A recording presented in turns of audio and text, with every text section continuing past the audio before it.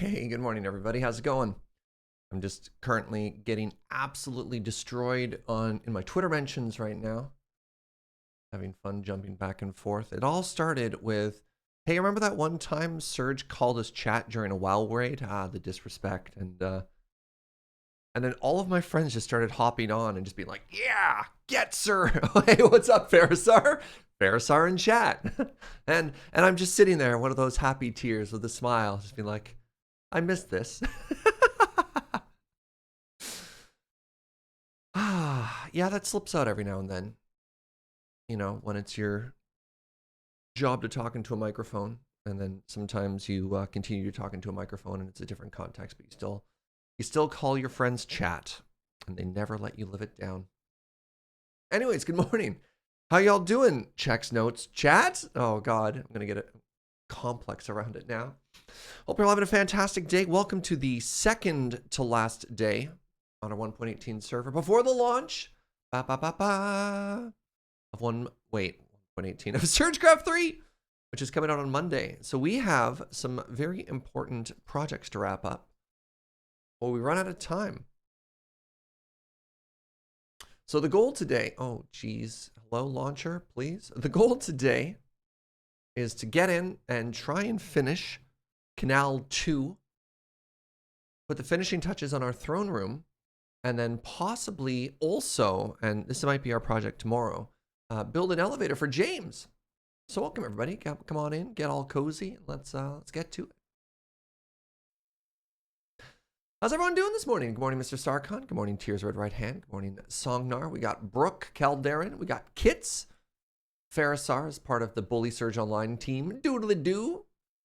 Night Valian. Compunic. Good morning, Deimos. Oh, why are you so small? Hello? Good morning, Stizit. All right, how am I looking for stuff right now? Good morning, Beacon Store. Good morning, Lirazel. Coffee plus Surge is a good morning. Excellent. I had a pretty good coffee this morning. Interrupted by getting dunked on by my friends. Hey, the Wormbow. Thank you so much for 42 months. Wait, hold on. It's called a lightning bolt? It's a lightning bolt. What am I missing here? Just quickly check all our stonks. Every day that goes by, though, I'm a little bit closer to reinstalling Final Fantasy XIV. Oh, the Hadouken Secret Lair card. I get it now. Yes, yes, yes. Lightning bolt. Azershock! Oh my god. Azershock slowly climbing up to that netherite beam. 47 months. Holy moly. Gonna have a party next month. It's very cool that the launch of SergeCraft 3 also coincides with the first 4-year netherite beans we're gonna have on the channel. How cool is that?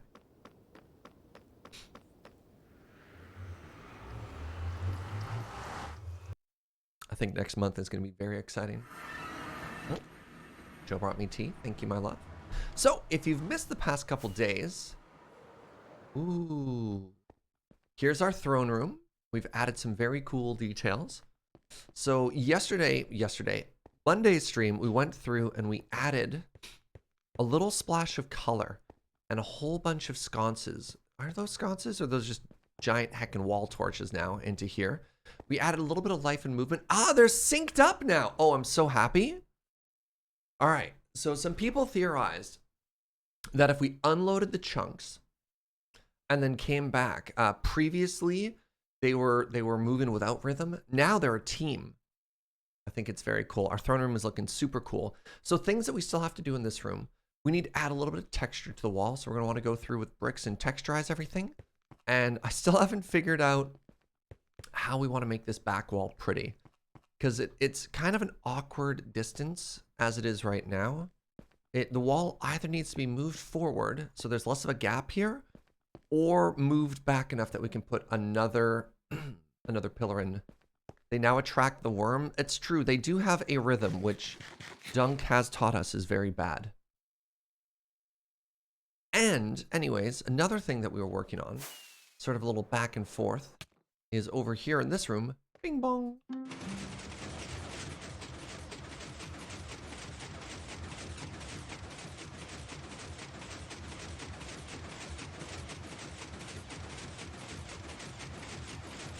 We're expanding the smeltery room. Have to head down through here. So, the room's a good shape now. And we have the footprint of where the canal is going to extend to, which is also excellent. And I think similar to yesterday, let's start the day off with a little bit of mining. Let's do a little bit more digging here. And then let's just build and let's chill. So I guess let's just crack on into it. So what is this? This is 4? Hard to tell with blackstone. I'm gonna go 4 deep. Okay, and it's got a little bit of an arch. 4 and 1, 2, 3. Okay, okay. Good morning, Harvester. How you doing, friend? Thank you very much for 34 months of support.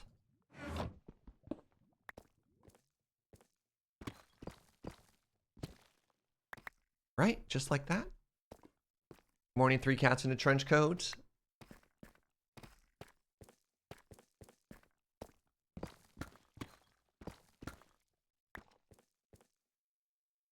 The progress is looking awesome. Thank you, Meg. Appreciate that. Morning, the Dice Goddess. Welcome, welcome, welcome. Very happy Elden Ring Eve for everybody who celebrates. I don't even like Souls-like games, and I'm starting to get kind of caught up in the hype for that. Oh, I should, let's get more lava going first. I just realized.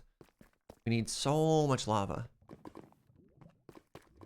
Elden Eve, yeah.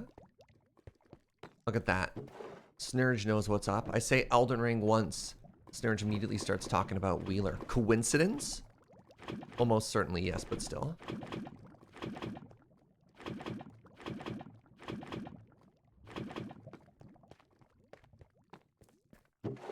Need to finish the new Horizon game before you can jump into Elden Ring. I don't like the thought of having to rush through games, but I can totally sympathize. Like, ah, man. Too many good games. I'm really excited for this weekend. This weekend, we're going to be doing, or checking out a bunch of demos. So Friday, I want to check out, so if you don't know, Steam is doing a really cool, like, you can just legit straight up play demos of up and coming titles. So we're going to do that Friday, while everyone else is playing Elden Ring. We'll be checking out a game called Ixion, which I'm very excited about. And then Saturday is a Loading Ready Live Day. And then Sunday, we're going to check out The Wandering Village, which is also very cool. Yeah, you really think Elden Ring would try and dodge SergeCraft 3 to have as successful a release as possible? That's true, Cobra. Wow. Okay, that whole joke sucked because I couldn't deliver it. You all get where I was going. Excellent prompt, Croco King. I'm sorry.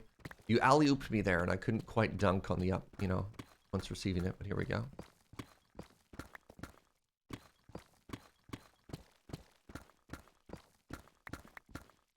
Fun fact, gifting a 6-month Serge sub is cheaper than ordering food that gives you food poisoning. Oh, I'm so sorry to hear that. Oh, no, Deimos.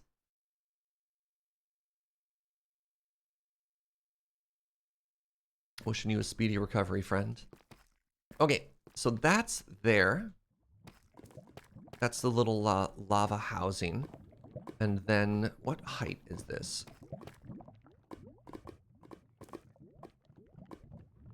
So 1, 2, 3 at that height.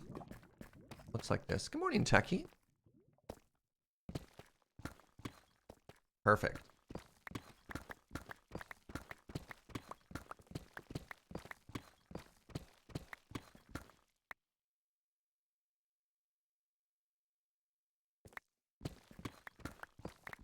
I always get the question mark in by mistake.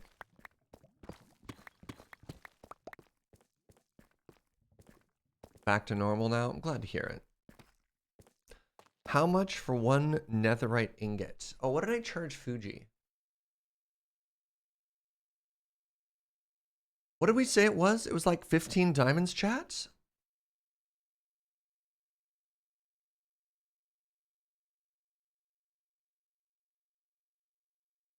One sec. Let me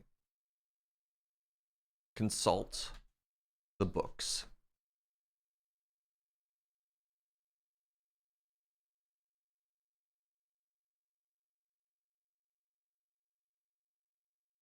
I think it's 15 diamonds each.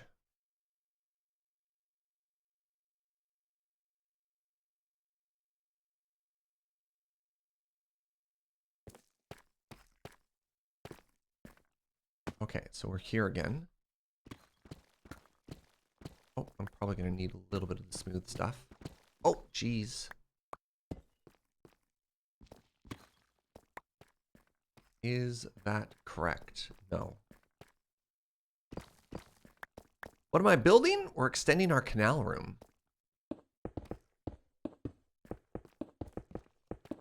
A little dark in this corner, though.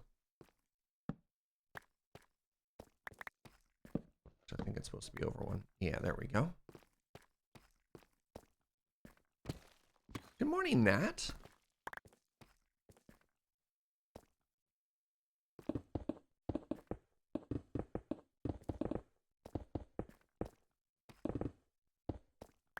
One, two, three, four. Would you consider 2 netherite ingots and a link to a video showing me how to build my own elevator? I can't.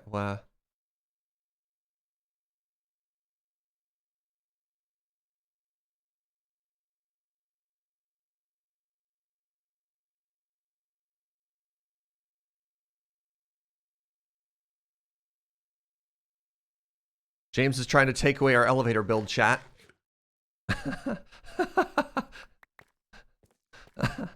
What else are we going to do for our finale if he takes our elevator away? No, no, he's on the hook for those diamonds.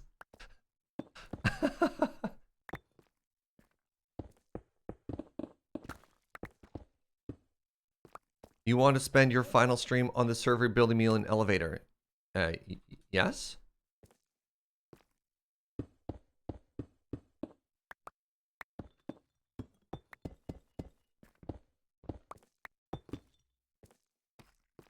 You broke a netherite tool? Oh, that feels so bad. I'll allow it, but also give me 2 netherite. Sure. And you give me 30 diamonds. Commerce.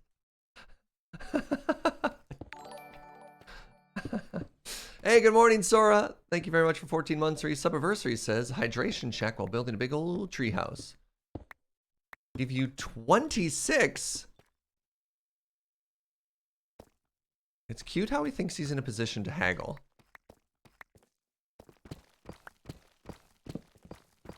I'm just not going to say anything.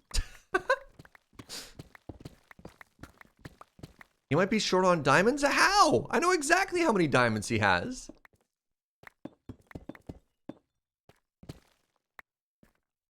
What's that? 32 diamonds? Deal.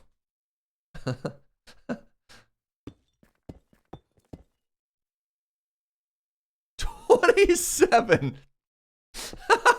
Oh man. Wow. He oh. Huh. All right. What do you think, chat? 27. Apparently he's been having a bad day. You know what? That's 10% off.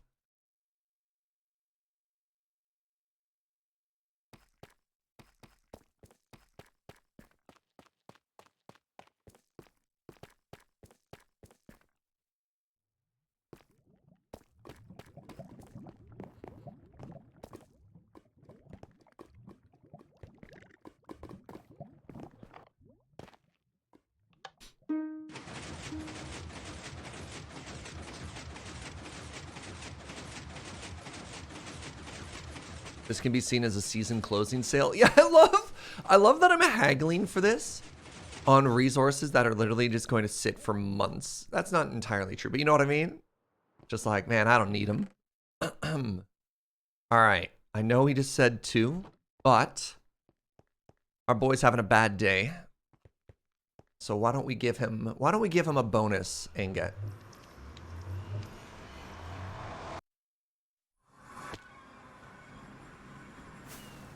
That'll be our good guy move.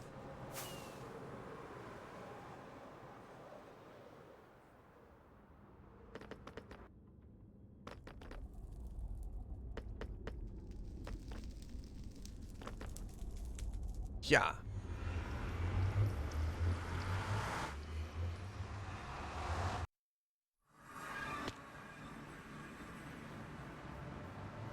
I'm in your meet at the wall.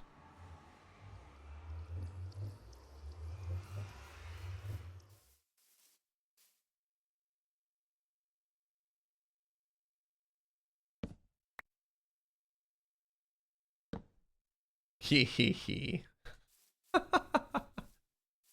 Ah, can't be too nice.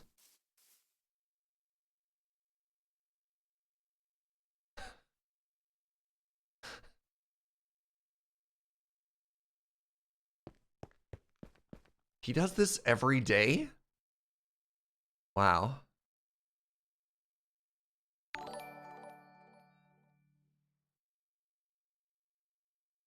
Morning, Revenant. Thank you for 32 months.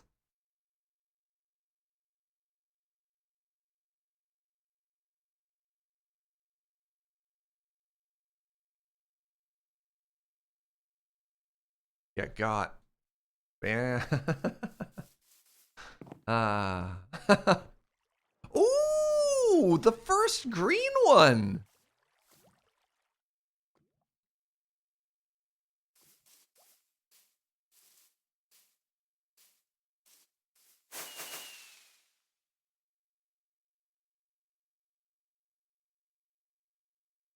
Now there's a man who needs an elevator? Yeah. All right. Ooh, very nice.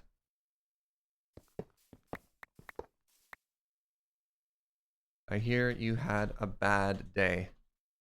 Enjoy. There we go. Commerce. Commerce.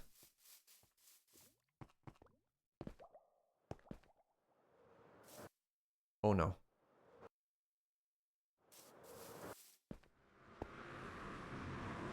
Bye, James. Wait. Still have his elevator. By elevator, I mean ladder. I don't want to accidentally be accused of being a burgle.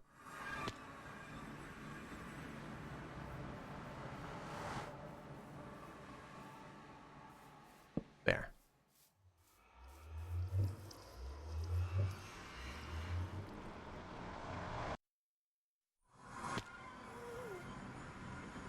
Yeah.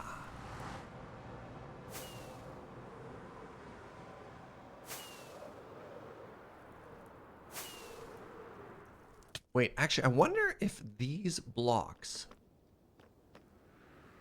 bring me up to having a full stack of diamond blocks. That'd be kind of cool. Let's check our wealth currently.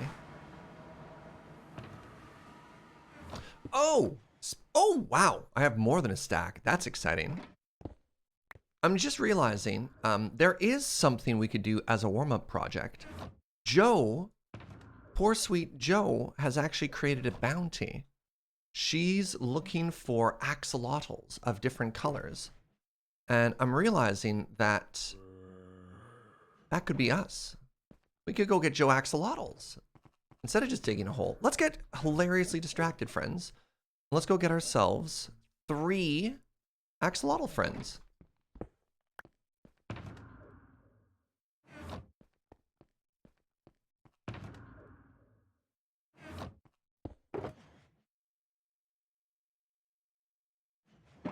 Distracted, that never happens, right?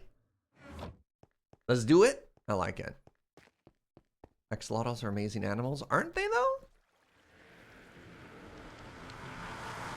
Maybe we find a blue. I thought, now correct me if I'm mistaken, but I was under the impression that you can't find blue axolotls anymore. You can only breed them. There are 4 colors of axolotl. There's brown, pink, yellow, and blue. Brown, pink, yellow, and blue. Joe showed. Oh, and white. There's 5? And cyan? Oh my goodness. Okay, maybe there's way more than that. There's more than... Wait, hold on. Wait, hold on. What? All right, there's apparently a million different colors. So let's fly around and let's see if we can't see a... Hello, cave bee. Hello, glow squid. Trying to see if we can't see a cheeky entrance to a whatever glow cave it's called.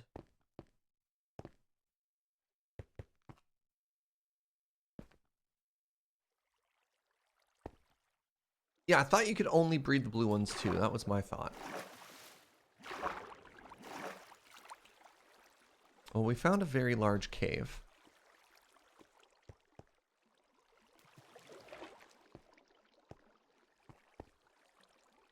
Oh, the caves are just so stunning. Agreed. Ow. Ow. Oh, we almost died. Neat.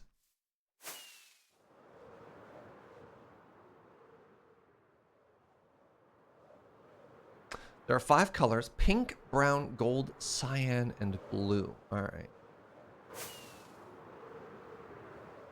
Okay, so from up here, we can look for the flowering azalea tree. Lush caves are underneath the azalea tree, yeah. Which is much easier to spot in a contrasting biome. So they're pretty easy to spot. He says, not spotting any in spruce forests compared to oak or birch forests. Provided they're there.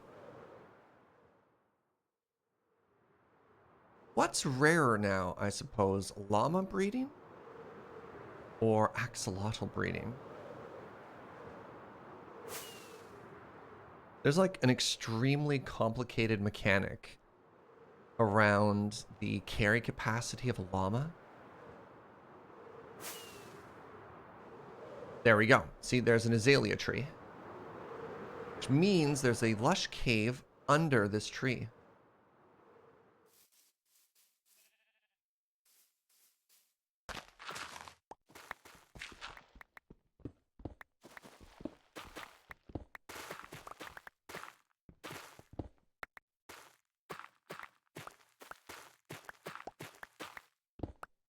I'm glad this rooted dirt is so much more common now.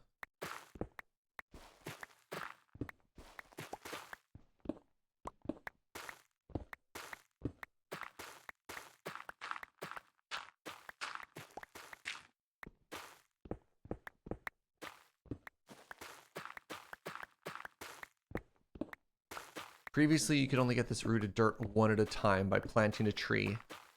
Aha! All right, hacker voice. I'm in? Question mark? This is...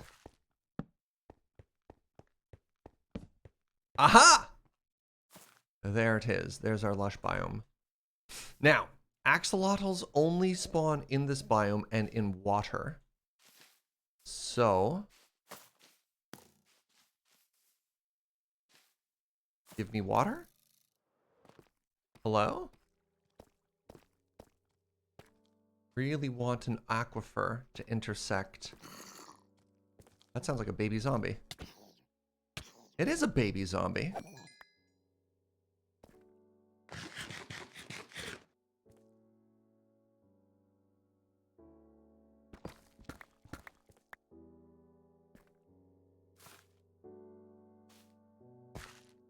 Alright, well the chances of an axolotl spawning in a 1x1 here is pretty teeny tiny.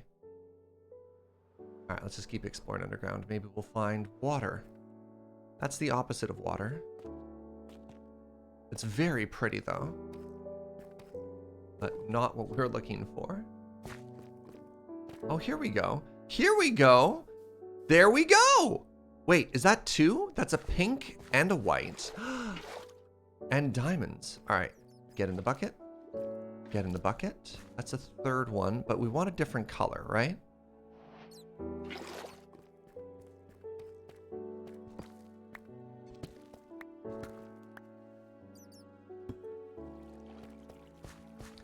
I mean, the white one is very cute.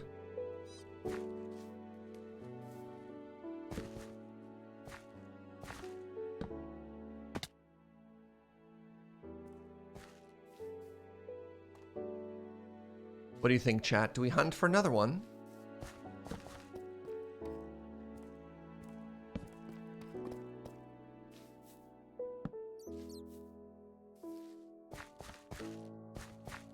Hunt more? Okay, okay.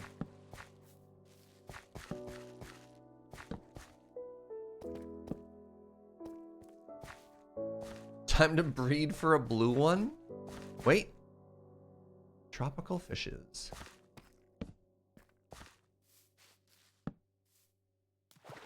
There's one in here.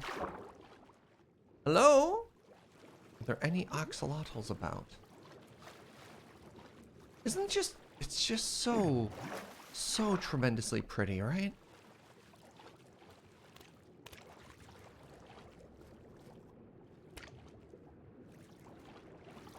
Okay, well maybe not that part. Maybe not watching the fish get barbecued.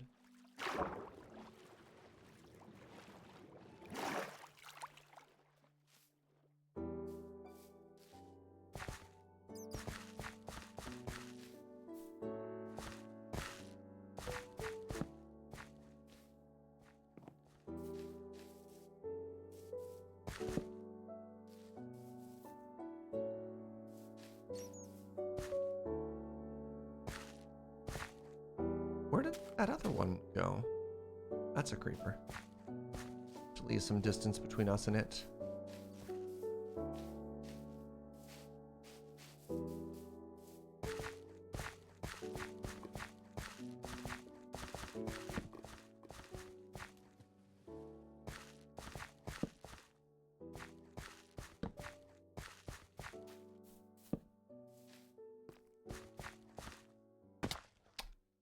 Well, hello.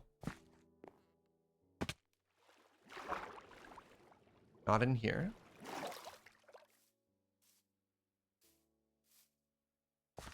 The axolotls care about clay, not the water? Interesting. I thought it was both.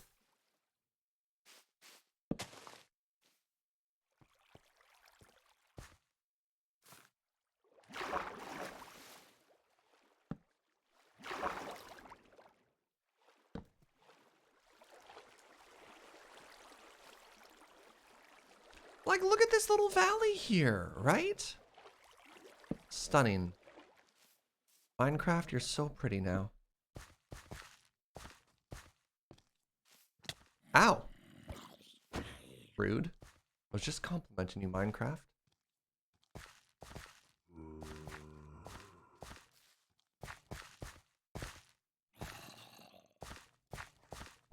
Oh, I don't have a bow on me. It's probably fine.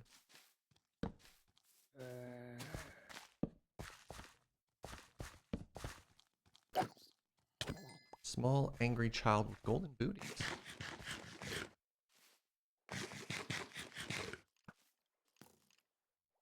Right, Ow? Hello? Oh!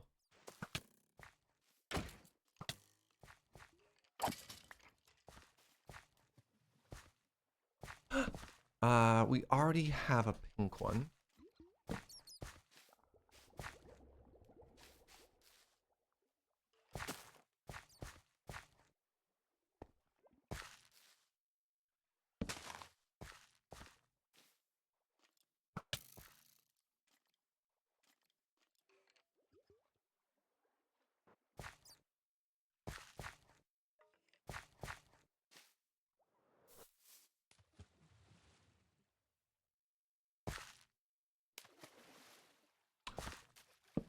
That is tremendously stressful, Electra.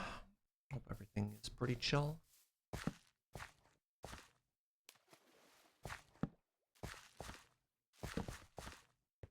Alright, where are you, my little friends? Well, we've already found a couple. We're just being picky now. But that's alright. This is actually a very large... Wait, hello? Oh! Wait, I'm sorry. Is that a baby zombified villager? It is.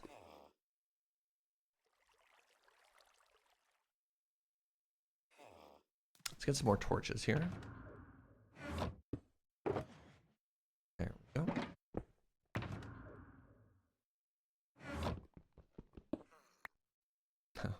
Where'd they even come from?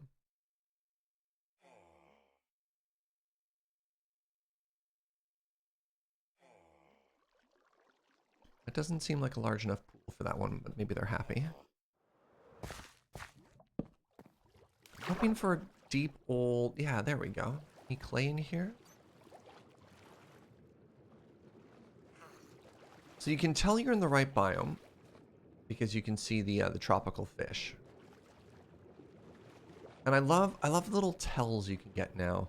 So clay, tropical fish, axolotl. Yeah, so that's clay, which means that axolotls could absolutely spawn in this body of water, or specifically right there.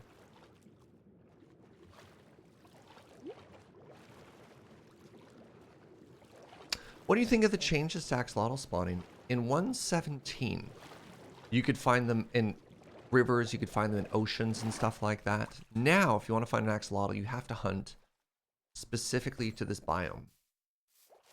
But I mean, I believe that is more accurate, right? They are little cave dwellers.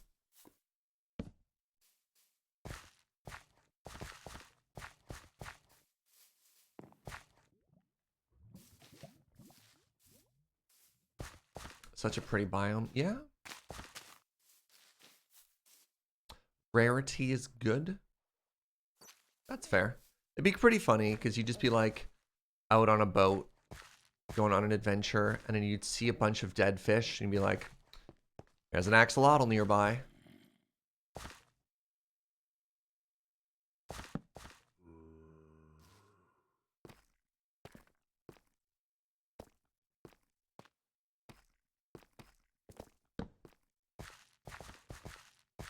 Trying to find a new area to go to, but obviously caves don't necessarily care which way I want to go.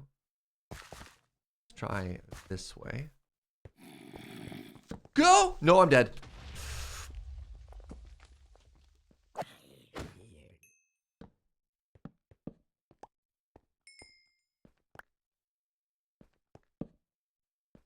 Wow.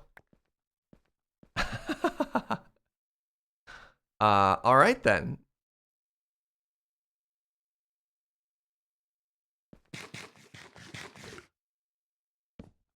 I panicked there. Luckily, I have enough protection on my armor that we didn't just get one shot. That'd have been very funny.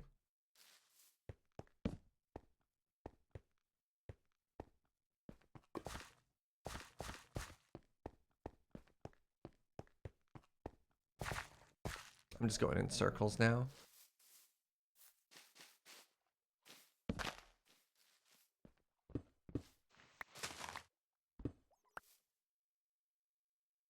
Oh!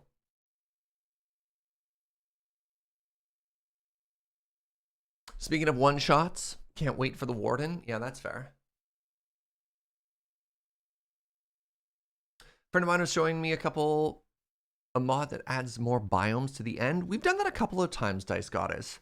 The issue I've found with the different end biomes is sometimes performance. I like ones that add like one or two, but when we were playing Ocean Block or whatever it was called, it added so many biomes that it ended up kind of being just kind of messy. But yeah, a little bit of variety is great. Adding some plants, adding a reason to go to it. I don't know which one it was, Songnar. I felt it was too much. Hello everybody and welcome to the booth, where I'm going to click refresh on the server in the background a couple times here. And we're going to wait.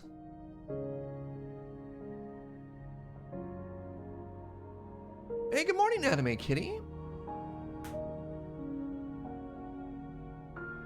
Yeah, I would love for them to actually redo the end, much like they did the Nether. But I feel as though, I don't know, sometimes just adding something that If it doesn't have a reason to go there, Serge has broken the server. I blame the creeper that almost killed me, actually.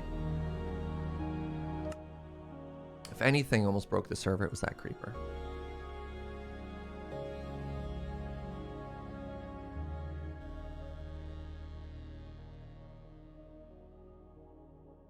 The mods knew they'd know it.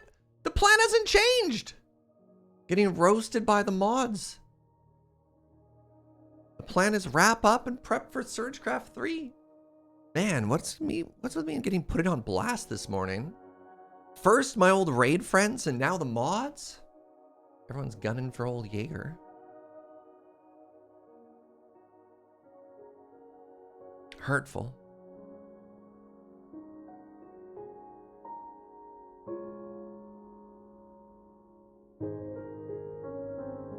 What's SergeCraft 3? SergeCraft 3 is a new mod pack created by the wonderful Seraphina. With, what would I be? Would I be like, we were talking about this the other day, the most useless credit, executive producer Serge Jaeger? Director. Would I be director on that one? Maybe. Good morning, Floofy.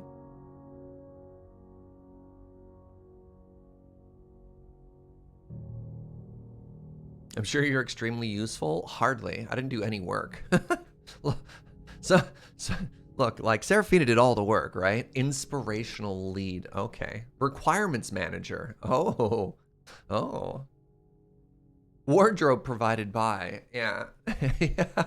Yeah, executive producer, right? Guinea pigs. That's the mods.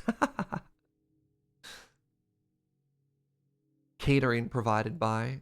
That would imply, I don't know. So regardless, yeah, it's starting on Monday the 28th. It's very exciting. In memory of... You're looking forward to SergeCraft 3? Thank you. Watched you run through Ocean Block. It was great. That was fun. I enjoyed that. Visionist. Ooh. A big part of my vision now is just saying no over and over. There's a bunch of conversations with the mod team about put this in, and I'm like, put this in, which is fair because you know a lot of people when they play modded there are things that they want to have fixed. You know, give me a way to fly that isn't an elytra. You know, give me a way to get around easier and a bunch of stuff like that, and I'm just like. We're adding so many mods. Leave it vanilla plus. Ooh, creative lead. I'm just avoiding another armor stand incident. Exactly. Ah, there we go. Now I can put chat in front of me and refresh at the same time. This is my view, BT dubs. Well, while we sit here chilling, if it has create, I'm good. That's my thought, Croco King. I'm like, look, I just want to play vanilla, but with create and maybe a couple other things. Limiting scope is a valid thing to be doing? Yeah. I have a vision. And it's tough, because obviously everybody wants something else out of a game. And it's like, how do you accommodate as many people as possible? While also being true to my artistic vision. That's the main mod? Yeah, it's built around Create and Tinkers. New Tinker seems kind of cool, too. All the seeds come back in SergeCraft 4. Yeah, SergeCraft 4 is going to be nothing but seeds. You don't mine, instead it's all gardening. You don't even get a pick.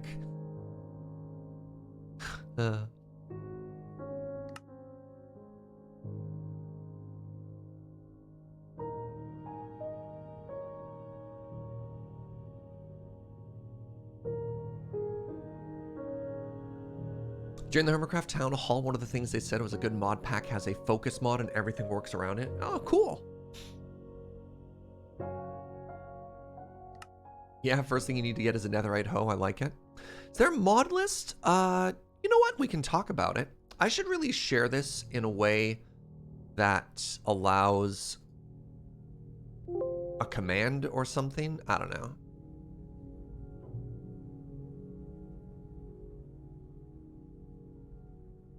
All right. Whoop. Hello and welcome to what SergeCraft 3 is currently, and I'm just going to hit refresh every now and then.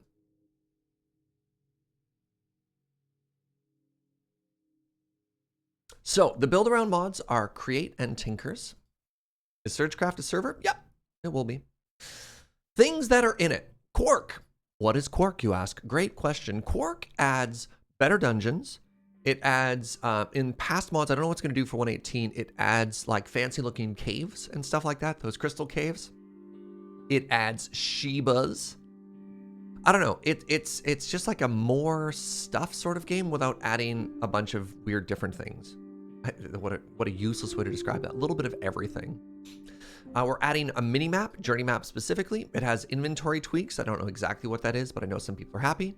It has JEI, because anytime you add more info, JEI is the giant menu of all the blocks that goes up the right-hand side.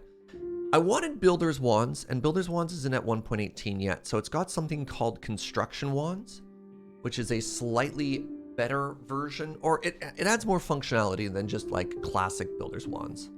Serafina told me I'd be happy. It has sleeping bags, which I think is very cool. The ability to sleep while you travel without breaking your spawn, I think is very handy. It's got mega torches.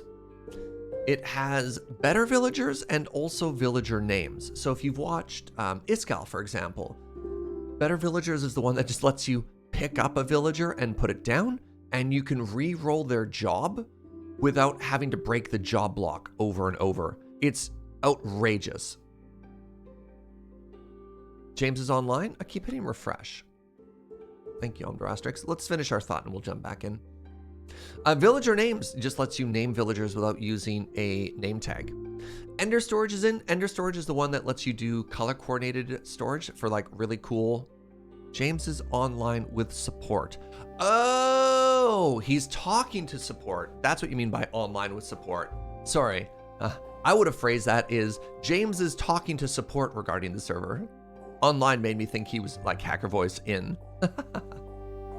Iron chests is in there. So iron chests is one where you have a regular chest that has like the 27 in it, and then you can upgrade it to a bigger chest, and you can upgrade iron to gold, which is bigger, and you can upgrade gold to diamond, which is huge. And between that and storage drawers, which is in it, it just gives you more options for storage. And storage drawers are neat because I've obviously broken some of my bases with it. But I like the thought of storage drawers specifically around farms, because then you don't need a giant redstone contraption, right? So I think this is kind of cool and will let me have a pretty creative storage room where for generic things, just like one very large chest, for farms or bulk storage, some drawers. And I want to try and mix up how I normally do my storage rooms, because I have like what I do in vanilla, which is pretty common, and then I have what I do in modded, which is typically just drawers, and I want to do a hybrid this time. And in the early game, we have access to backpacks. So backpacks will give us the ability to move larger amounts of items without necessarily needing to go to the end. So I think that's kind of a cool addition. It also feels kind of vanilla because they've been talking about adding backpacks. I mean, originally, the Caves and Cliffs update had, what were those satchels called? Which is kind of cool. All right, and here are some bonuses that weren't things that I wanted specifically, but Serafina added. Chiseled and Bits, you're welcome, Avi. Clumps.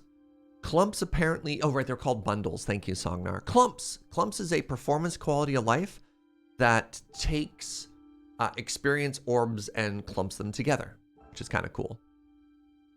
I wanted Better Boats, but Better Boats never updated to 1.18, so it didn't make it in. There's Create Deco. So this is a accompaniment mod that goes with Create that just adds extra decorative blocks within the sort of the universe of that. Now, Serafina also added 3 enchantments, which are called Dash, Leap, and Step. And it's interesting because Tinkers now has armor, and this is functionality that Tinkers has, but if you don't want to go down that way, she just added the enchantments too, which is kind of cool. So you could do one or the other, and I thought that was rather elegant.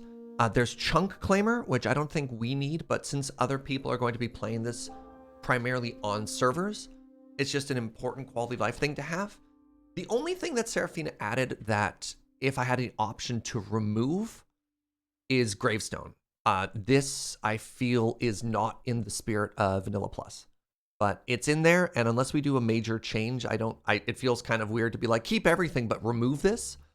But if we did a major update, I think I'd remove Gravestone. It just, for whatever reason, it just doesn't fall in that purview of Vanilla Plus to me. And if people wanted to keep their items, they could, I don't know. It's regardless. Shout out to Uno, we've got Lava Sponge. And there's another mod in there called Effective. And what Effective does is it adds like water spray and stuff. And this is something we might also have to remove. Looks like Better Than Many didn't make it in. Again, if it's not on my radar, it's not going to get added. So I've never even heard of it. Yeah, there's no SNAD either. So yeah, this is the current state of SergeCraft 3. What do you think?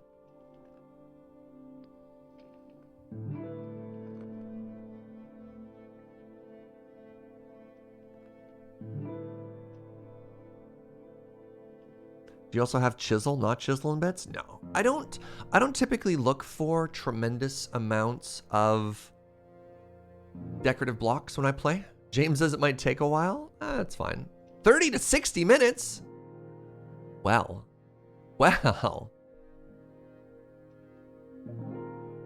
I'm intrigued and considering playing if available. So the mod pack is going to be available publicly. It's just like downloadable off of CurseForge and all that stuff. And I believe Heron Blademaster is going to be hosting some community servers as well, which is kind of cool. 30 minutes to an hour for tech support. Oofa and or doofa. What do you want to do, friends? We could wait 30 minutes. We could switch up our day.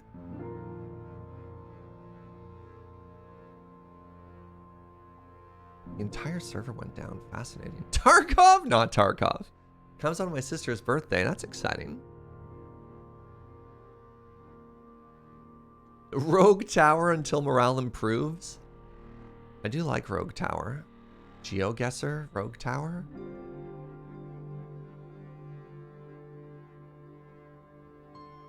Noida? It's tough. So like, I typically don't love switching games. But can't you score against a basketball player who's playing Minecraft? They're always blocking. Dunk. Love it. Yeah, I find that that switching games is tough. It's like Whiplash for viewers, right? I don't know. Here's my other plan. This is something I've been wanting to do for a little while. Let's actually try building in our creative test world. Here's an idea that I've had for a while, which is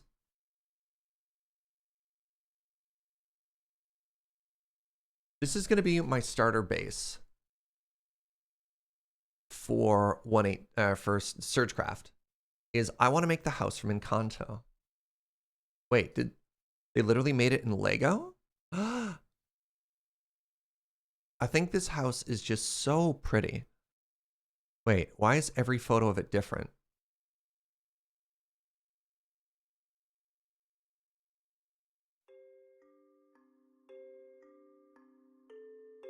I made the house. Oh, there we go. They made it in The Sims? Oh my god.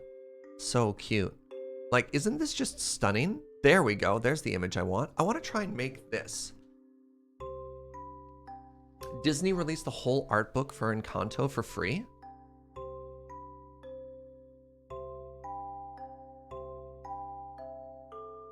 So,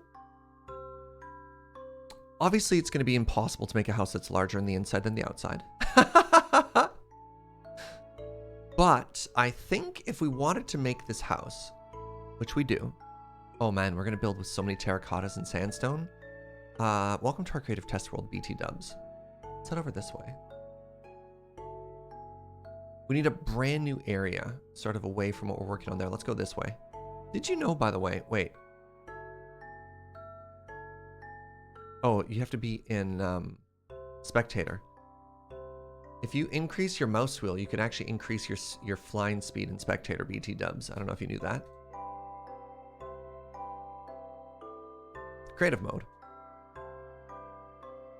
All right, let's build it right here. And as always, we want to start with some framing.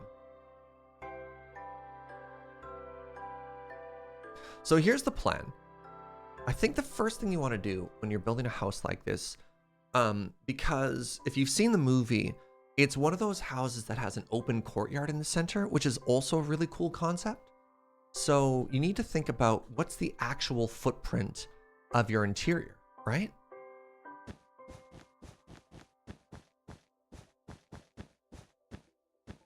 $17. What's a 3x2 ratio of 17 in one direction? Maybe 17 is not a good number for that. We could do 15. No, that's also a bad number.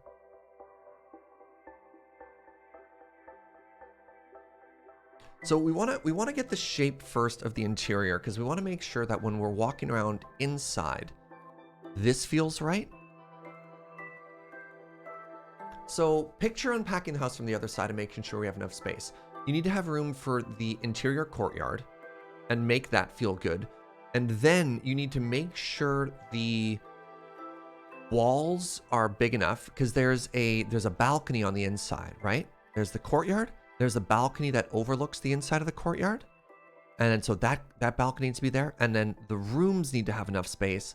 And then once that works, then you can put the front face on it, right? So yeah, you start with the courtyard and make your way out. I'm just trying to think of some good ratios here. So 15 by 10. So I think 15 by 10 would be too small on the interior. Let's do 21 by 14. So 1, 2, 3, 4, 5, 6, 7, 8, 9, 10, 11, 12, 13, 14, 15, 16, 17, 18, 19, 20, 21. 1, 2, 3, 4, 5, 6, 7, 8, 11, 12, 13, 14. I think 21 by 15 is probably better, because you want everything to be odd, yeah.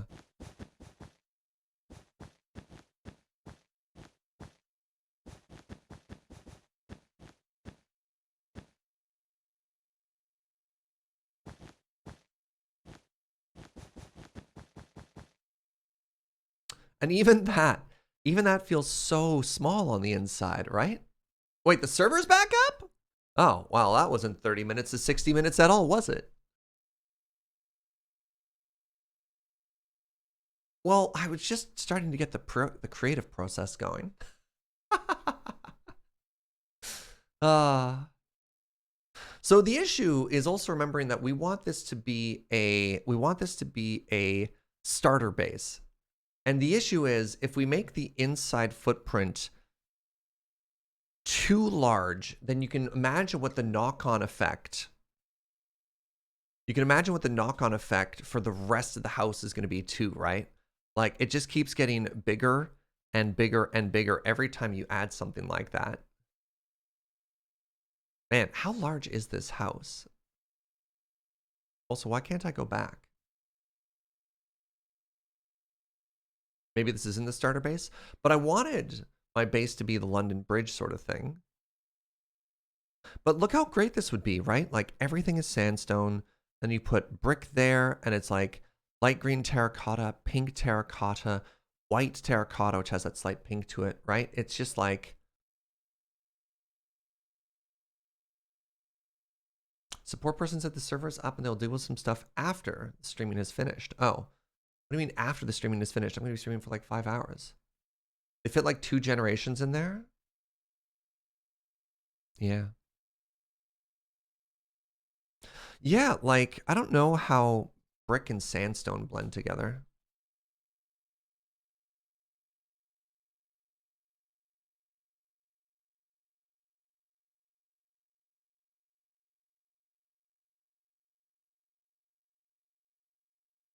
How do you transition into that? Can you just do brick right into sandstone and it works? I guess, I don't know, let's find out.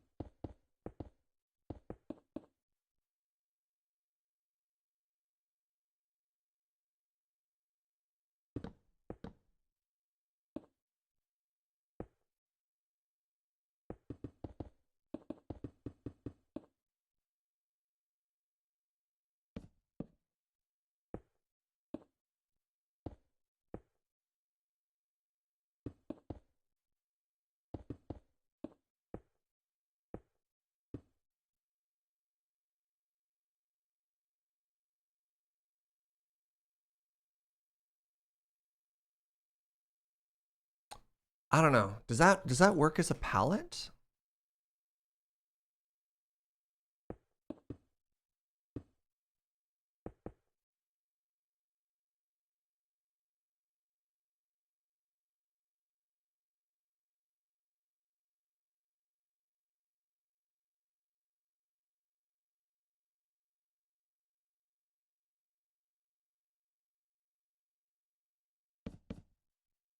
I watched a beautiful build with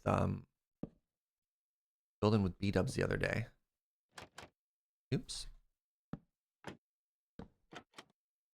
This was sort of a neat thing. Oops. Heated to make the windows feel a little bit bigger. Like, look at those for shutters. Isn't that great?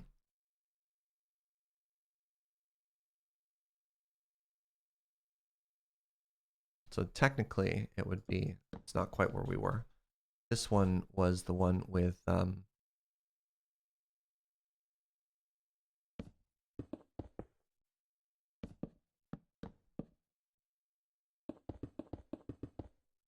just experimenting a bit here. There. That's just like this, I guess. Nope, that's not working. uh,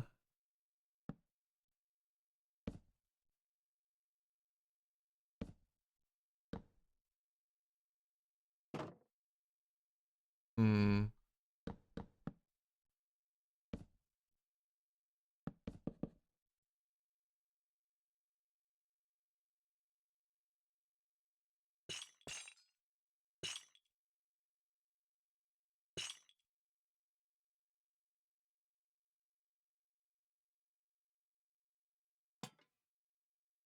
I think you can do something like this.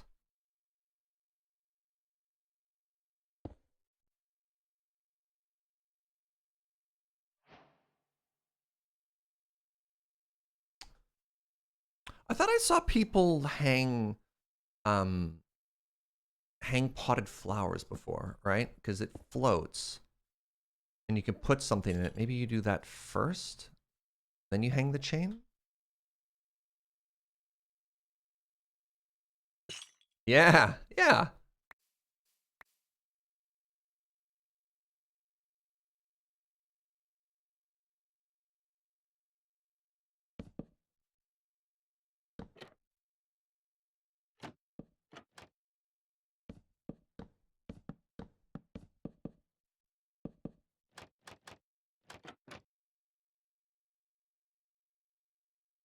It's like super flat. So I don't know. I don't know how the brick fits in.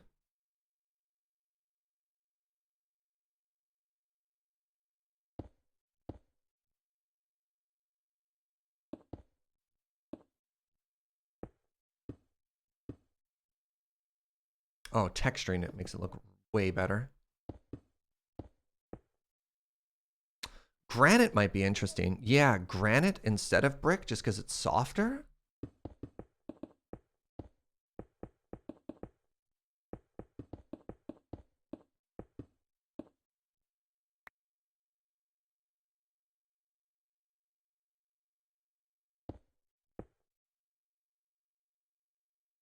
Ooh, I think I like that. I think the granite suggestion was kind of neat.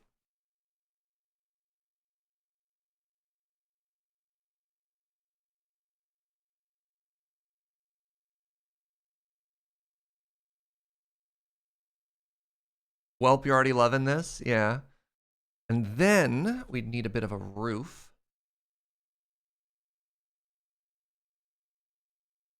So we'd want stairs and slabs and logs and stripped logs.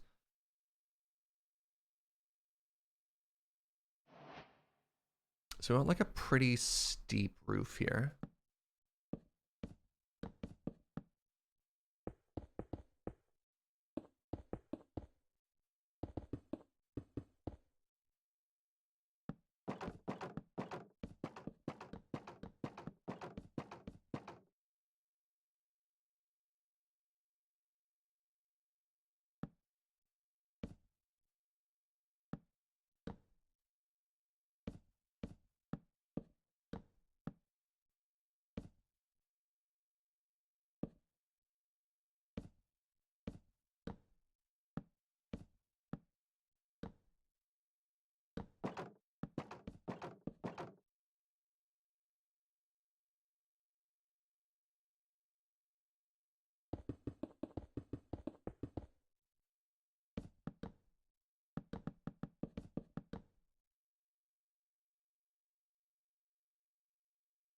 You can't quite get that,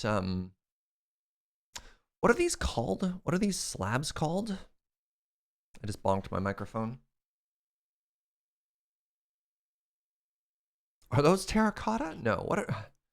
I can't remember what this particular style of tile roof is, because we have the wood contrast and there's like stone above it, roof tiles, shingles or something like that. Yeah, because what I really want to have is I really want to have a layer of wood there and then like the shingles above it. And you can't quite get that difference in texture, which means you can't get that really nice line. But look at that, because if you had the shingles a different color, that's crimson wood. And that right there is basically a perfect spot on of the warped wood, right? Oops.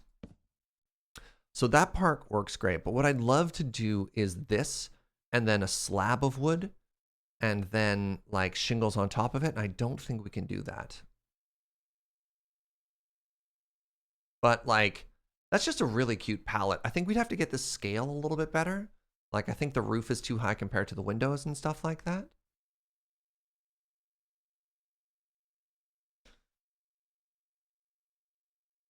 Yeah, an alternate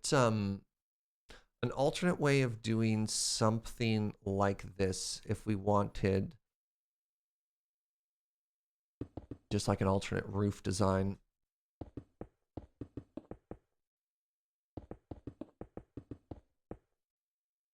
Is we could try like upside down stairs.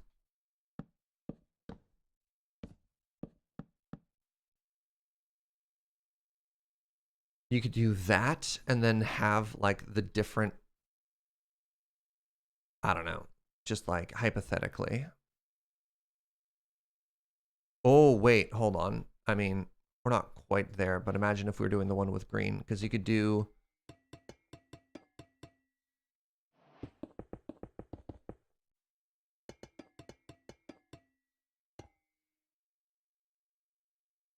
right, like the roof color and then the sort of the design pattern underneath with it too. Or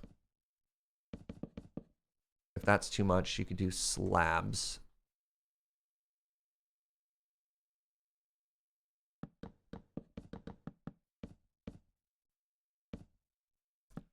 Right, just trying to think of ways to get like the clean line you see with something on top.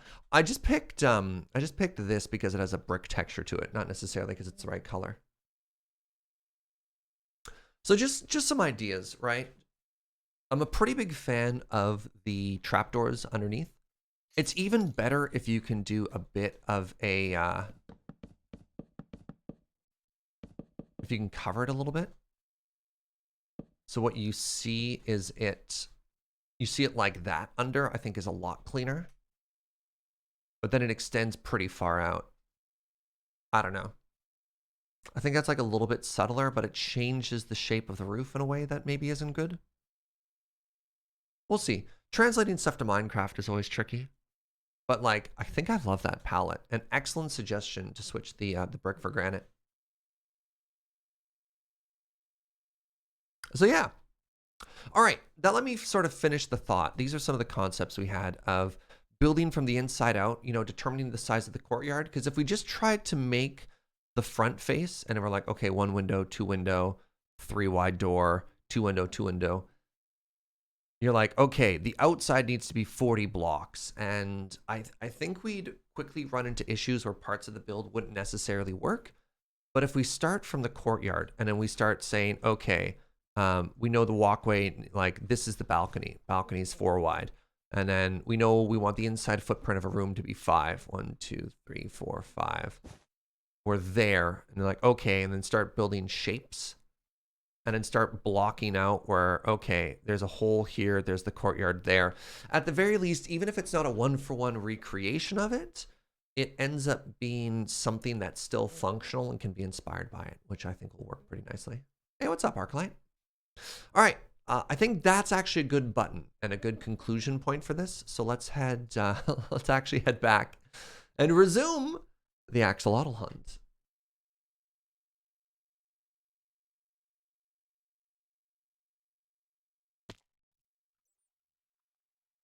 All right.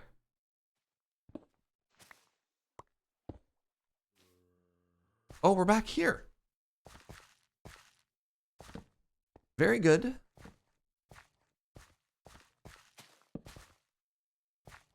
Hello, Axolotl. Plurals. I need one more of you, if you'd be so kind. Fish. So many fish.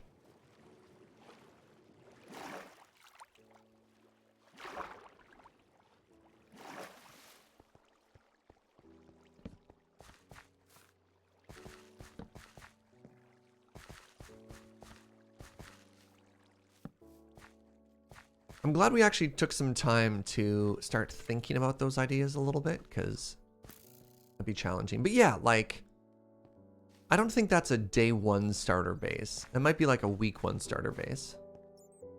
You've never seen this before? Hats full of rabbits. This is one of the new biomes introduced in 117, 118. It's called the Lush Caves biome. And it's very pretty. It adds a bunch of new things. I mean, we had the glowberries and moss and stuff like that before, but it's a whole new underground world. It's very pretty, correct?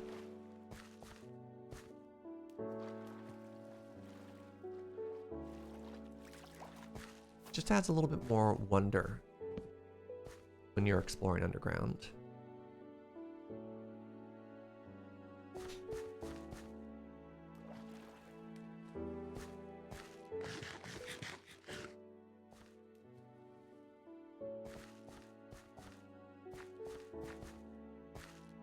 Well,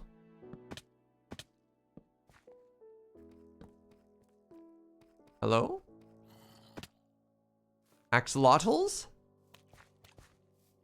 I'm just following the clay. So we're looking for a brown or a yellow axolotl. This is a zombie. This is two zombies.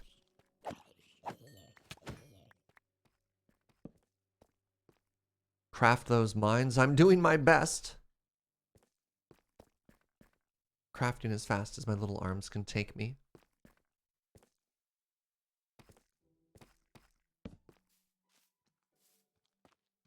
Honestly, even just drawing that box has helped me a lot. Oh, are we up here? Where were we? How did we get down here? Oh no, what have I done? Well, I guess we live here now, chat. This is a fine cave. We can eat glowberries for food. Hello, Jessica.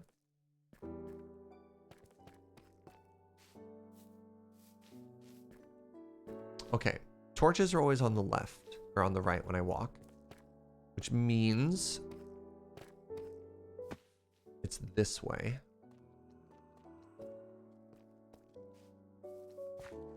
I can't be walking in circles. That's impossible. There was a way in. There was a way in. Where was it? I mean, I realize the hole is up, but where's the ceiling hole, right? Hello? It was a large ceiling hole.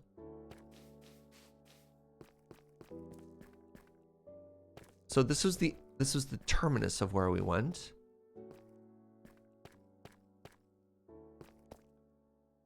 I'm literally going in circles and I can't find... All right, we're hugging this right wall and we're looking up. We're hugging this right wall.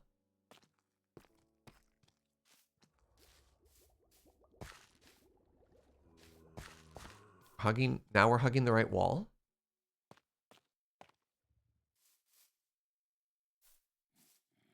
I feel like I've done the same thing several times now. This doesn't make sense.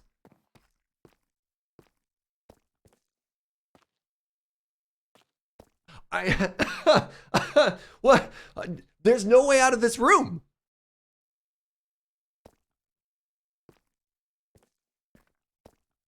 I'm going as slow as I can and I'm checking corners and I don't understand.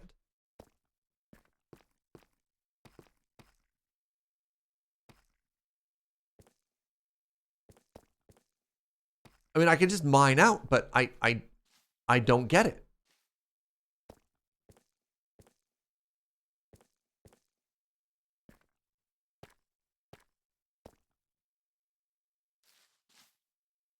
Now I'm just being stubborn. I just want to know.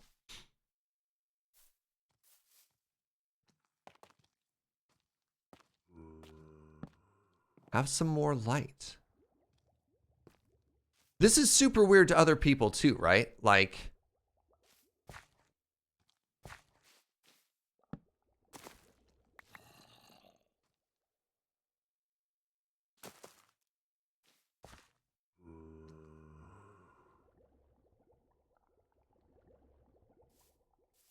maybe we've just always been in this cave? The hole is at the end of the room, but where? There's...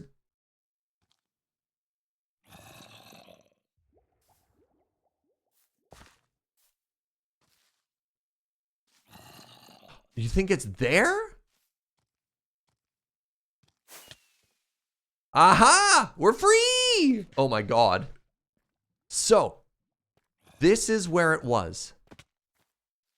That. Okay, I don't feel as bad about missing it. That was very small. That was very, very, very small, right?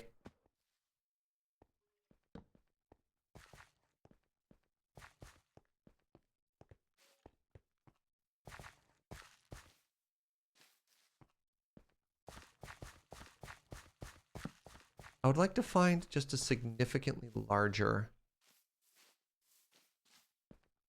and more open one of these caves. I feel like we've gotten pretty close to exhausting our axolotl options at this particular lush biome. Let's try and make our way out.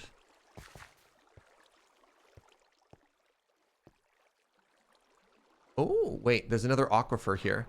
You can tell because the there's a glow squid glitching through it. Pretty. Oh, it's just a little underwater pocket. Here we go.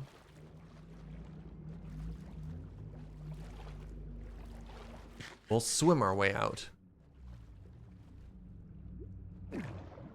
Refill our air. Good morning, Raven. That's down. I want to swim my way up. That's down.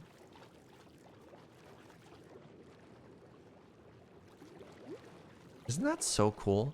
All right, where am I?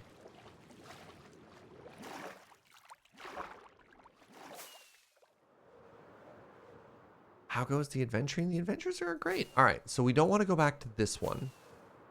Although you can see it's actually a pretty large lush biome based on the amount of azalea trees we're seeing above ground. Wait, hold on.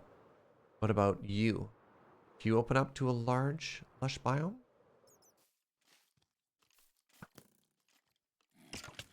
Oh my god, I'm out. It was an ambush!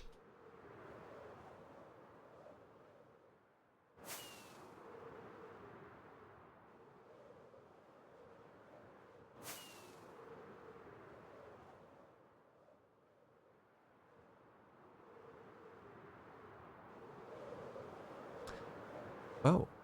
Oh! Wow. We're at Dan's base. Look at this place. So many industrial activities over here.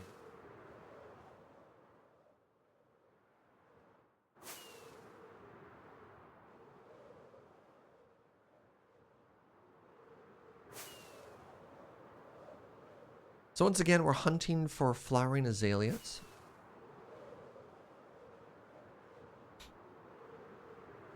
Good morning, Ray Kira.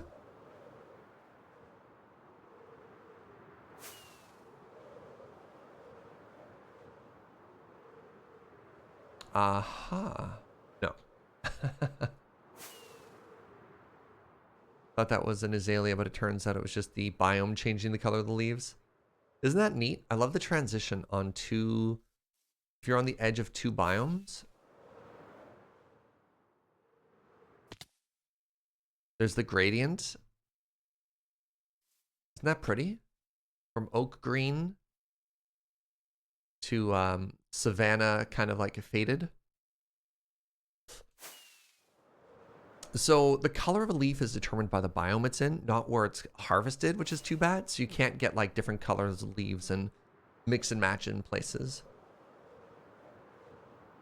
I remember it was in SergeCraft 3 where we were building that Amonkhet inspired base. There's another one right there. That Amonkhet inspired base right on the edge of a river biome and a desert biome.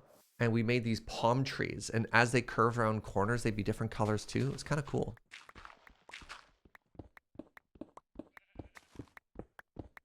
Good morning, Noble Vegas. Welcome. Good to see you.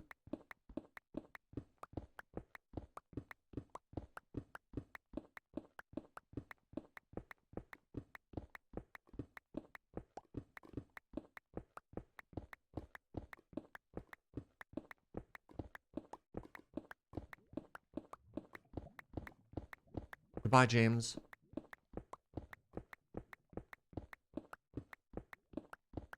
I'll miss you.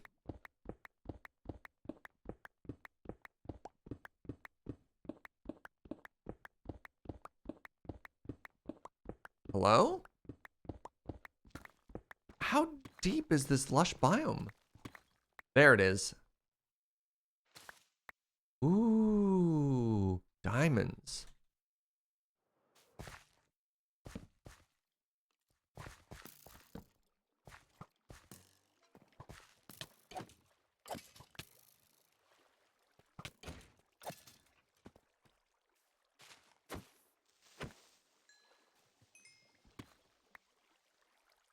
All right, so once again, we're hunting for the hunter. One of the most terrifying predators. Stop it! Minecraft has ever known.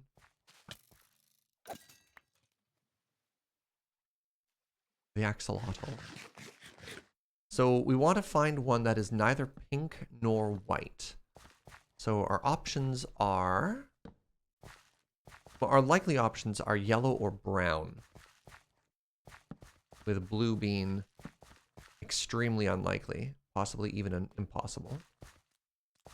This place is so pretty. This is also why I wanted to make sure that if we play modded, that it's a 1.18 mod pack, right? I can't give this up. Ooh. Forbidden Stop hitting me! Where? Whomst? Oh.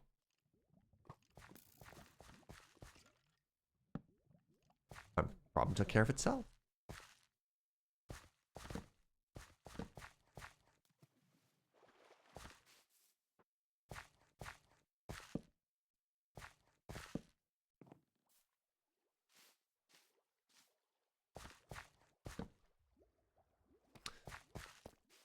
Not a single axolotl yet. Hmm. Yeah, goodbye, Skelly.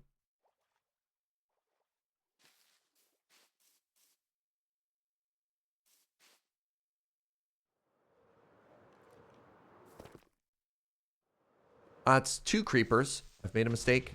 Ooh, diamonds. Wait, did they explode? Ah, they exploded in... Ah, right there.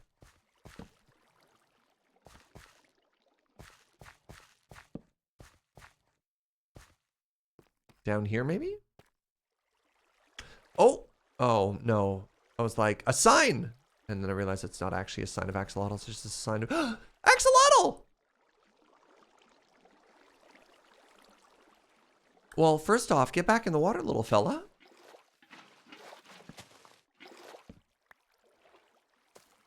You're gonna get all dry. Okay, we don't need a pink one. We just need to transplant that one so nothing happened to it.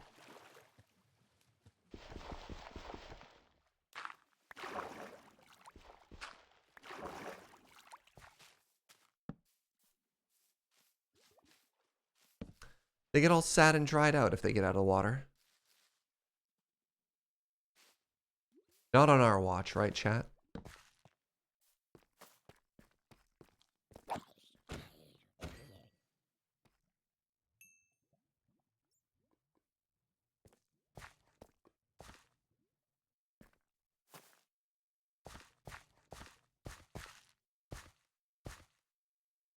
I guess what we could do, let's go back and let's grab that one. And then let's time box this. So worst case scenario, we deliver 3 very pretty axolotls to Joe. even if they're not all different colors. But if we find a different axolotl, a different colored axolotl, then we can swap them.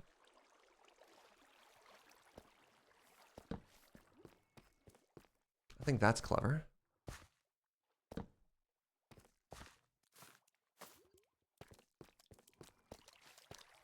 Oh, stupid tropical fish. Ow. Okay, maybe they're not that dumb. Oh. Hmm.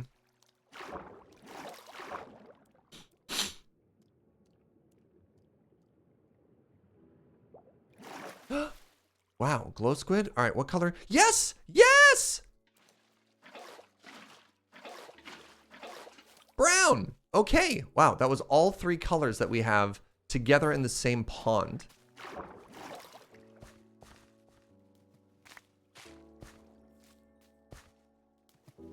All right, well, huge success.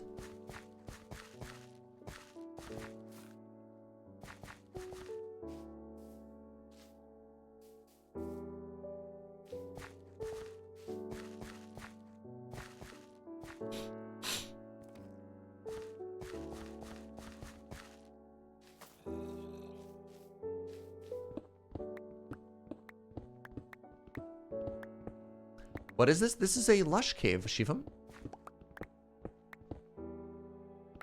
Take the three we found together? Nah, it's okay. Just feels like slightly more work.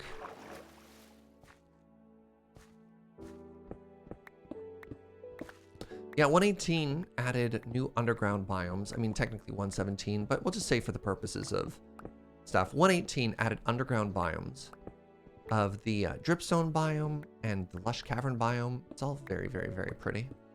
And it has naturally occurring light. So the glow vines add light, which means in theory, it's safer than other scary caves.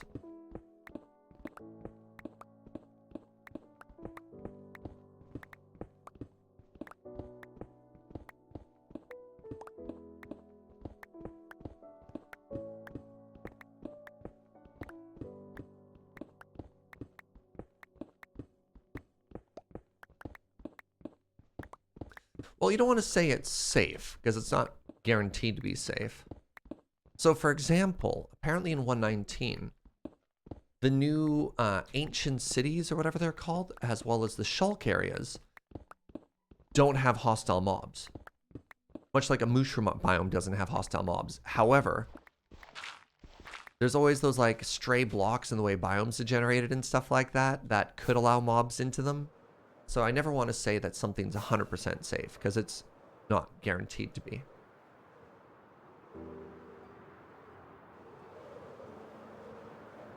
Hey, evening, Trinier. Welcome, friend.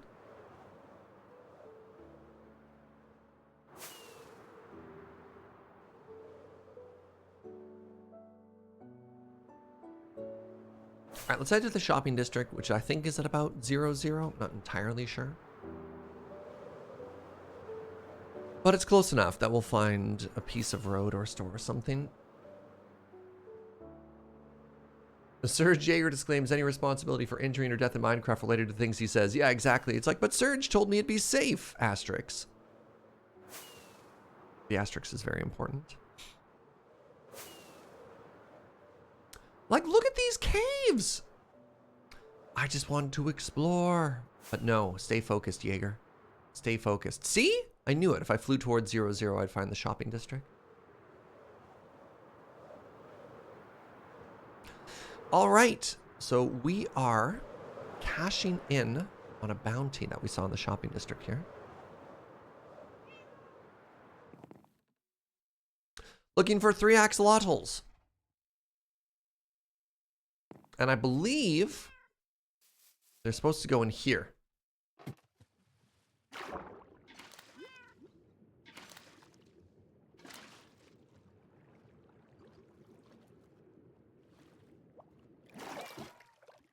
Yay!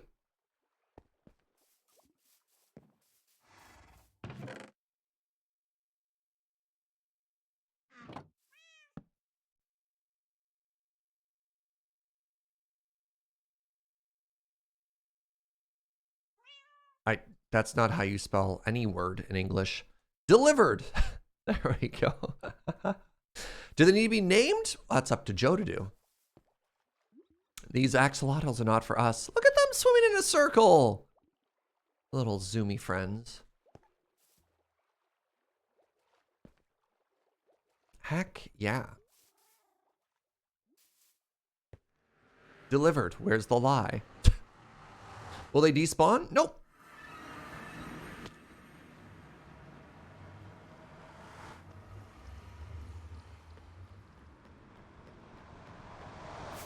Wormbo says, like fish, once you place them with a bucket, they are persistent. Just how like a lot of passive mobs have that same sort of behavior.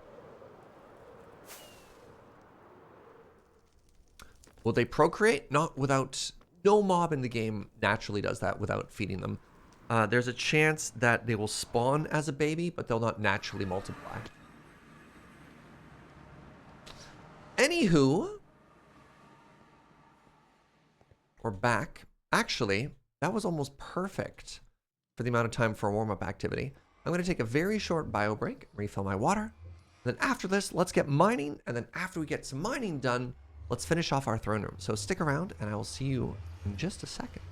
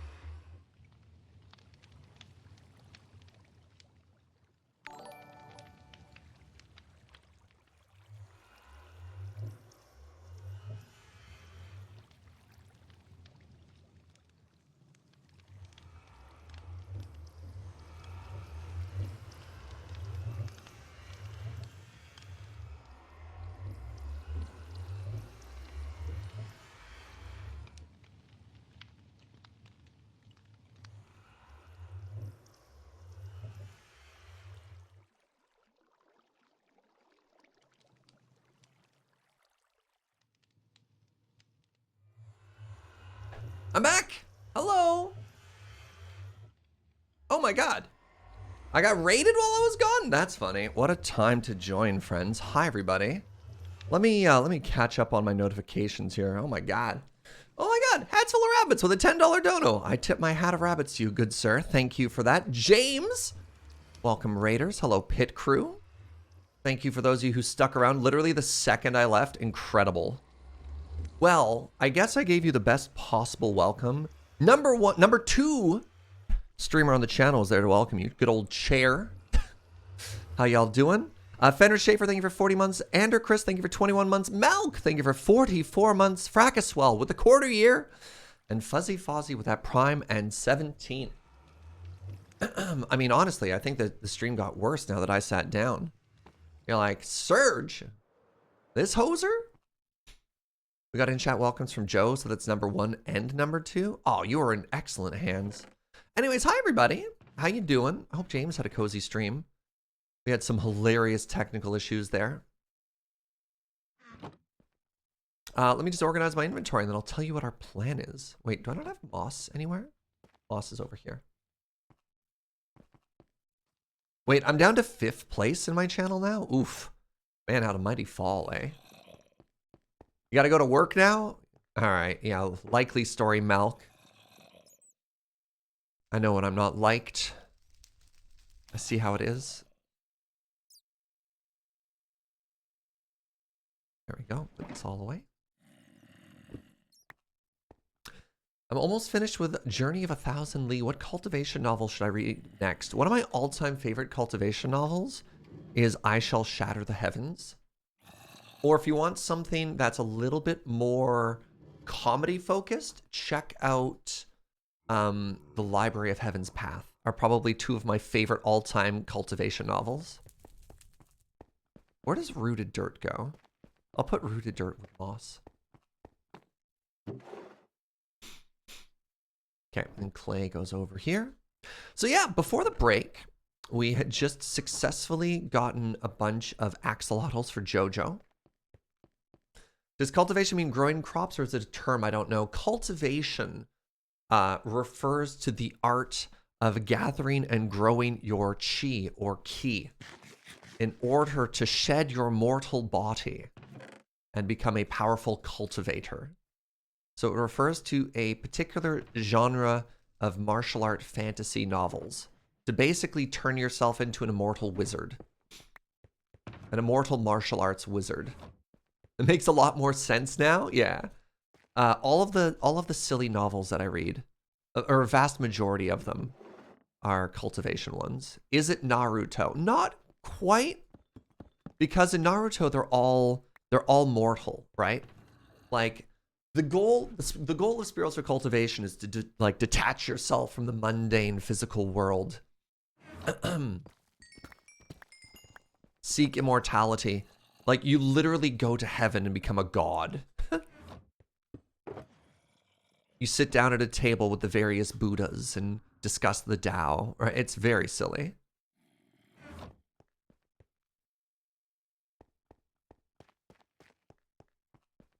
Naruto and Shonen come from those roots. A great example is actually Dragon Ball Z, which follows the story of Journey to the West, which is like an early, like one of the really early cultivation novels about like rebelling against the heavens and actually fighting gods and all kinds of neat stuff like that. You were trying to meme. No, you're like, you're actually kind of close, Psycho Boy. All right, so this is our project today. So in this room, we have a very pretty room with a lava canal. And over here, we have lava room 2, electric boogaloo. So this needs to go down 2 more. So let's just go ahead and do that right now.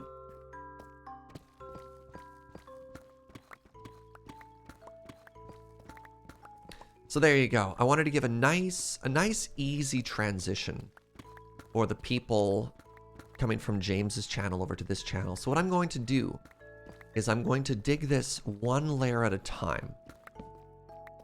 But we're going to listen to vanilla music instead of albums, and then slowly I'll wean you off digging and we'll do building.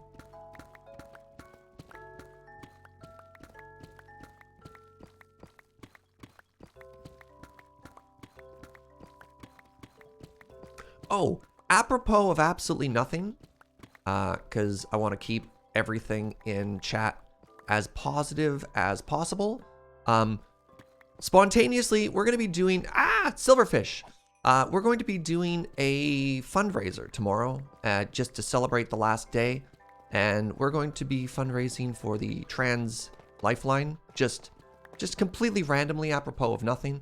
We're going to be spreading as much positivity and raising as much money as possible tomorrow.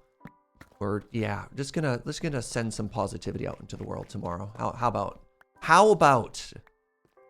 I imagine a lot of you would be on board with that. Sounds like a great plan. Sounds like a fantastic plan. Oh, thank you, Word Nerdify, for the 500 biddies. So normally I try and give a little bit more heads up, but we got some positivity we need to bring about. So let's heckin' do it, friends. I'll set all that up tomorrow. I'll set that all up tonight.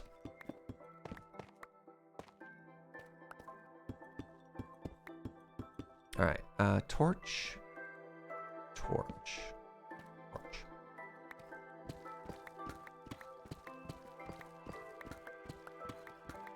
Perfect cause, no reason at all. Heck yeah.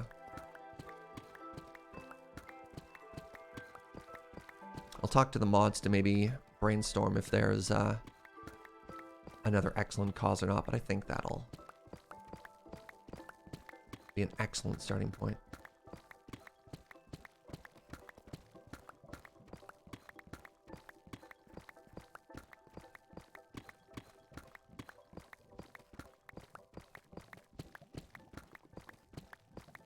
So I have to be a little careful here because I think this is holding back lava.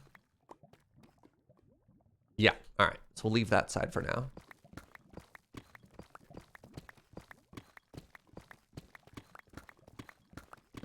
I'll talk to the mod. Got more attention than it should have. I'm glad you're just chilling. All right, Sarah. You know what that reminds me of, Sarah? It reminds me of going to Magic tournaments and somebody calling judge when I'm not working. And my head just always snapped, right? All right, let's be real. I can't even go to a cafe on not bus tables, so like,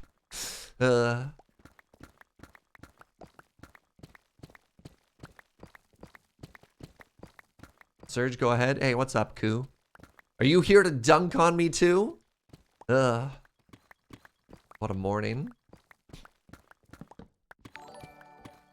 Hey, Mr. Sirecan, thank you so much for gifting a sub to Sarah. What a start to my day. There I was, minding my own business, thinking I was going to have a very chill day. 8:27 a.m. So when the Fire Nation attacked.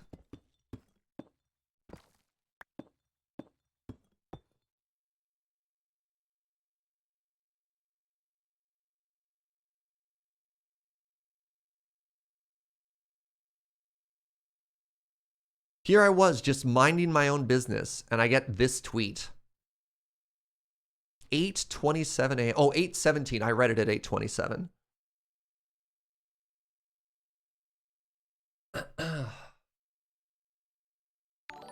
Hey, Vanilla the Not Occultist. Oh, right. That one's at an angle, isn't it? All right. Yeah. So, what's the height here? Oh, that's also wrong. What am I doing?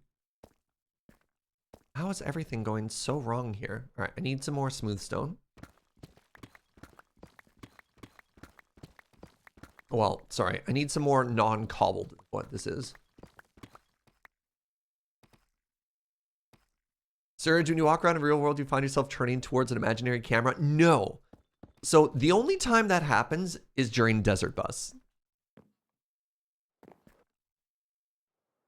I don't know. For whatever reason, I'm able to... the word disassociate's not right. Turn it off? I don't know. Maybe a little bit earlier into my career, I had an issue with that. Like, I'd wake up in the middle of the night and think I'm on camera and stuff like that. But now that I've been streaming long enough, I'm able to sort of separate those things. Hold on. I think I need to go one deeper because that's the height the lava's at, right? Yeah. All right.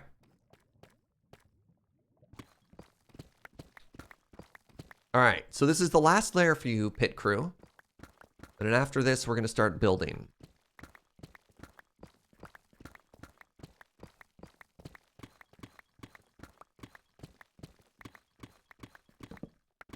Yeah, like early on in Desert Bus, and it's weird to think I've been doing Desert Bus for 10 years now.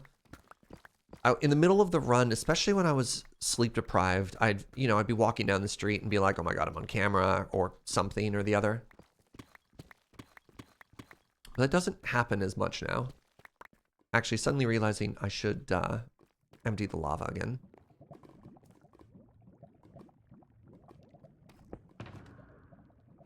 Which I think is a good thing.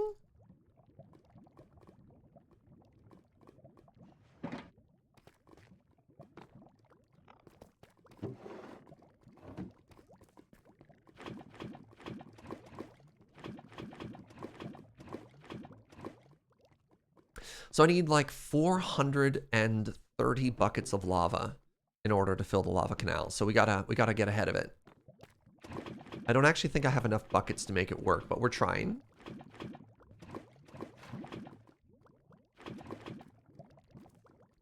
More evidence that Desert Bus messes with your brain. Wait, hold on. Is it good that I no longer dream about being on camera, or is it bad that that's my new normal? Oh God, I actually don't know. I don't know what's worse there. You know what I mean?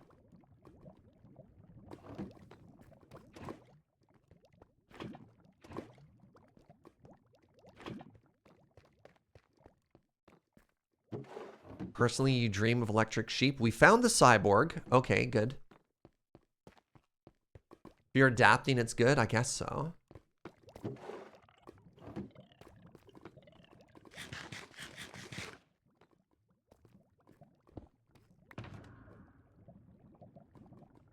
Oh, right. This is some extra stuff I got out of mining when we were hunting for diamonds on Mine O'Clock the other day. Not a bad haul.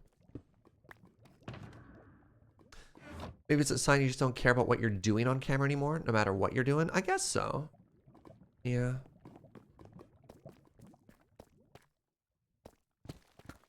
Still think it's an unnatural state.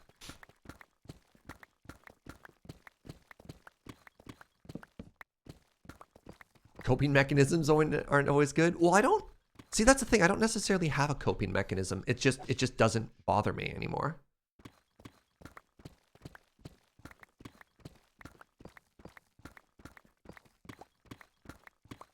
Have to do with the delineated shifts? I don't know.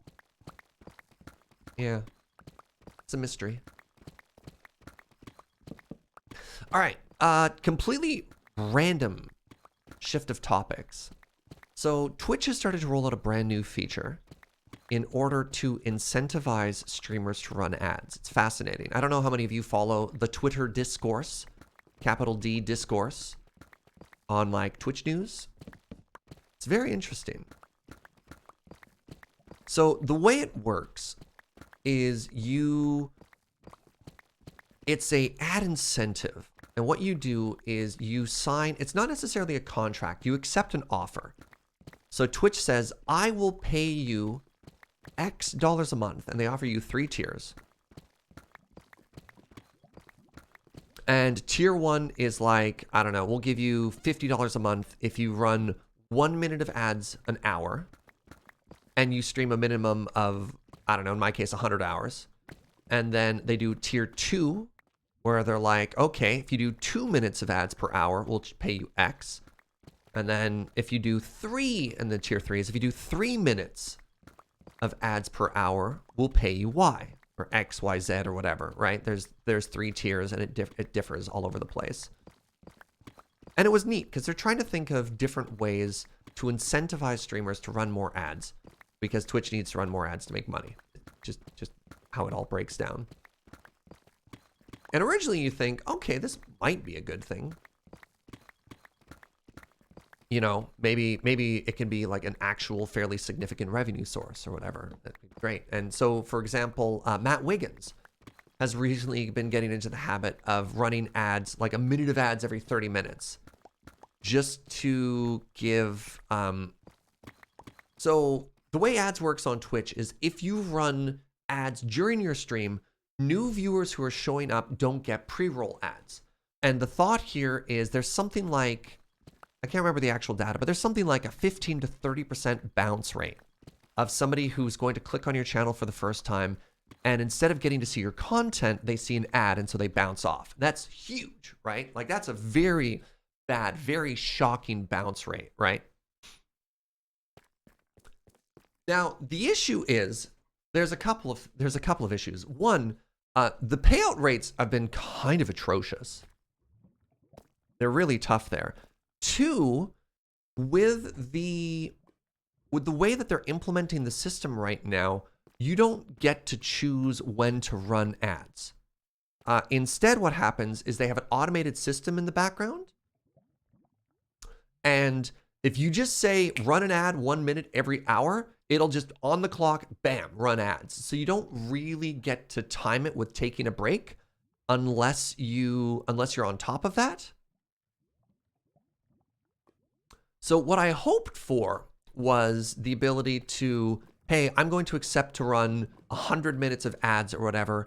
And if I miss that, they take a percentage of the pay away. And that is not what's happening there. So like, in theory, there were ways that I was considering doing it, a bit of a revenue stream, sure, whatever. But in the practical way that it's being applied, not a fan. Not a fan. How does Loading Ready Run do it? Loading Ready Run has a different commercial. Loading Ready Run says we have to run 3 minutes of ads per hour, but they get to choose when that is, and they get in trouble after the fact if they don't hit that quota.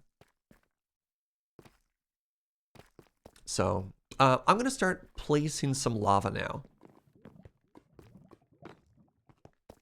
So yeah, I don't know. It's a new feature that's coming out. If you start seeing more and more of your favorite streamers running ads, there's a good chance that's what's happening.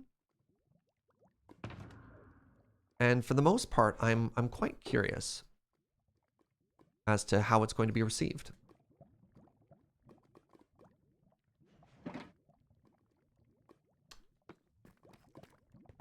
Be nice if you could choose the ads to run or how they out. Yeah, the issue, of course, being that Twitch is going to try and get as much money for the ads as possible. And as such, letting streamers say no, certain ads can't play sort of cuts into that, right? But yeah, I mean, if you're a family-friendly channel like myself and they're playing very unfamily-friendly ads, it's kind of a problem. But in that way too, it kind of hurts them. I don't know. There've been talk of like brand scores for people, like different creators getting different payouts based on how brand friendly they are, which is neat. So I don't know. I have not terribly great feelings about the new feature right now. Not because I have like a huge fundamental issue with ads, but more so just the particular implementation of this feature.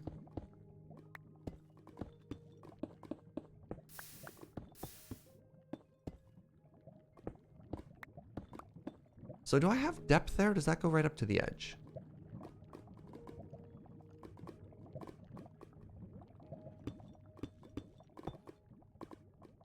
Oh, I have that kind of depth. Interesting.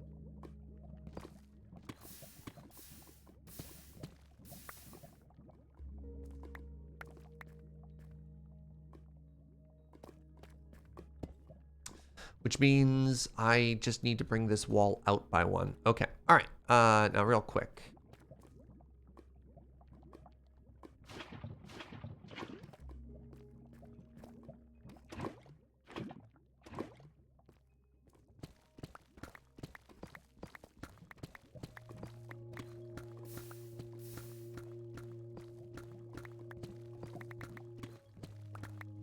All of this is why I pay for Turbo. I realize this isn't an option for everyone, but it's really nice to just never see ads on Twitch. Sure.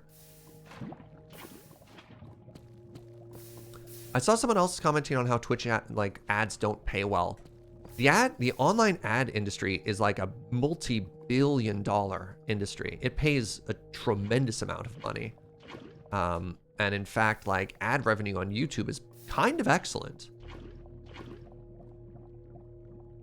It's excellent to the point I can't talk about specific numbers anywhere, but my YouTube channel with 2,500 followers or subscribers, which is what they're called on YouTube, and a fraction of the viewership pays literally 2 to 3 times a month what I make for ad revenue on Twitch.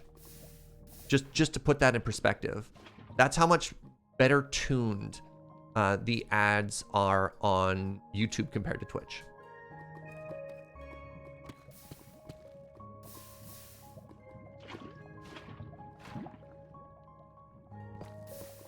On a market of just like, they're a larger platform, which means they probably just get more. YouTube ad revenue also pays out higher. I don't know what I think it is a 50-50 split, which is correct, Ashton. But they also have more viewers, which means they get more, like, more money is sent to them, and thus they're able to pay out better for that.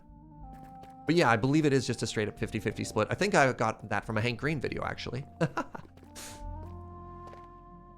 All right, let's fill up here as well.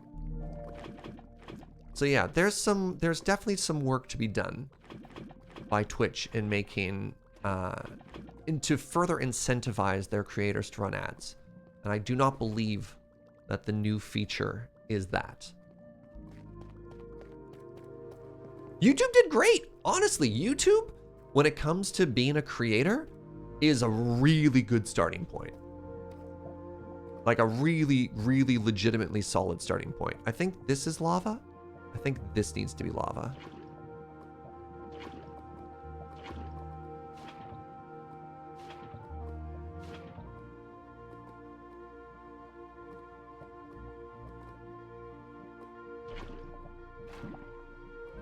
Yeah, things that YouTube does really well. Discoverability, ad revenue, communication with its creators. Things that YouTube could do a lot better with, moderation. Haha! Lava Canal continues, extends. Yeah, Hank did a sole video on YouTube ads for YouTube versus TikTok. Exactly, it's a video too. Talking about the problem of, what's it called? The problem of monetization on TikTok. So TikTok started off by paying all of its creators from a giant lump pool. But the issue is, as the platform grew, the pool didn't grow. So creators weren't really rewarded for the work they put in to actually make the platform bigger, which seems kind of backwards and counterintuitive. Where YouTube pays creators a percentage of what they make, which is actually kind of huge. Just straight up 50-50 split for everything they make, which is wild.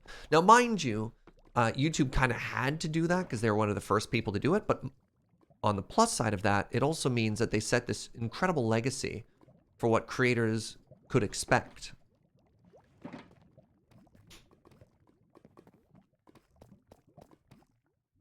And it's sort of like a gold standard that other companies have had to match since then. All right, I think what we're going to do now is we're going to make another bridge. And then we're going to make this wall pretty. And then we're going to make this wall pretty. And actually, I think what I'm going to do just to just add a little danger into our life is I think I'm going to fill this whole side canal to make sure that we've got enough extra buckets for lava stuff. So let's start with that.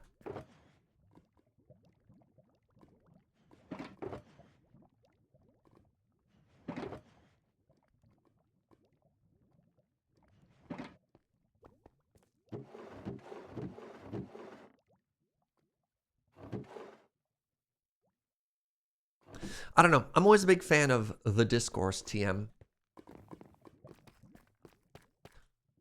I think it's pretty important to, seeing as how this is, you know, my job and all, to be as informed as possible on when things change and how they change and why they change. And I like sharing those information. I like to try and be transparent, because if it's suddenly like, hey, I'm going to start running ads, here's why. Don't want that to be, you know, a surprise to folks.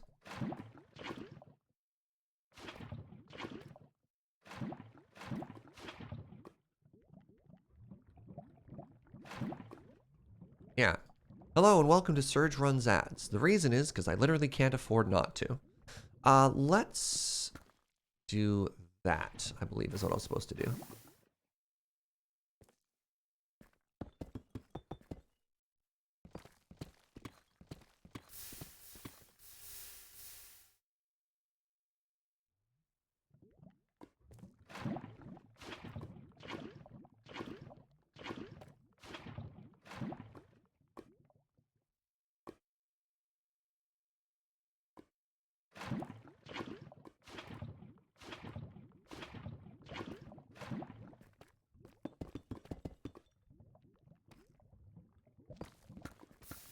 I think that approaches why Hank Green has been so successful on social media. Hank Green has also just become this incredible voice for like popular science and stuff like that.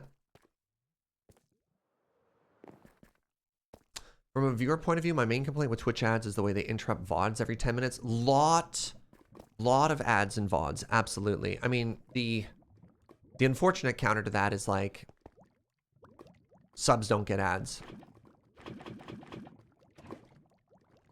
But yeah, I noticed that as well, trying to catch VODs on certain channels. Oh yeah, Hank Green's also like OG YouTube as well, totally. But like, Hank Green's transition over to TikTok has been remarkable.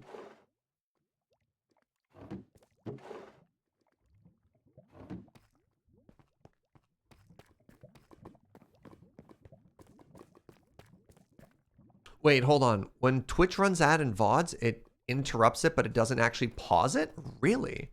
That's not good. To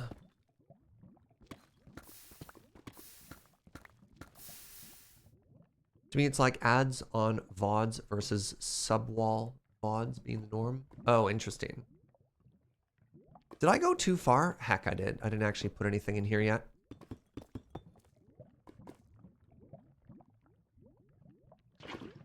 Yeah, so like the reality is, it costs a tremendous amount for Twitch to do what they do. And the vast majority of channels that Twitch hosts lose them money. And it's the, and this is like fairly intuitive for most people, it's like the channels that do well pay for the channels that don't do well. And this is specifically if it was just sub stuff, right? So ads are an equalizer on that. For channels that don't make enough sub revenue or whatever to pay for the cost of hosting.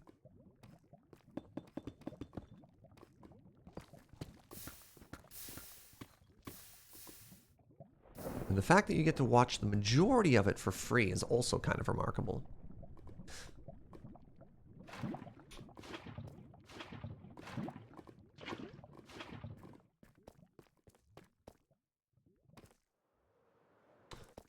Oddly, I get no ads if I broadcast to the TV from my phone from Chromecast. Yeah. Why is it being done 2 rows at a time? So lava doesn't spread like infinite sources.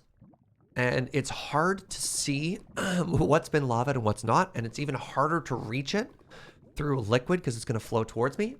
So I'm doing 2 rows at a time so I can actually just reach everything, right? Crap. Just destroyed lava there.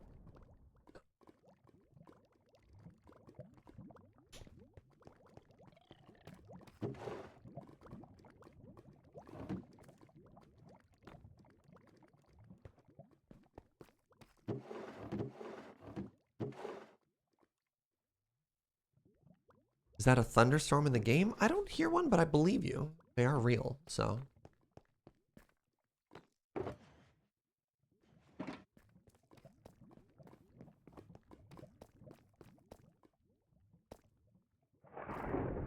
That is thunder. Yep. All right, so we left that one open.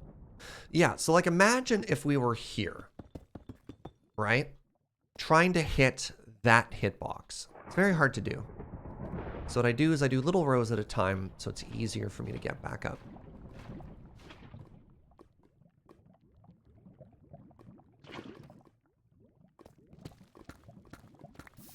Man, speaking of weather, we are in the midst of a very big cold snap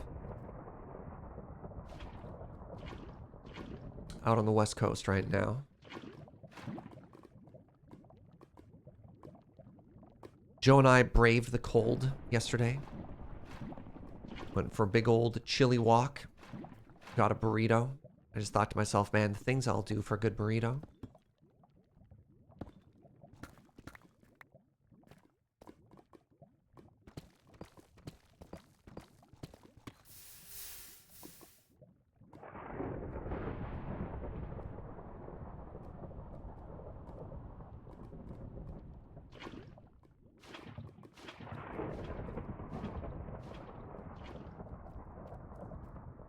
Burrito? Boo! First of all, how dare you?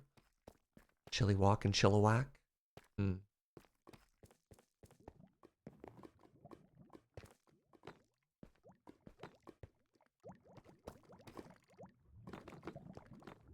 I mean, yeah, just going out for a walk was lovely. So, you know, no harm there.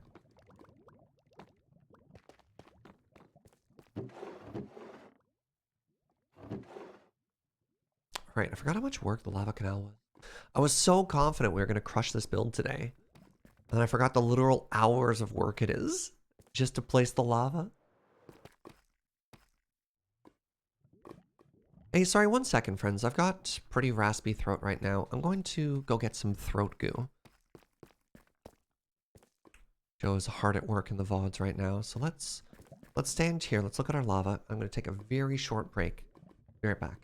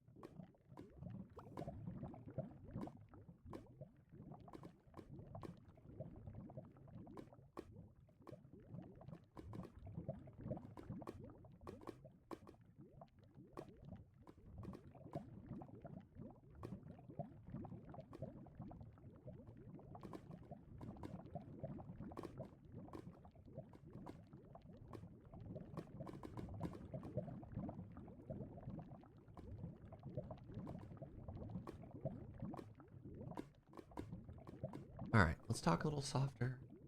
Let's up the gain a little on the old microphone. Serge being rude again? What did Serge say? We are an idiot. Common side effects include being a snake backwards. Oh, man. Serge, you're a gift.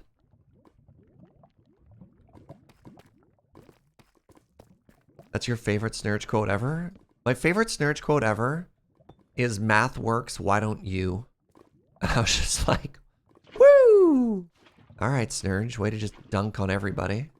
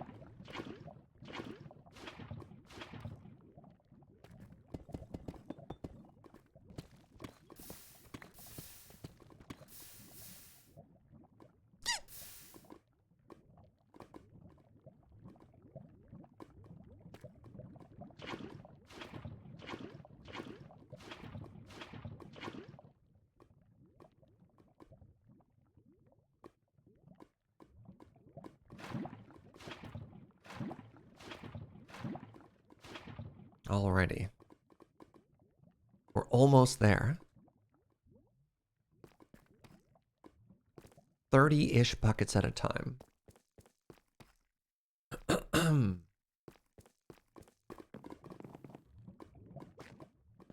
alright. That's pretty good.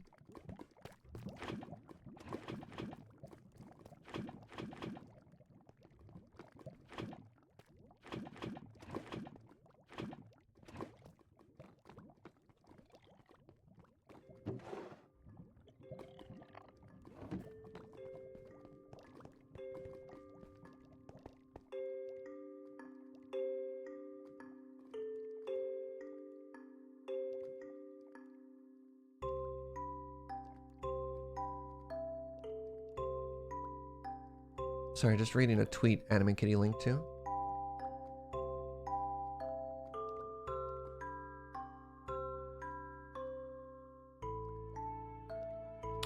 Oh my goodness!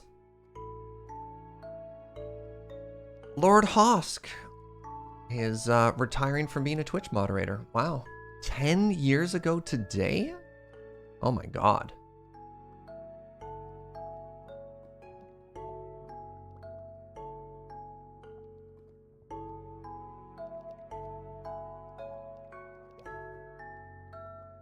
If you're on Twitter, there's actually a very thoughtful thread here from Hosk about being a moderator on Twitch for 10 plus years.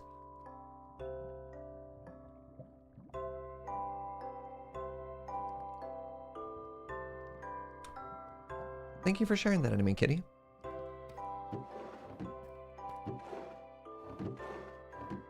Icon of the community. Wow, 10 years.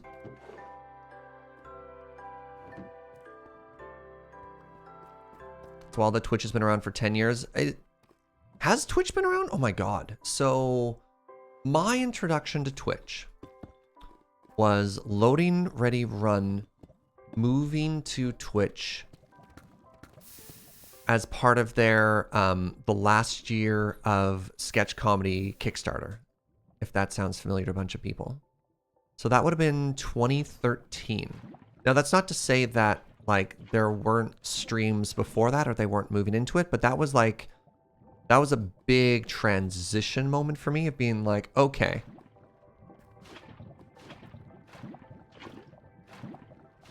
I wasn't really aware that this thing existed, and now I am. That Kickstarter was 2013, yeah. Well, I know it was 2013 because that's when I did my big world trip with Joe. Because we left on that trip and then we came back and everything was different.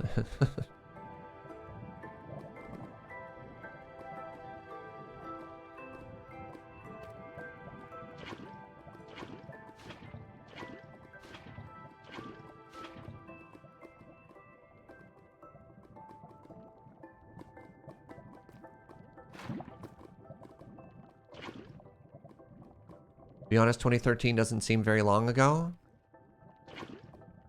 I mean, it is and it isn't. Time is super weird, right? Because, like, you ever have those days where it's like, God, Friday was a week ago? Right? You know what I mean? You're like, no, that's actually just provably false. And then you're like, I can remember 85. You're like, I can't remember 85. It's all relative, man. Yeah, I didn't want to dunk on you too hard, Farisar. I wanted to stop the circle of dunks, but I was like, that just means you're old. uh.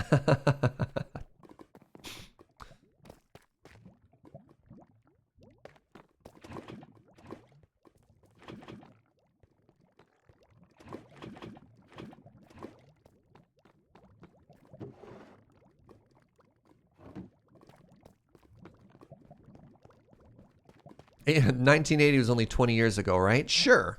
Yes. Absolutely, my friend.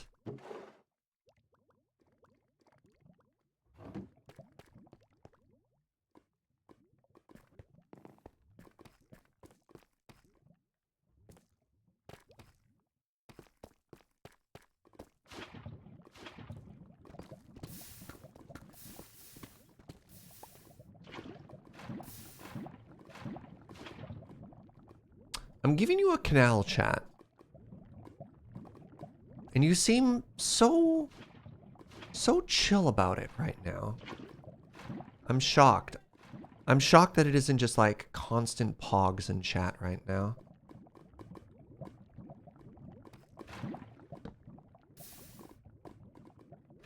Oh, that's the first one I've ruined with a torch. Neat.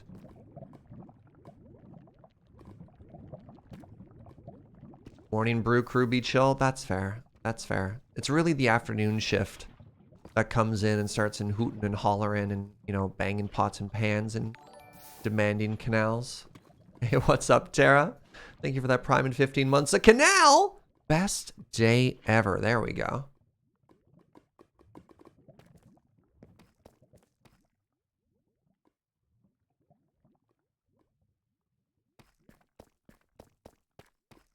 All right. Branch 1 of the lava canal complete. I heard something about pots and pans. Excellent. All right. There we go.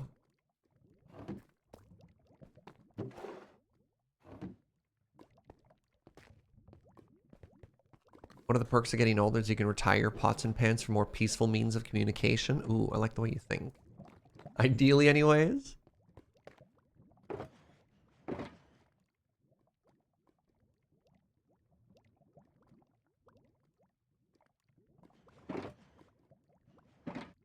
Where did those go? There we are.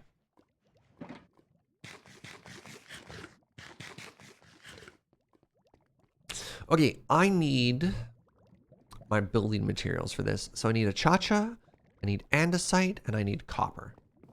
So let's find where all that stuff is.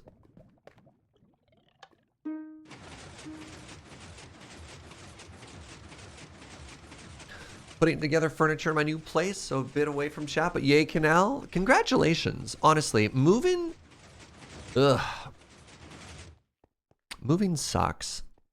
If I could move without having to move, if I could just like magically teleport to a new home is kind of weird, but like, you know, I just updated my office and stuff like that. That'd be great. All right, so I need andesite, which is this one. I need netherrack, which is this one. Okay, good. Grab that polished andesite while I'm here.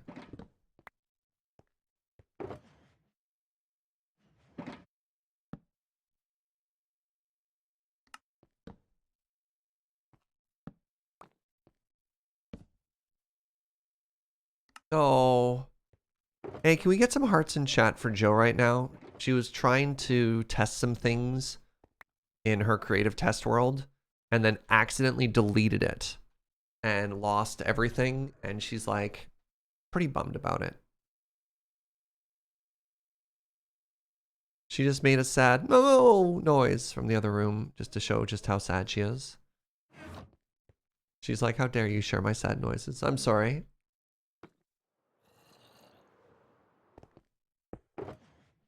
She was trying to do some thumbnail stuff and it all broke.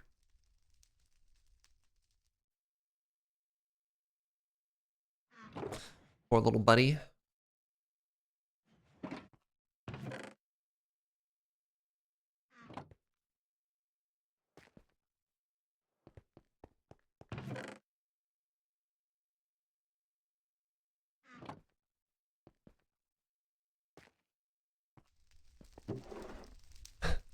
No. Joe's like, there weren't a lot of things in there, but they were mine and I made them. It's heartbreaking. Poor Joe. Wow, I almost have a full... This is too much stone. And James says that he's the digger. Look at this.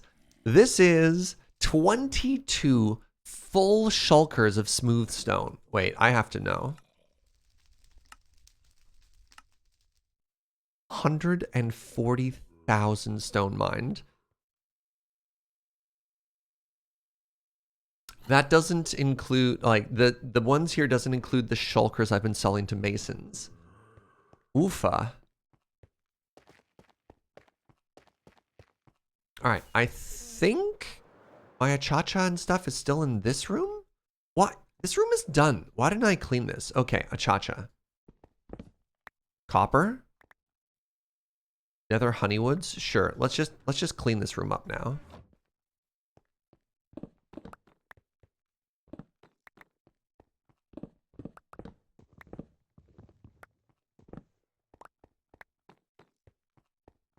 All right, a little bit of housekeeping.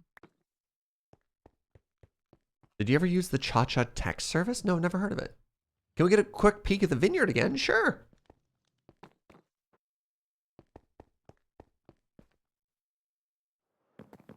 Hello, little vineyard. Really pleased with how this turned out. It's very cozy. Is our precious idiot fish still alive? Yes, you are. I'm glad. Hello, fish.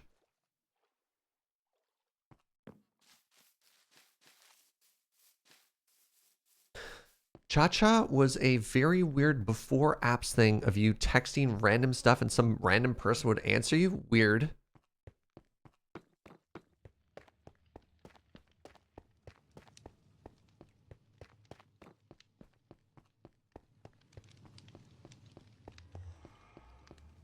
So it's something that might be kind of fun to do for 9 o'clock is stats gambling. Just out of curiosity to see who has more random stuff. Like, I wonder if Uno has done more redstone than me at this point, right? Like, how many observers have you placed? All kinds of neat stats like that, right? Oh, heck, I was a little bit early. I need to go back and actually organize. I don't need half of these.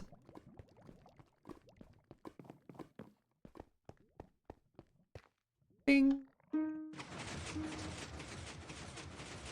Wait, you actually worked for Cha-Cha as a side gig for a bit? Really? Wow.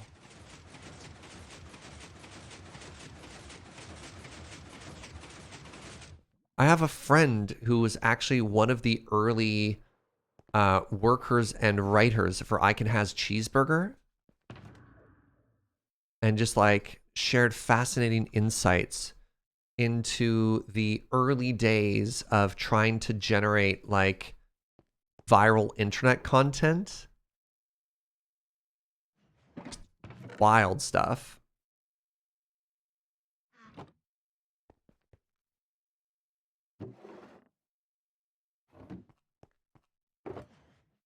Oh, we had a music disc. Where am I putting those? Here? Wait, that's a third copy of 13? Yeah, that doesn't surprise me. What happens to the items in the shulkers? They get put through a filter. So the shulker box gets unloaded and it goes through an impulse SV item filter. And it gets sorted based on stone, cobble, yada, yada, yada, all of these. And then those blocks get compressed into shulker boxes. And when the shulker box gets broken, it gets put into here and a fresh shulker is put in. You could open a record store in Bartertown. I thought about it.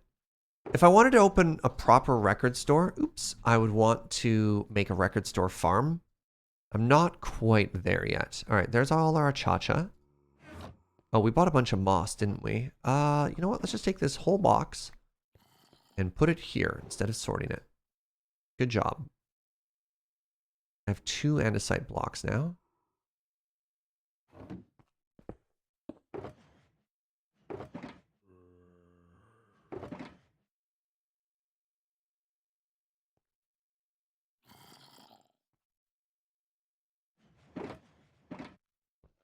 It's a lot of shulker boxes. Yeah, it was, oh geez, what was it? 127 or something like that? I can't remember the exact number we needed to start the whole thing, but it was a lot. It was a lot. All right, spruce. No. Dark oak. Yes. Dark oak.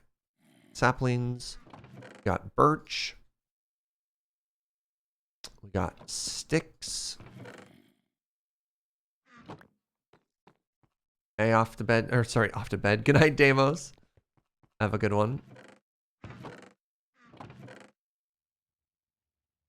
Oh, right. Like, where does sugarcane go? The sugarcane box forehead.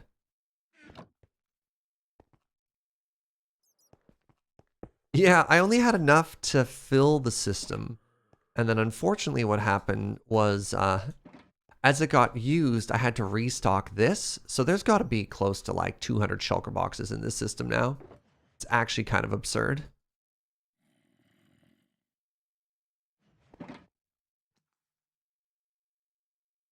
Oh, pardon me.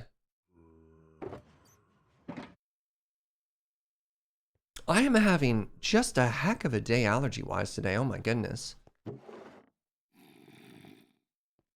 All right, we need granite. I think we need bricks. I don't need the crimson woods. So I can put all these away. Crimson woods and honey. Fascinating.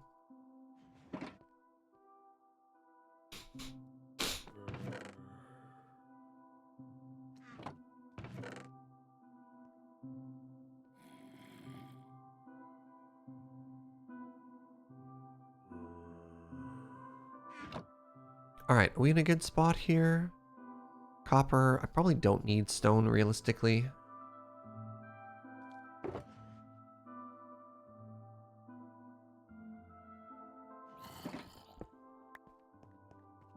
My wife used to do part-time cha-cha work. Interesting. Cool.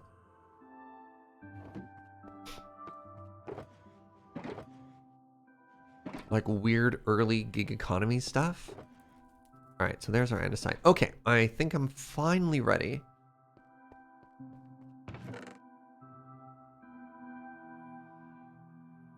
Almost.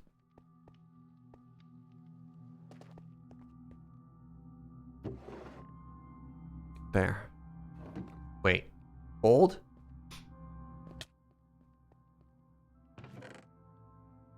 There we go. Have a good one, Jessica. Thanks for hanging out. All right, it's building time.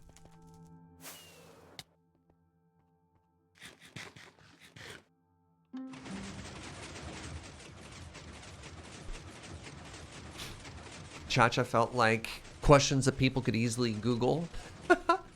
I mean, look, there's a long tradition of people asking questions they could easily find the answer for themselves. I'm looking at you, Twitch chat. There's the whole convenience factor, right? Hey, the Maricat, what's up, friend? Thank you so much for 37 months of support. Really appreciate it.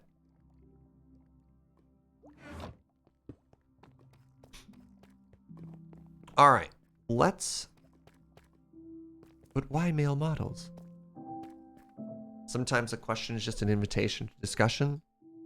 Yeah. All right, andesite.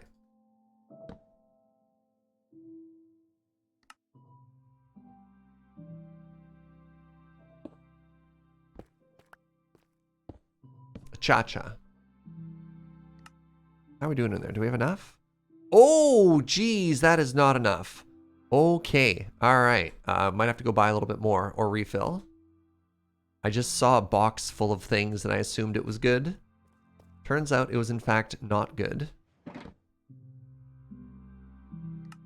Is that enough copper? It's fine. If it's not enough copper, I've got literally a super smelter full next door. Stone, empty, bricks. Bricks.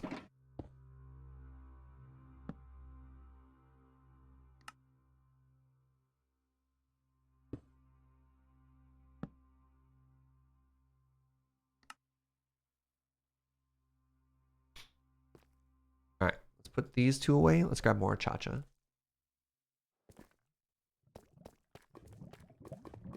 Serge, could you provide me a reference of things that chat asked for that they could look up for themselves? Hey, have a good one, Inquisitor Gaia. Yo, Jessica, thank you so much for 1,000 biddies. Really appreciate that.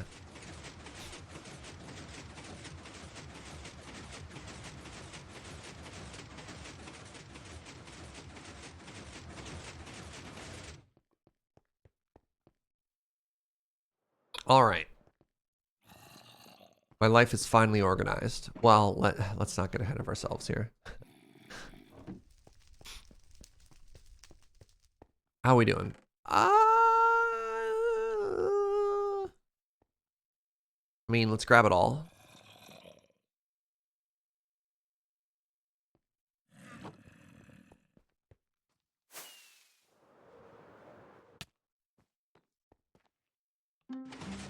Bing bong.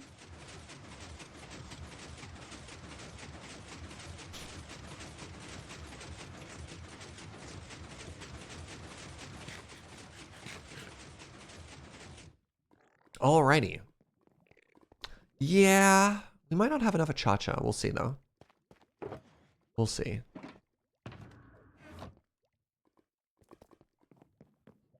Are the zombie and creeper? Yeah, they're roommates. It's very scandalous.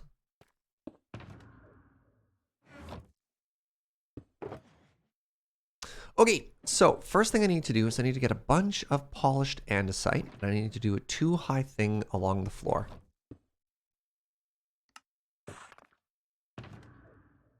Right? Yes.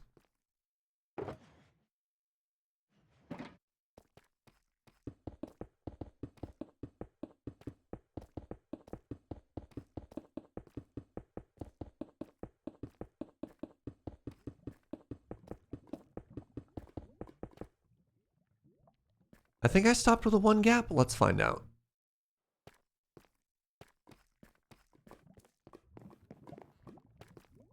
Oh. Ooh.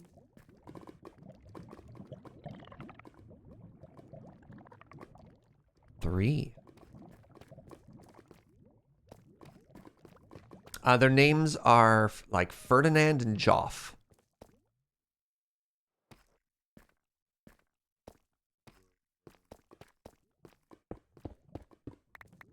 So I need a bunch of smooth and stone. Neat. All right, give me a second here. I'd actually have to go. I could do that later. I could do that later. Next, we need an absurd amount of copper stairs. And what's the other block I need there? Okay.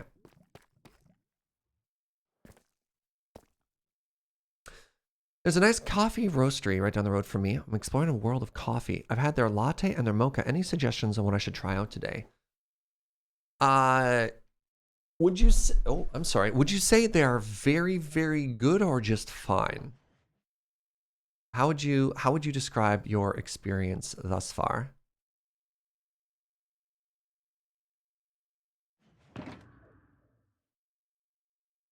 My favorite go-to drink when trying a new cafe is called a sidecar. And a sidecar is where you take a double shot of espresso and 1/2 of it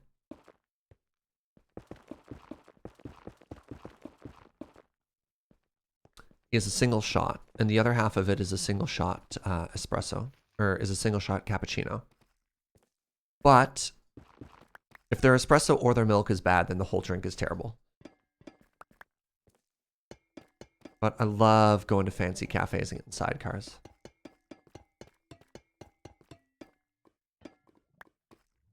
And for the last one here, oh, check out what we can do, chat. Oh, this is never going to punish us.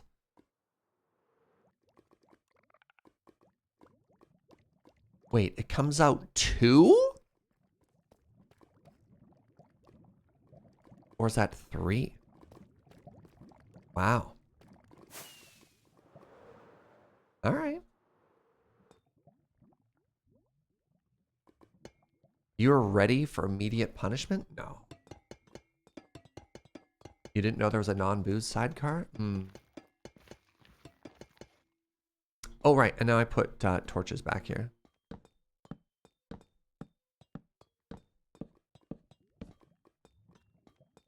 All right. Now, the next thing we need to do is we need to repeat this pattern. Oh, this is neat. The weed whacker. It's like 17 million degrees below outside. Why are you weed whacking? What is wrong with you? Who hurt you?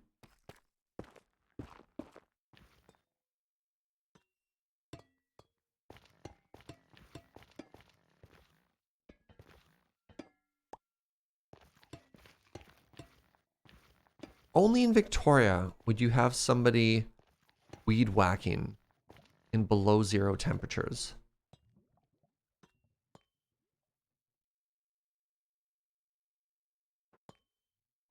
All right, so next thing we do is we start stacking the achacha.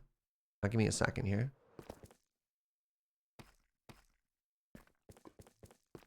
How high do we go? So that looks like 1, 2, 3, 4. 1, 2, 3, 4. Okay, so we want to go until about 4 blocks from the ceiling.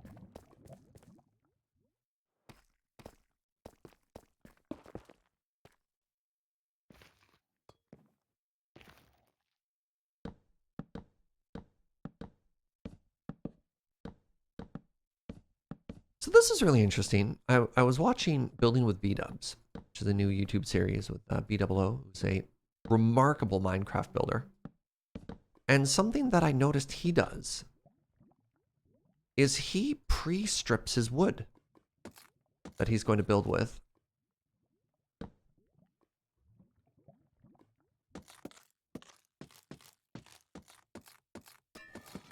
Oh no! I unwaxed one of my coppers there. Okay, point for pre-stripping, I guess.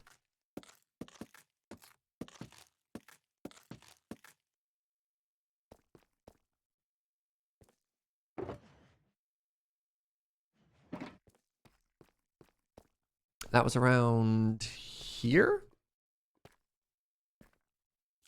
There it was.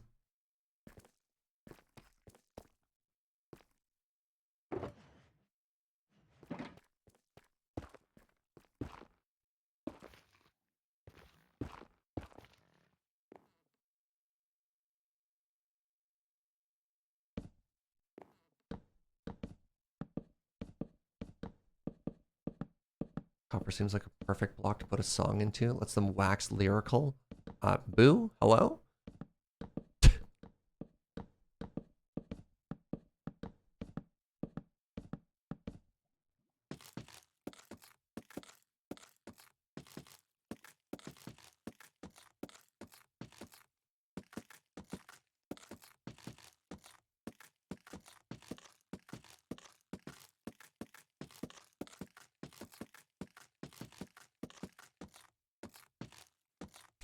All right, we got some distance to go still.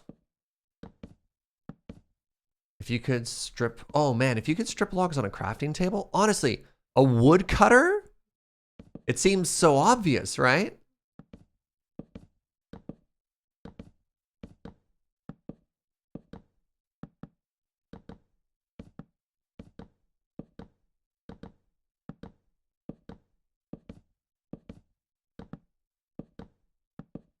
A log debarker? Yeah.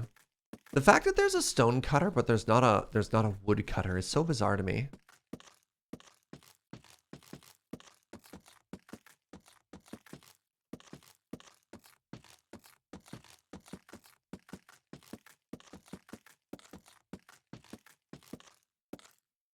Okay, so what's the actual height from the roof here?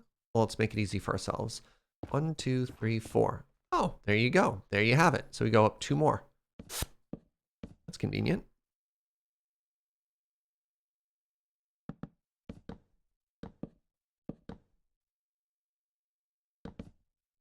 What are we building? We're working on Canal 2 Electric Boogaloo. We're making an expansion to our smeltery, which is an interesting choice for the final room that I wanted to add. It's like this in the throne room. But for whatever reason, I never really felt like this room was done. That makes sense. I always knew I wanted to come back and make this room bigger. So rather than starting on a new project, you know, a bedroom or a dorm or a kitchen or a lot of these other rooms that I was thinking about, I really wanted to expand this room. Because this room had so much life and so much character that I wanted to continue that, you know what I mean?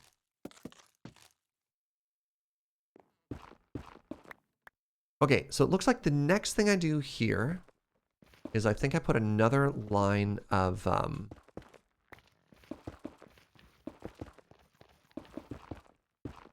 do another line of copper stairs.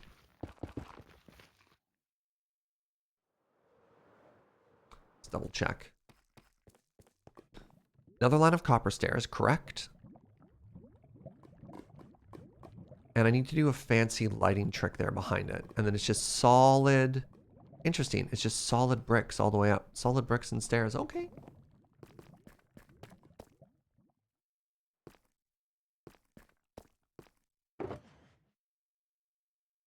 Means I'm going to need more copper. These all waxed? Not yet. So like, look at this. Look at this. Look how easy this is, right? I go to a crafting table. And I can, in bulk, wax copper. Hello? That was weird. I don't know why I didn't take these. I can, in bulk, wax copper, right? And then put that into this machine and duplicate it. Yet, I can't do that with wood. Why? Why?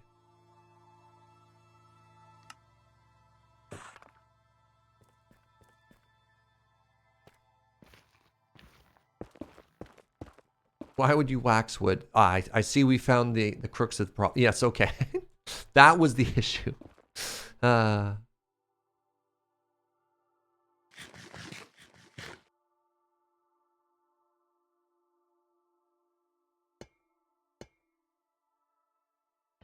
Yeah. Goodbye forever. So if I want the fancy lighting, do I put it directly behind the stairs here? Yeah. The wood waxers have joined chat. Or do I just hang it on the wall behind? I can't remember what we did on that side. What's up, startled lemur? That was me startling the lemur, if that wasn't.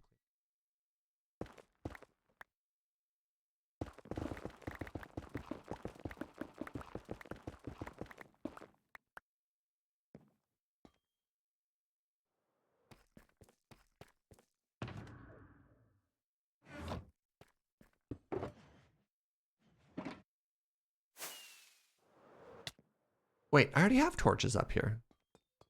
Right, of course. So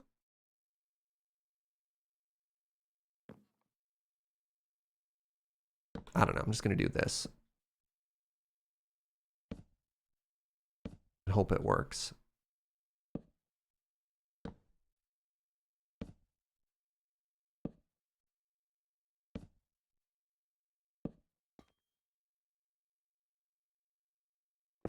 In case it doesn't, let's just do a little walking path for ourselves later, right?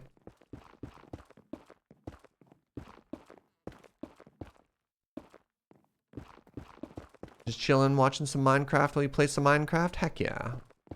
Sounds like a cozy day, friend. Okay, and I do this all the way up to the ceiling now. So we do 2.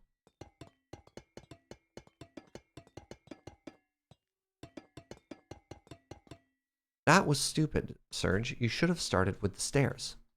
You should have done this.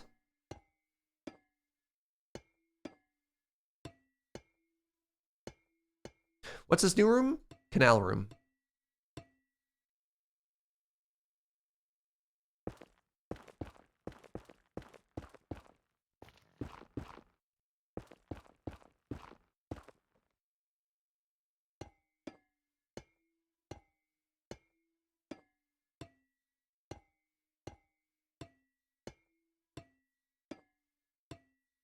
There we go.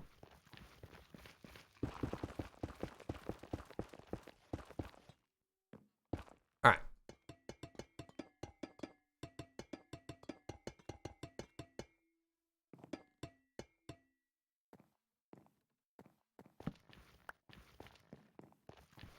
Why did I leave all these torches up? I did not do myself any favors. Especially considering I have to get them over lava? Really, Jaeger? Really, past Serge? This was the gift you left me? I thought me and past Serge had reconciled, and then he does something like that.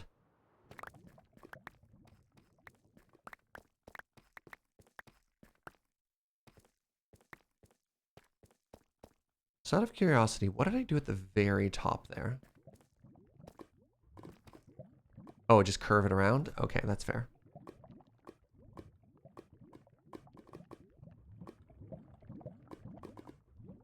All right, so the next thing I need to do before I add any details. Oh, it's so dark.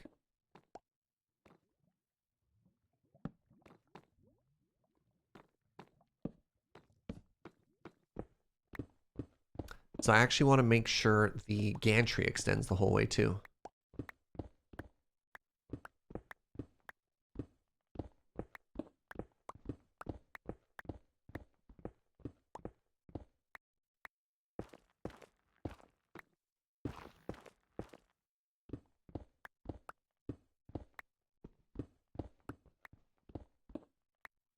Aha. Didn't really think about that now, did I?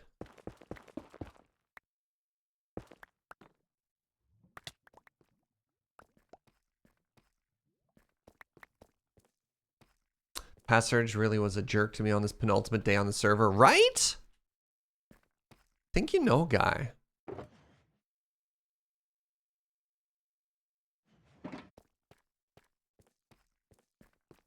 I mean, I guess technically I could use some andesite there.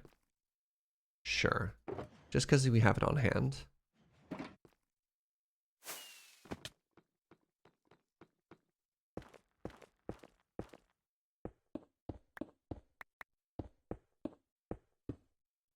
Try and make this splotch a little bit more organic looking. There we go.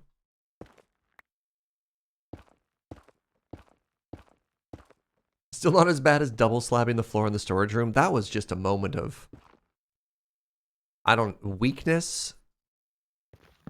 I don't know what I was thinking.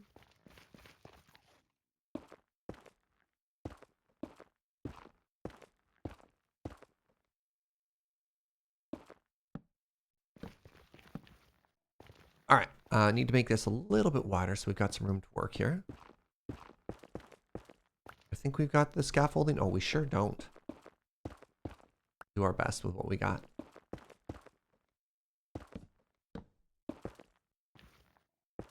We're gonna have to go track down another shulker box after this too. I definitely don't have everything I need on me.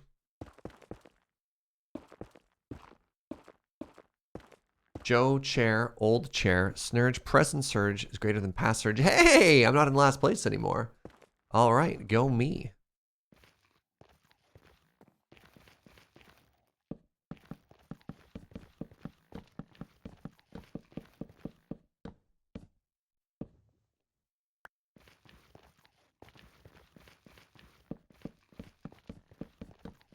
On the plus side, everything should be pretty quick to build here though. Which is why I was also excited to do this. Like, look how cool this is going to be once we just extend this, right? It's just going to add so much more life and character into this room. 28 is almost certainly not enough. Let's double it.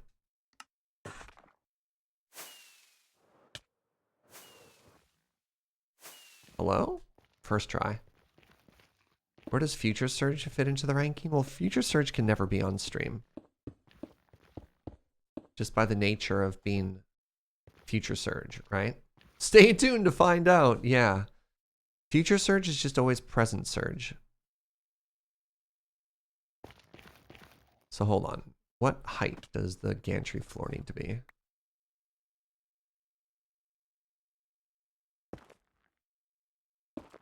Is there ever really truly present Serge? If the current moment is immeasurably small, constantly thrown into the past, can we really define present?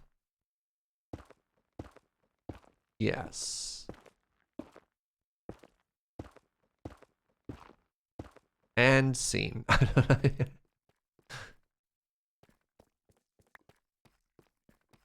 This is too deep for me. Look, I just want to dig a hole, man. Like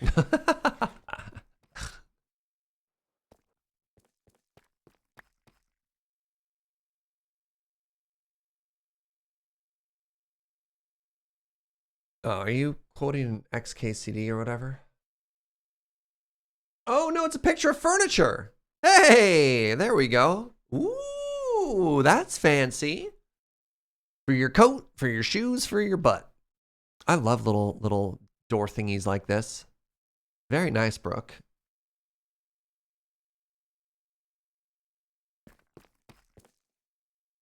Due to stream delay, are we always watching past Serge? Wow. All right, I need grindstones. I also need to dig a hole. Let's do hole first. Ow. Stop that. Ow. Hello? All right. How wide are you? 7? Okay. So we Oh, I was supposed to be extending the floor. What happened there? Whatever.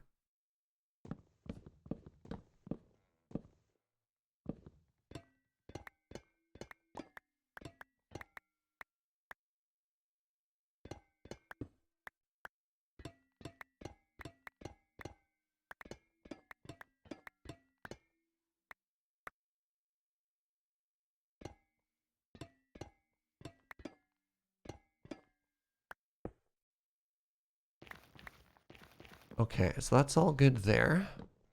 How far down do I have to go?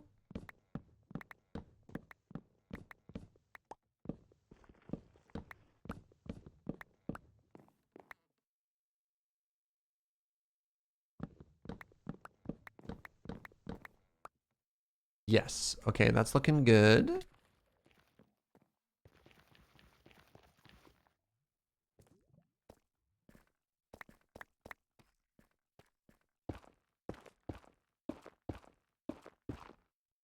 How deep do you figure this is? I guess we could go count. It's rather dark, but that's okay.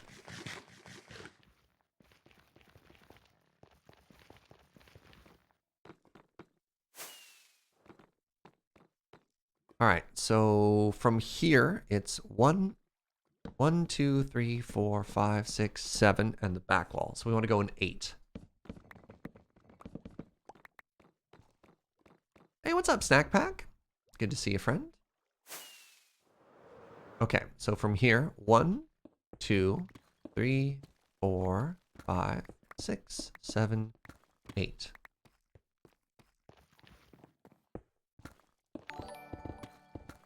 Healer Talk, thank you so much for that Prime and resub. Welcome back. I watch all the VODs on YouTube. Thank you to Joe. You're the best way to spend my Bezos bucks. I really appreciate that, friend. Hope you're having a great day.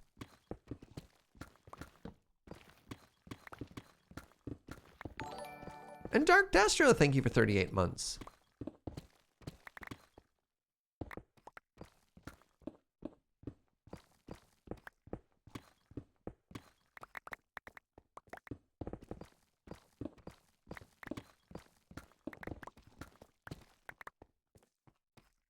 Now we go up. All the way to this. I thought that was a skeleton for a second. I don't know why. Out of the corner of my eye, definitely thought it was a skeleton. I panicked just a little. Just a little panic. You know? All right. Yeah, let's keep going. The other thing that kept getting me over and over is behind our base in our storage room, there's like a little flower farm that I made, and it looks exactly like a creeper.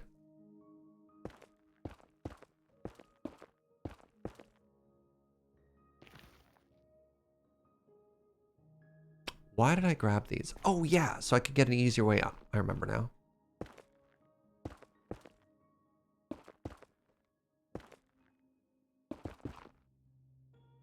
Okay, so now I can get in and out. Good, good, good. Anyways, let's dig this hole.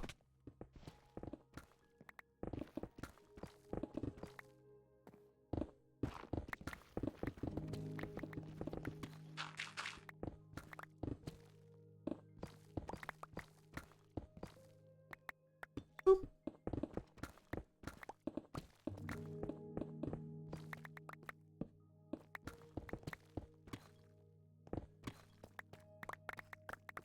Wait, did I actually need my deep slate box as well? Dang. All right, well, so it goes. 1, 2, 3, 4, 5, 6, 7, 8. There we are.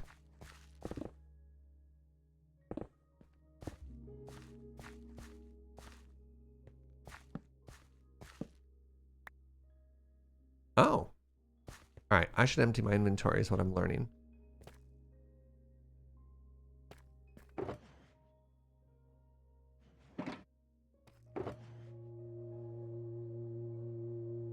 Ah, time for a pretty song. Yay.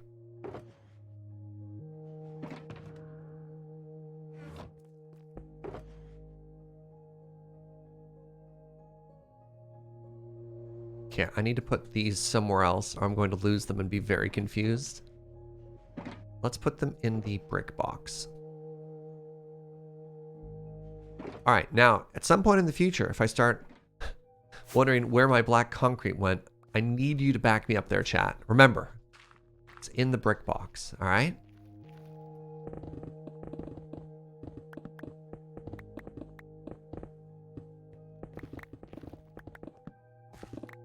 You have a very important job now. That concrete is gone forever. Dang it, Arclight. Come on. What concrete? Try and include you and give you jobs, chat.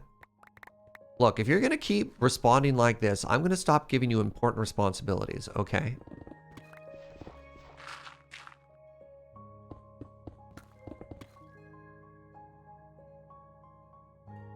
But we pay you. Oh, no. Sidecar report. Why sparkling water? Sparkling water is something that typically just accommodates any plain, by plain I mean like any espresso beverage that doesn't have milk in it. So if you're drinking just espresso, they'll give you a little bit of bubbly. Wow, I somehow miscounted. No, that ain't me. So the reason you got bubbly is because you have an espresso beverage. Also, the fact that they are serving you bubbly probably means your place is pretty good. That's a typically a higher class place. Will give you bubbly with your spro. It's a bubbly with your spro, sure as a sentence I just said. Time to form a union? Deal! Guys, the black concrete is back at his base, no forgetting. Ah. Some of us already do. The union dues are $5 and optional. Incredible. Incredible. Okay, so this is also done. Huge success. Now we need our blackstone. Actually, let's extend our achacha and our little granite walkway first. And then I need help remembering two things, friends. I need grindstones. And then I also need blackstone.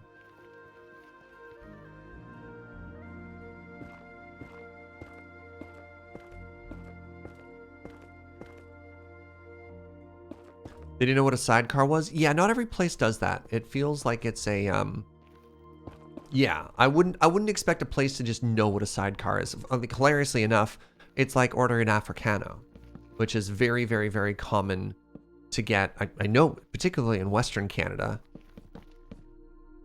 but other places don't necessarily have that drink, or if they do, they don't call it. Like Starbucks calls it a Americano Misto.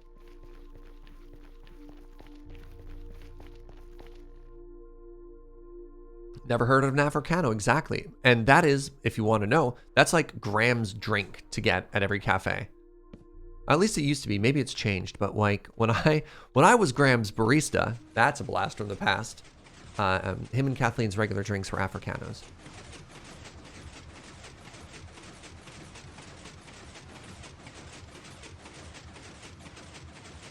It's an Americano, so espresso over hot water with steamed milk on top, in a ratio of 2/3 Americano, 1/3 steamed milk.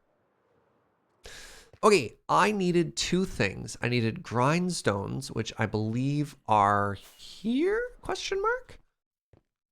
And the other thing I needed, oh god, chat, help. What was the other thing I needed? Ah, this one. Haha! I'm a genius. The grindstones are not, in fact, here.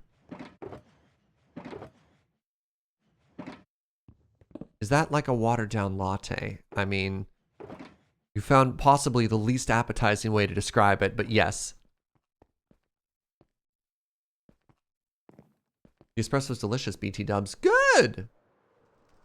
Yeah, espresso is a lot. Espresso is not a gentle beverage. It's like, what if I took all of the coffee and condensed it into an ounce that just punched me? There they are.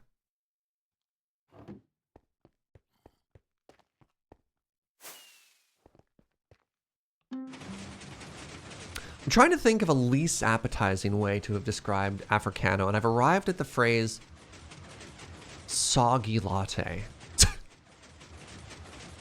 I don't think I could think of any way to make it less appetizing than that. Oh, wait. No, no, no, I got there. Moist latte. Yeah, I think that's even worse.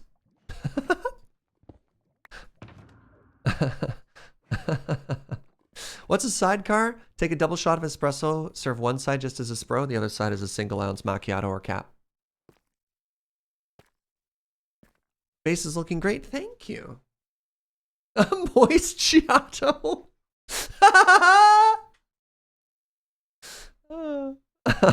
Oh my god. Ah, all right, we've done it. Thanks, I hate it. All right, deep slate time.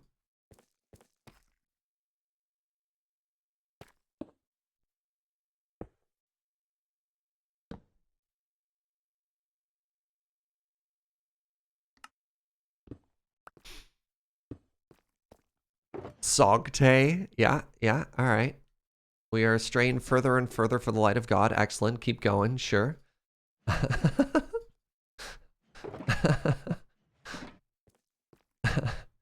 I need more bricks. All right. And I think I need some slabs and some stairs there as well. Mostly just slabs. All right.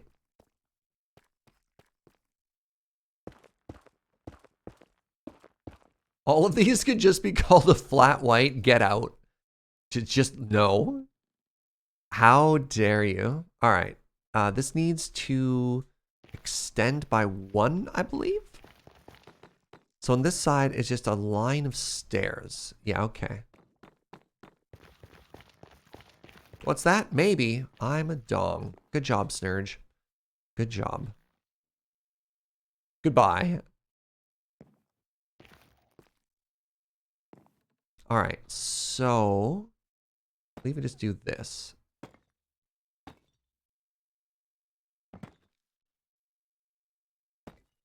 What did Serge say that time?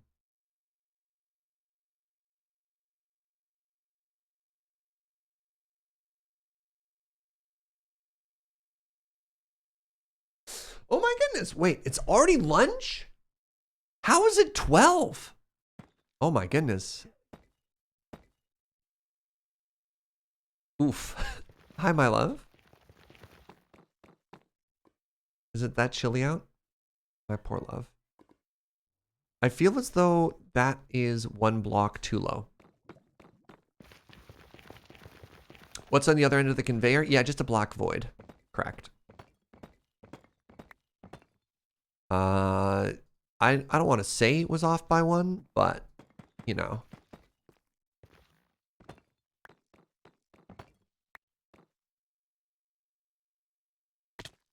How did I fall?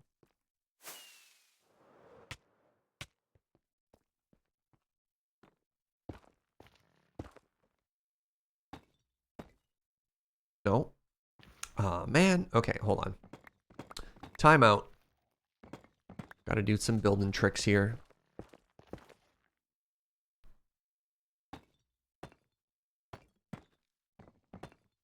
Is it gantry time? That's right, Blue. It's actually about to become lunchtime. All right, quick. We need to start brainstorming some lunch topics. My favorite. So let's lay down the floor here. And then let's smash cut to lunch.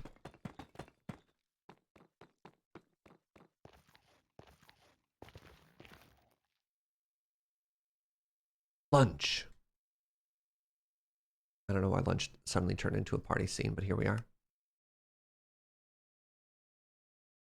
Today's lunch is brought to you by the parsonage. Oh, I have my green screen on. I didn't even notice. Ah, doesn't the sandwich look appetizing? God, that's funny. Hold, please.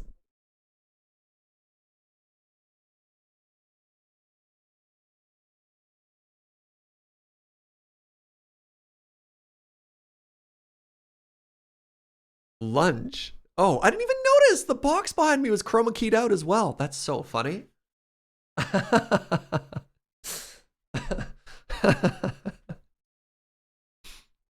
Doesn't it look better now that we've put the green back into it? Oh, I should put on some tunes. Something to eat a sandwich to.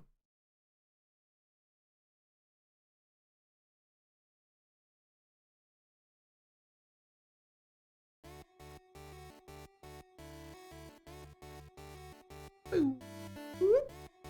we are. Yeah, ham and cheese croissant.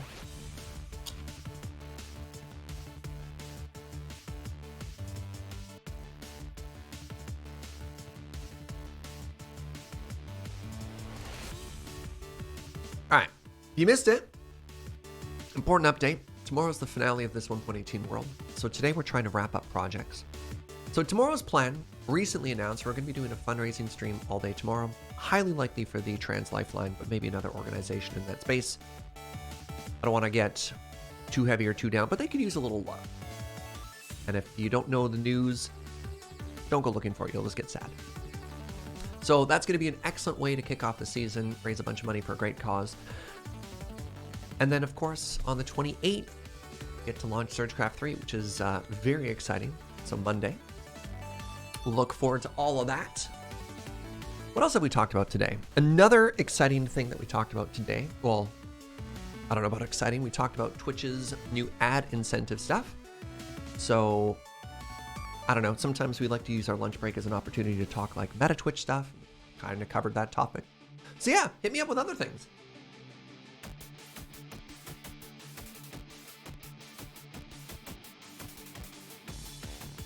What's on your mind? What you want to do? Always want to talk about Final Fantasy XIV. I'm afraid to get into Final Fantasy XIV now. I have too many expectations and hype. But I think being able to play cross-server will make it a lot easier for me. I'm split between two groups of people I want to play with. And as such, I was just like, I won't play until we do that. What is my most expensive hobby? Is it coffee or magic? Oh God.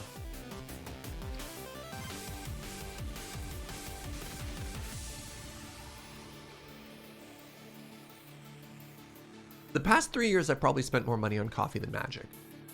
But it's also been a pandemic and I haven't been playing, right, much at all. So that, but I think my magic collection is worth more than my coffee collection. So, wouldn't have called that? Well, we get 5 or 6 bags of beans a month, right? And even conservatively, that's like $15 a bag. Spend probably like $100 to $200 of $100 to $200 at cafes. That's just in beans. It doesn't include like going out to places. So you could say if we're budgeting it, we're probably like $200 to $300 a month on coffee. Keep in mind, I don't have other vices. When you don't drink booze, when you don't smoke, when you don't have other vices, it turns out you're spending money for other things is great. You don't consume your cards? Yeah, exactly. Can Joe join us for lunch more? Joe doesn't always want to be on camera. But she sees all.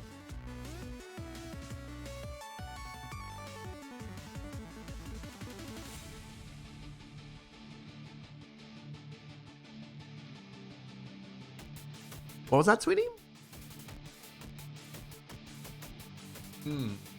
Joe says it's a perk that she doesn't have to eat on camera, but she gets to participate. Yeah.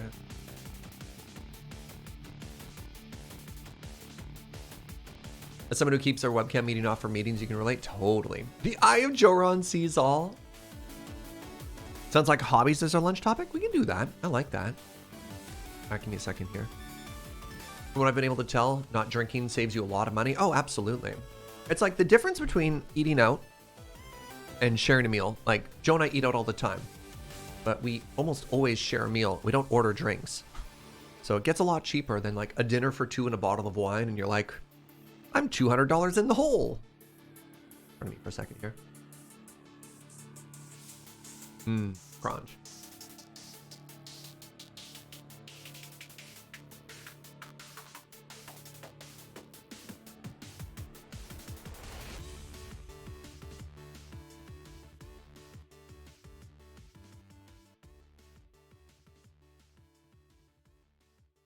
What's a new hobby I would start if I had the money and the time? I'm going to twist it slightly. The thing that I would love to be able to do again that I can't do anymore, I miss playing the guitar. But I can't play the guitar anymore because I tragically lost my left hand. Or more realistically, I lost the majority of like fine mobility in my left hand, which is also why I don't play console games. So that's sad because it's like a great hobby to have. It's very chill. It's very time consuming. It's very rewarding, but just can't do it. Just can't do it anymore. And for those of you who don't know the story, I had a tumor growing on the nerve in my left hand that controls these 3 fingers, and I had an operation to remove it.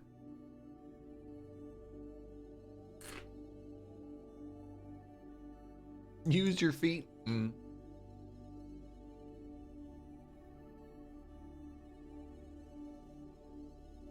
I tried trying to learn. I don't think I could hold a pick or finger pick with the other hand either. Those are your gamer fingers, Wazda? Yeah, for whatever reason, keyboard doesn't hurt, but controllers, see, even that hurts. Controllers, you have to do like trigger stuff, and so this is my good hand. It starts to spasm. Yeah, so no can do.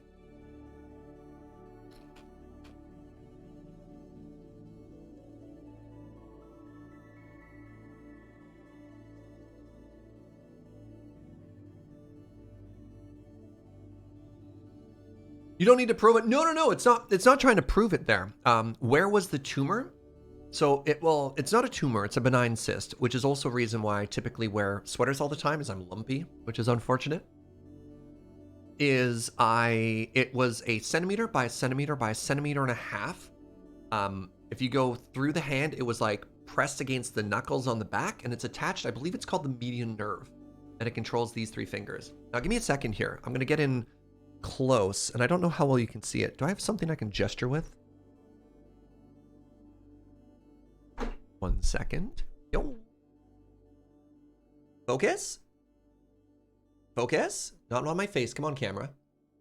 There. So there's scar tissue that runs, it's like an H. It follows the contour of my hand. I'm going backwards in a mirror here. It goes up across, and they drew an H. So like that, and then down, and all the way up and along. And it had 25 stitches in the palm of my hand. 25 stitches in the palm of my hand. It's too many stitches.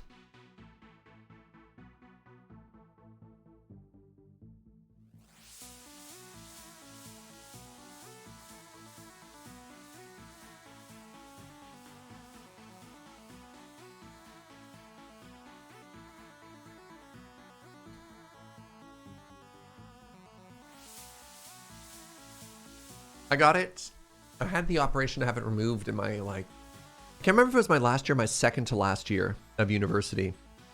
And it was pretty funny. I was just like, A, I couldn't type. B, they gave me a prescription for T3s that basically had an unlimited refill thing on it, because they can't numb nerve pain. They can just make you so high you don't care. It was not good. It was not good.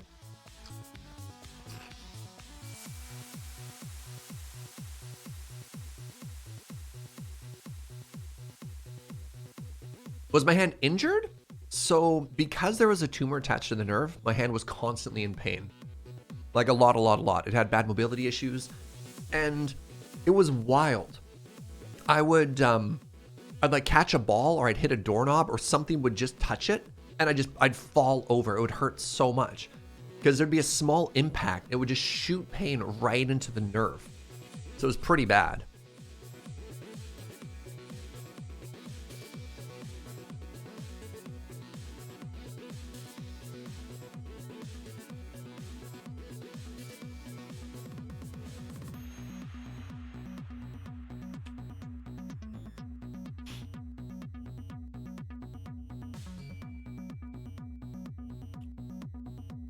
Was it more or less disability than anticipated? I don't know. It's sort of weird to think about, because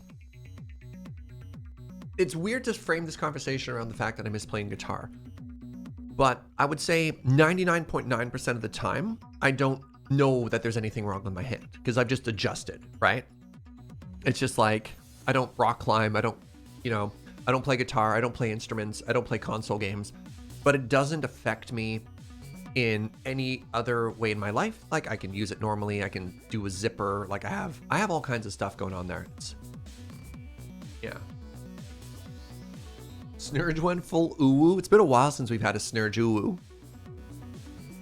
think it's a very small percentage chance for Serge to uwu.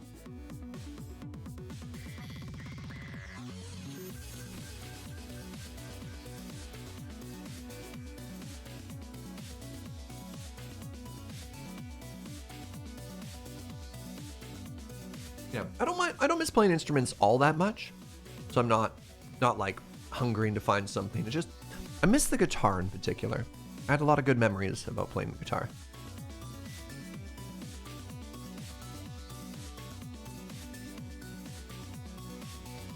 I'd feel really classy if I knew how to play the piano. I probably also can't play the piano. Probably because it's like finger spread stuff.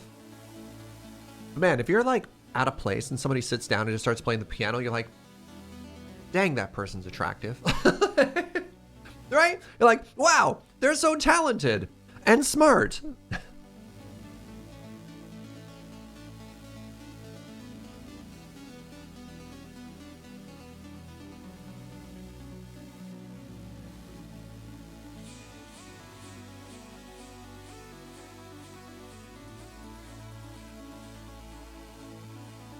I remember years and years and years ago, once again, I find myself in Australia. I met like my spirit twin, which is maybe a very weird term. This person was basically a clone of me, but not in appearance. But like, our birthdays were like a day apart. Personality-wise, we were super, super, super similar. And it was neat because we got along really, really well, but I also got really bored and tired of him really quickly. So we traveled up the eastern coast of Australia, kind of in alternating patterns. So we'd meet up and then we'd get sick of each other and we'd separate. We'd meet up and we'd separate. It was great. I don't know. I thought they were really cool. And one day we were in this small town on the coast, this little beach town, and there was a piano in the lobby of the place. And he just sat down and started playing. This is really bizarre. Perfectly reciting the Final Fantasy theme songs, which are really pretty to hear on the piano. And I was just like, my perfect evil doppelganger twin or whatever it is, right? Like, why can you play the piano and I can't? He was German and his name was Stefan.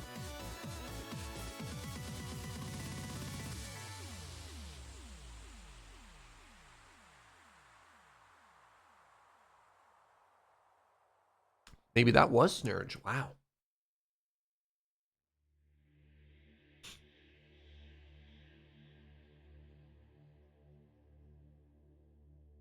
It's time to pick up painting.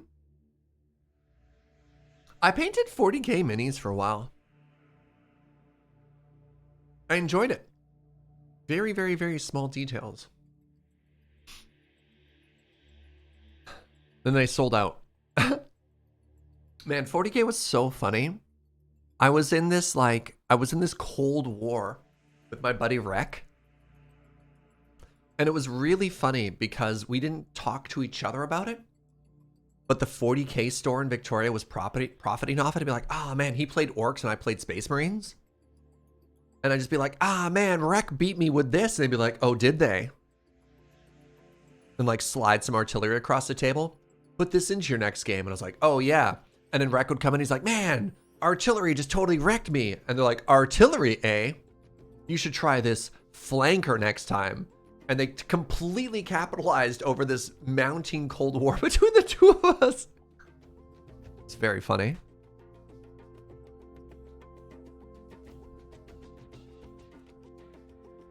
Hold on a second, I have a message from James here about the server.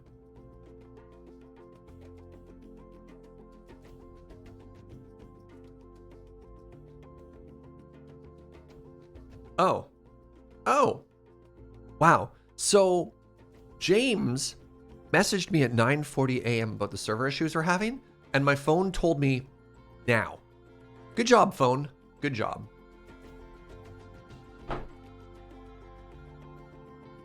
James tried to tell me. My phone was like, let's just delay that by 2.5 hours.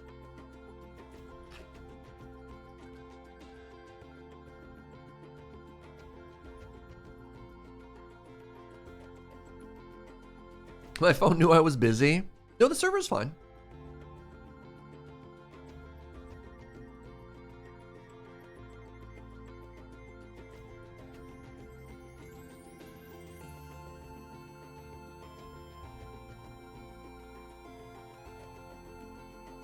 Did I have fun playing 40K?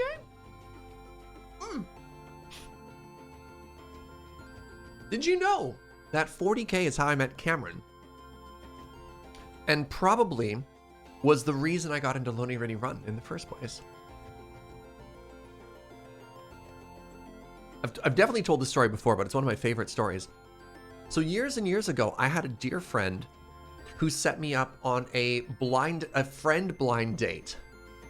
And she was just like, hey, Serge, you're lonely and nerdy. I should set you up on a play date with another friend of mine who's lonely and nerdy and plays 40K. And that friend was Cameron.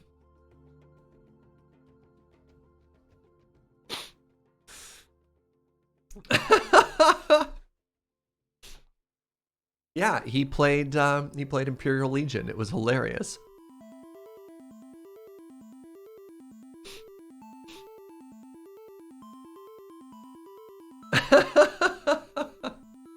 uh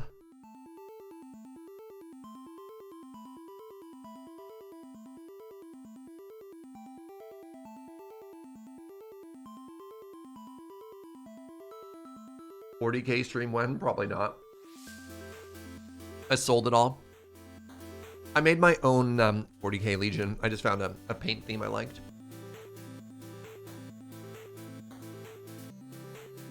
They were gray with red highlights. I just thought it was kind of cool. I was like, if I'm going to spend all this time painting them, I'm going to come up with my own color scheme. I don't even remember if I had them with their own lore. I just wanted to paint them a different color. Yeah, I especially didn't really resonate with the weird, like, Space Marine blue. Have you considered the new Total War? Speaking of Warhammer, it's on my radar. The last Total War game I played was Total War Rome. And those games take, like, look, I like long, grindy games. But Total War is long. Long, right?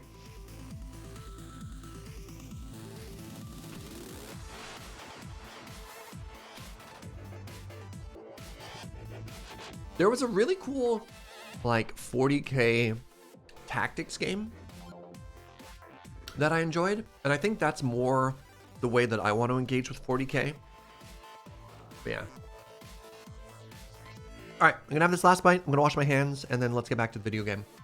Stick around. I'll be right back.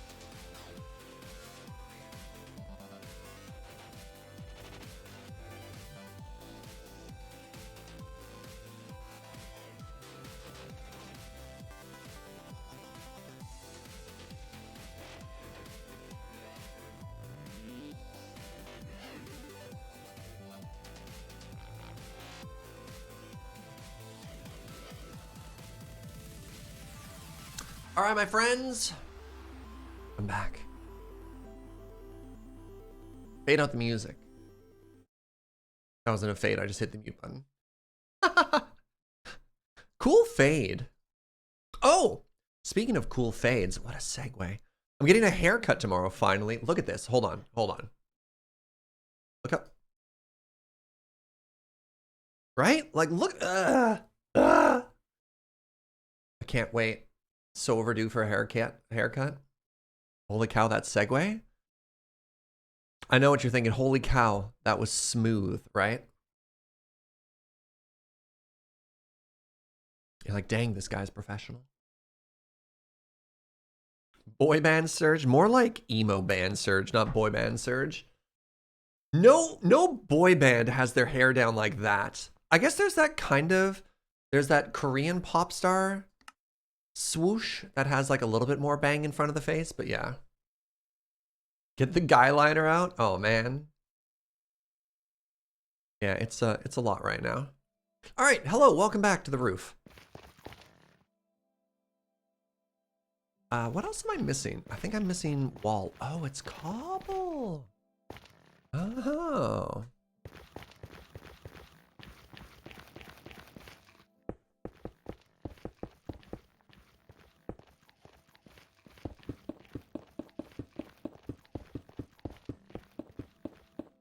By the way, I think this gantry was super cool and I'm really happy with how it turned out.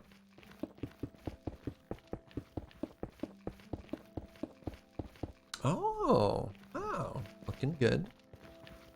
So, how does that work? Is that in line with the copper or is it one to the side? It's in line with the copper, okay. So it looks like I did 2. And then 2 stairs, maybe? Yeah. Yeah.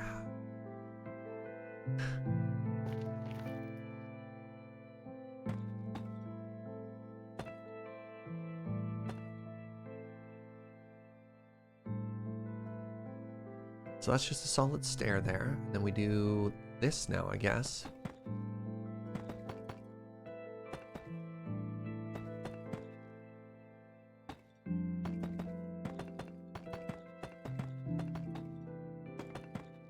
What you doing? What's SergeCraft 3? I'm working on a canal room.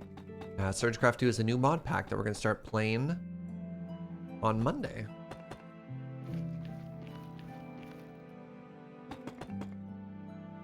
Hey mods, I think we really need a What's SergeCraft 3 experience. Or experience, pardon me. Really need a SergeCraft 3 command. SergeCraft 3, what even is it? I think that's going to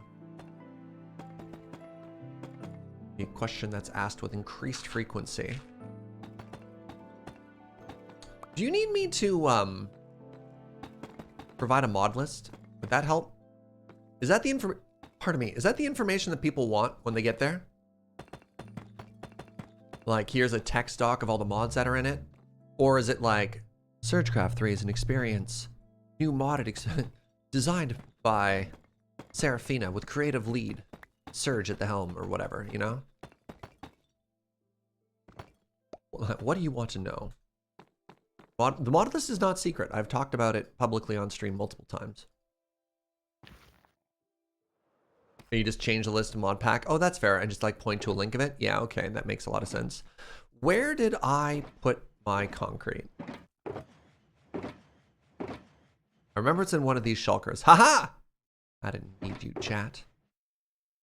You're gonna try and lead me astray anyways.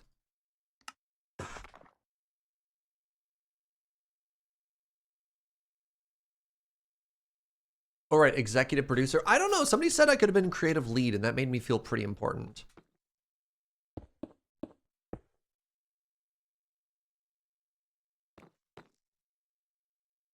What is a sass but a miserable pile of mods is a very good command. Wow. That is very strong.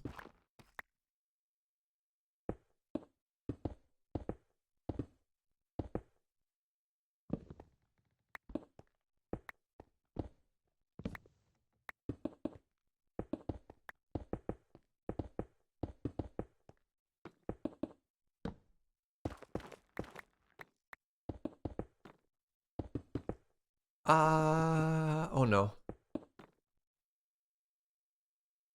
Time to cut some corners, Twitch chat.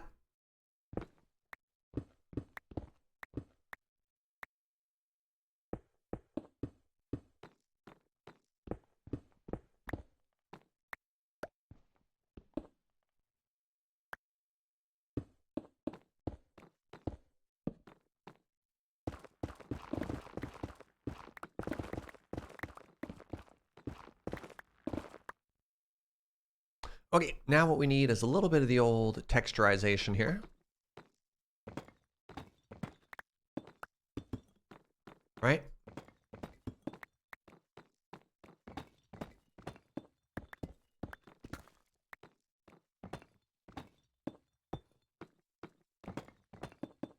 Even though we're probably never going to see it. We know, right? We know. Okay, so this should now be done. The floor is half slabs to make sure that nothing spawns inside of it. Oh, the other thing I need is a little bit more copper stair while I'm up here. So we need to finish these corners, right? So copper stair. And like right there. Do that.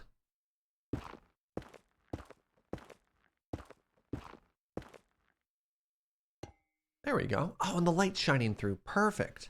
Yes. So with this, one entire side of this room should be done now.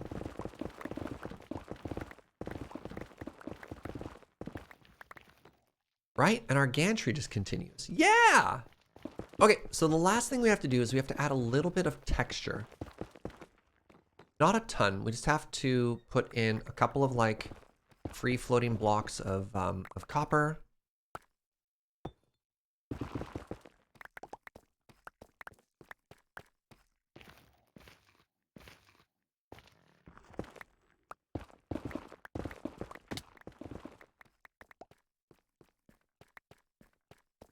Vitally important coffee question. How about instead of using milks and lattes, use vanilla soft serve liquid mix? How tasty would that be? I mean, you're basically just describing a, oh my goodness, what's it called? An affogato, which is just espresso served over gelato, right? Which you have, if you haven't tried yet, it's delightful. Devilishly delightful.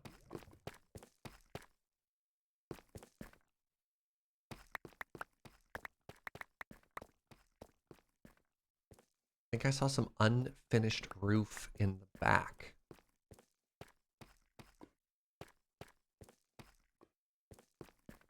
Doesn't that gantry look amazing though? I don't see what you're seeing. I know I need to make this. I need to build that up.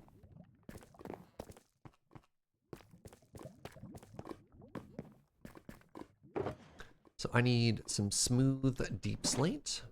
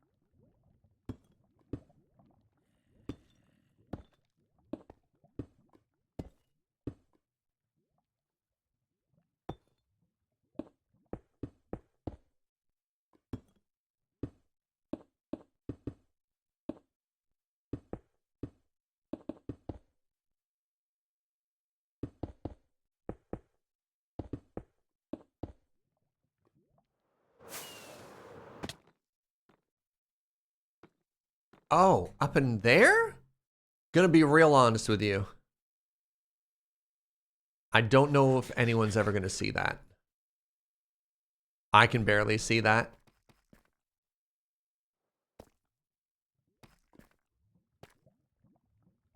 Yeah, I think it's okay. I think it's okay. Oh, yeah, there's a sideways one there. Yeesh. Man, big, all kinds of mistakes here. Nice catch. Yeah. All right. So the next thing I need to do is I need to add a little bit of texture. It's a little too clean currently. So the way we do that is we take itty bitty touches of polished granite and then we put some... Oh, wow, I missed that completely. So we want... Okay, need to do two things here, pardon me.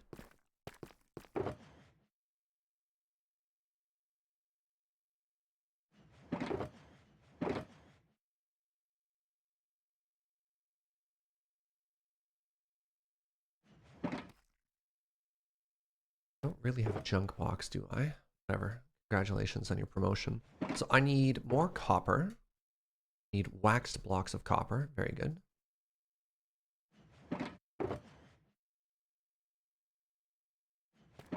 Okay, so for starters,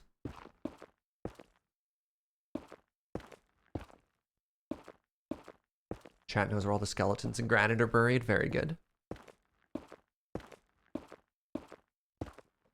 Oh, that's supposed to come out one further. Heck. Heck and or butts. Chat! Chat, no. How did that happen? I'm off by some uncountable number. Things will never be the same.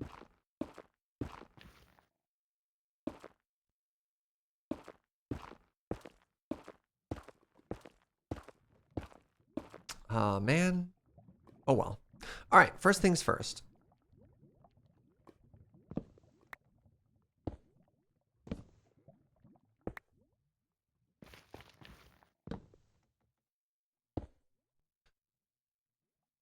Oh, pardon me.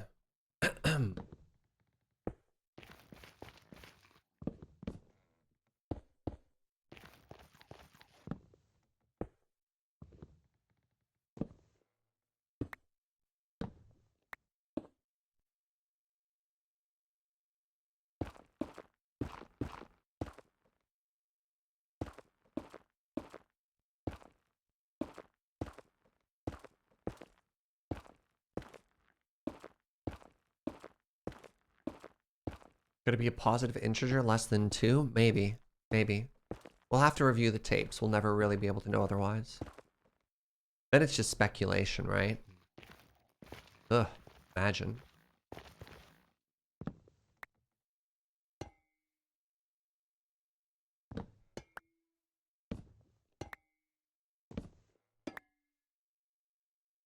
Alright, so what is the... here?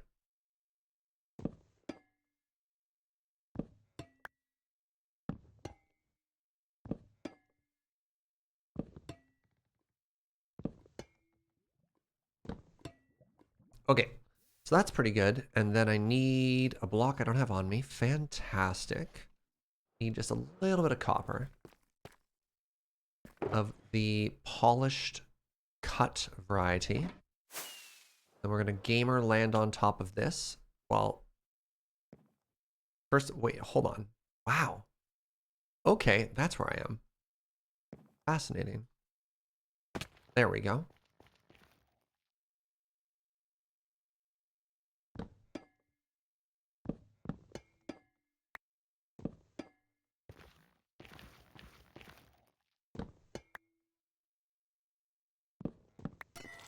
Ah, buckets.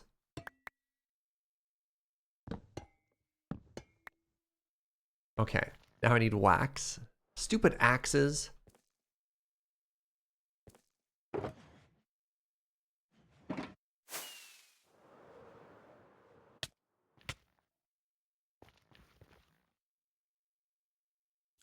There we go. Does the bit of light peeking out of the wall by the stairs bother anyone else? It's a feature, not a flaw, Omdrastrix. It's something that we've been using all over the build to add a little bit more depth and make sections pop.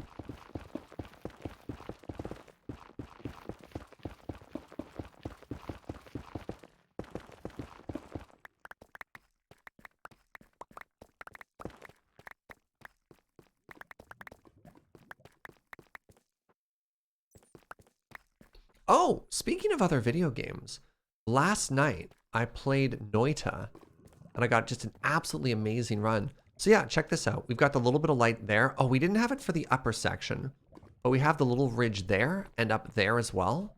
And I thought it looked really neat. And then other places where we've used it. Oh my God, he nailed it.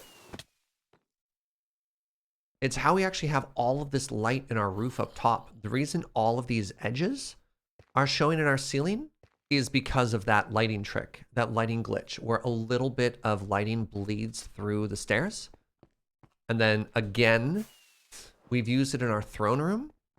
And that's how we get this depth effect. And these walls here is we have light bleeding through the edge of the stair. So we've used it fairly consistently. And I'd like to think in a lot of very positive ways, but yeah. Oh my God, chat! Far too much sarcasm has been here for 3 years unlocking their emerald bean. And I would love it if we could get some hearts to celebrate that milestone. Thank you so much, friend. Oh, right. That's not open anymore. Awkward.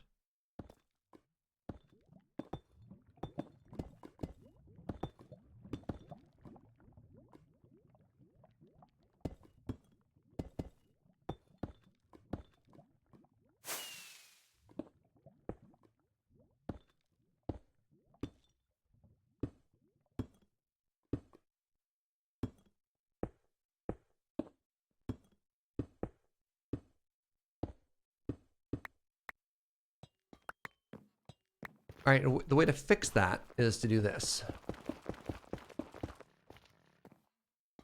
And now it won't be as bright. Wait, heck.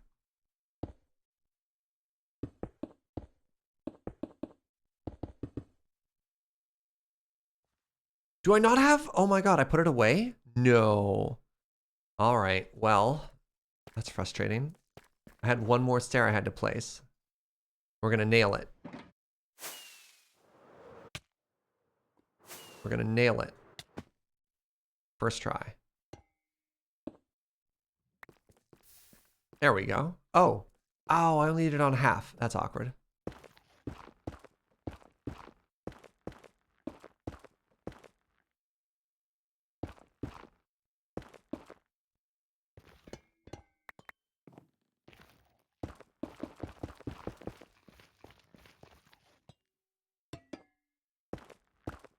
So there, what we've done is we made it so the light only peeks through on the bottom lip instead of also on the top lip.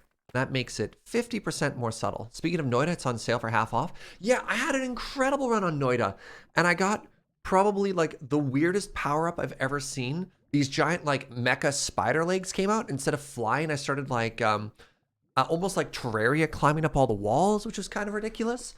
And I made it down a whole bunch of other levels, and then everything turned into these awful Cthulhian monsters. It was really scary. Kind of wish I had been streaming that. But also it was kind of fun to just kind of play the game. So yeah, it was a really cool run, and I died, but you know, so it goes. I feel like I learned a lot. Very cool game. If you're not familiar. Very hard game. Okay, so the next thing we need to do is actually probably grab some more lava. I've been playing Noita a ton since my stream. It's fun, and I'm terrible at it. I mean, all of those things can be true. I'm also bad at it. Granite. A cha-cha. Honey goes with the copper. All right, so here's the goal. These walls go with the bricks. This goes here. Stone goes here. Netherite goes here. So the goal is do this side and fill the lava canal and do that in the next 2 hours. You think it's doable? Try and wrap up this room by 3 o'clock, leaving ourselves with nothing but the finale to do for tomorrow?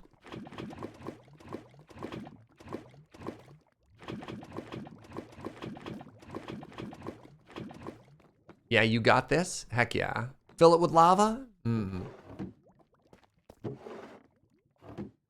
What's the function of the new room? Canal.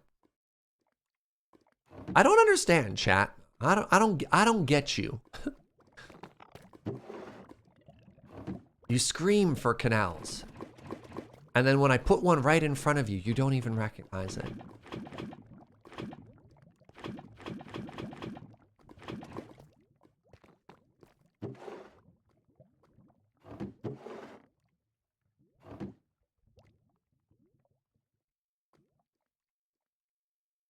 Speaking of roguelikes, any suggestions for newbie? I just finished Hades and it was amazing. Do you prefer more action or do you just like the idea of playing a game that kills you when you restart? Because honestly, one of the best roguelikes that has come out in a very, very, very, very, very long time is Slay the Spire. Binding of Isaac, I haven't played. I'm like, the art style's a bit much for me, but you will be hard pressed to find a video game better than Slay the Spire.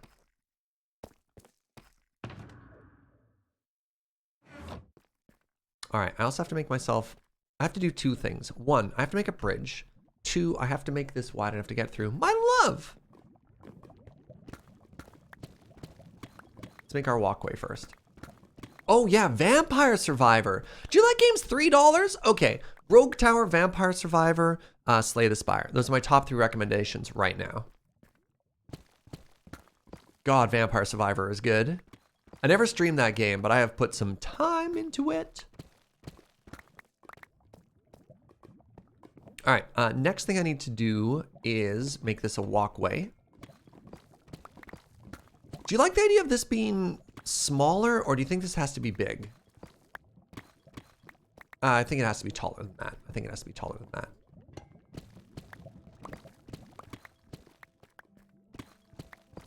But not much taller. Let's do this now. I wish it was a little bit taller. Wish it was a ball. Perfect. And then what we do is we make all of this polished andesite as well.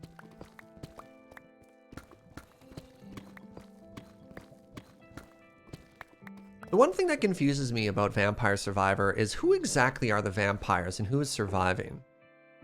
Feels like a game where the title doesn't really make a lot of sense. Am I right?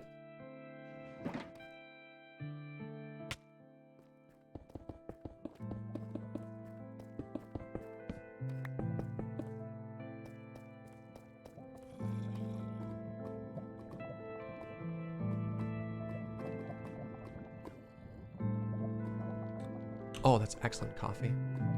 So you aren't a vampire trying to survive? It doesn't look like it. Like some of the enemies that are coming at you are also vampires. I don't know. Just saying, it doesn't make a lot of sense. It doesn't make a ton of sense. So here's another plan I have. Let's grab a bunch more copper. It's inspired heavily by Castlevania. Okay. But like, Boomstar are the vampires here? I need to know. So what if I did this?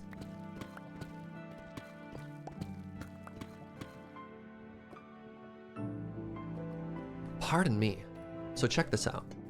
We do this, and then we do this. And then we leave the top. You like it? So you walk through, it's got a bit of depth. I mean, realistically, I could do that as well. No, because then I need to wrap it around the corner. Nah. What if this? Oh, yeah. Okay, we got it. We got it now.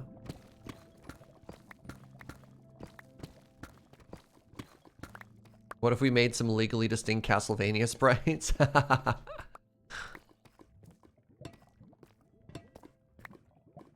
The original sprites were just straight up Castlevania rips? Oh, then it started blowing up. The guy's like, Oh, that's hilarious. I love that, actually. So maybe not my finest work. Actually, this just needs to be a cha-cha, and then it is my finest work.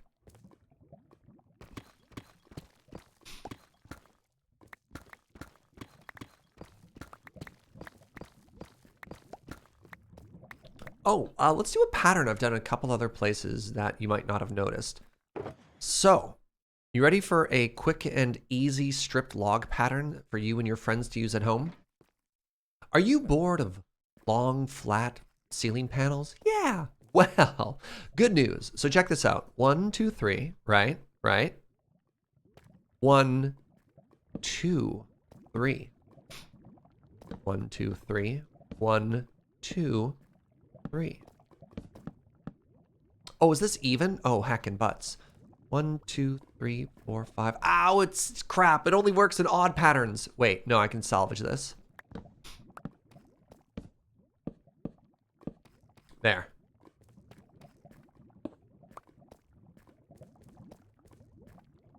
Isn't that nice?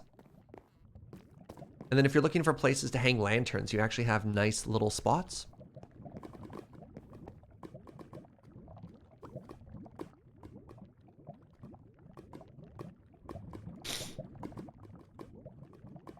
Ah? Ah?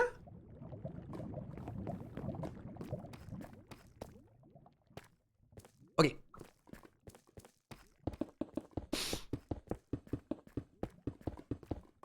Right. What did I do for lighting? Right, I don't need lights. I was just like, how did I light that side of the room? And then I remembered that literal actual lava canal.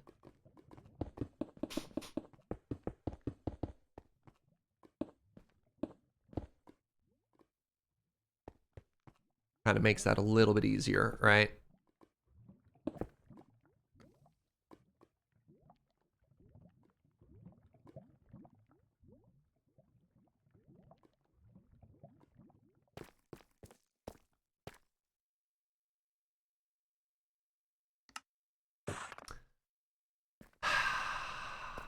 Really?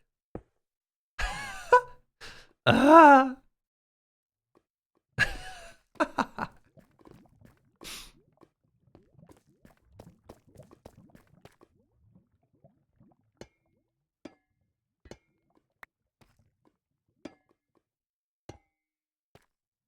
Wait.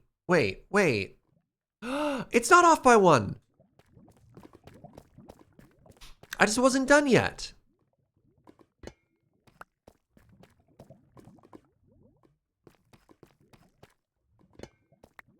I think things are still coming up us, chat.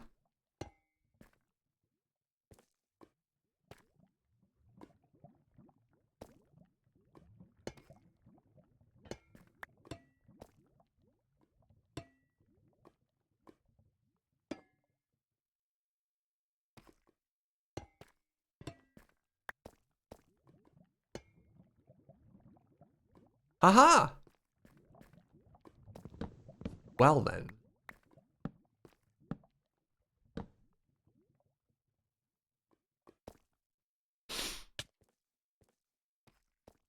So then what we can do is we can take exactly 1 lantern.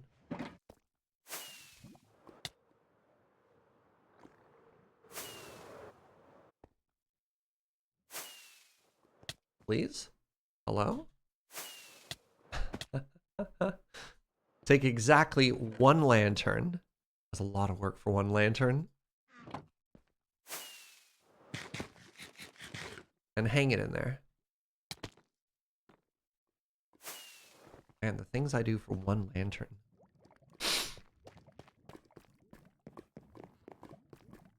Boop. See? It's perfect.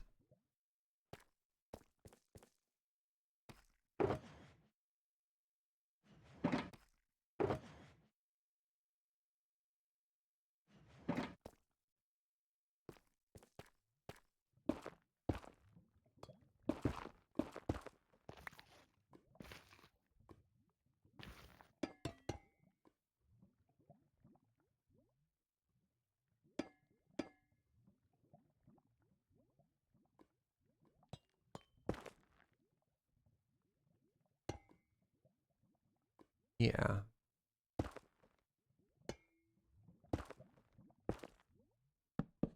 There we go.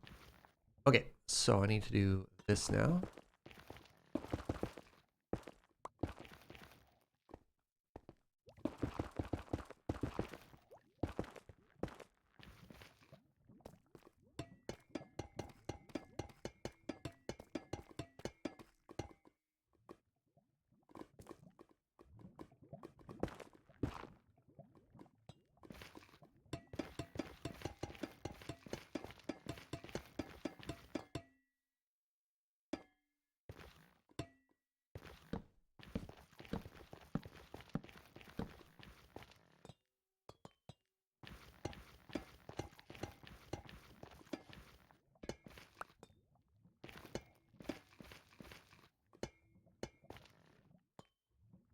And I mean, it's looking pretty good to me.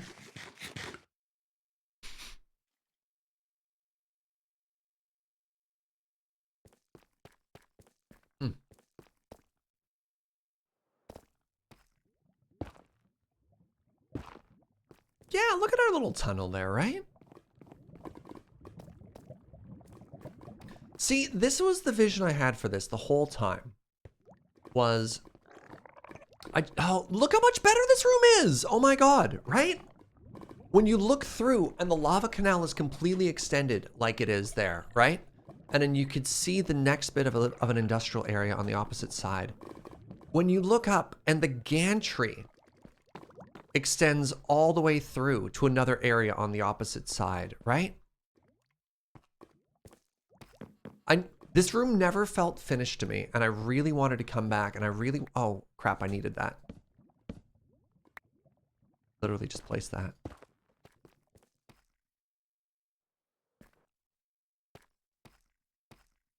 Like, I kind of wish there were slightly more farms we needed to make, or we had time to make, that we could put into here.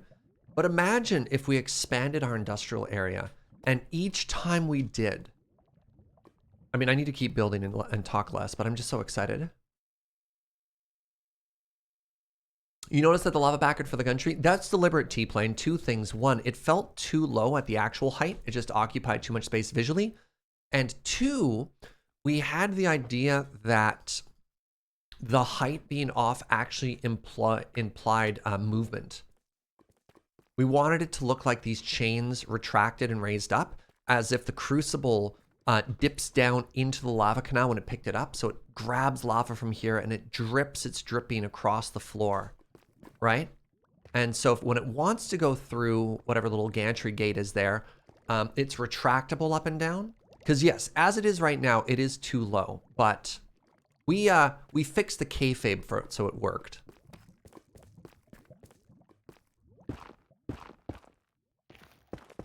But yes, good spot. Good spot. You are correct. The burnt floor is a nice touch. Yeah, thank you. Thank you for noticing, Blue. We actually like brainstormed and worked pretty hard on trying to nail a lot of those details.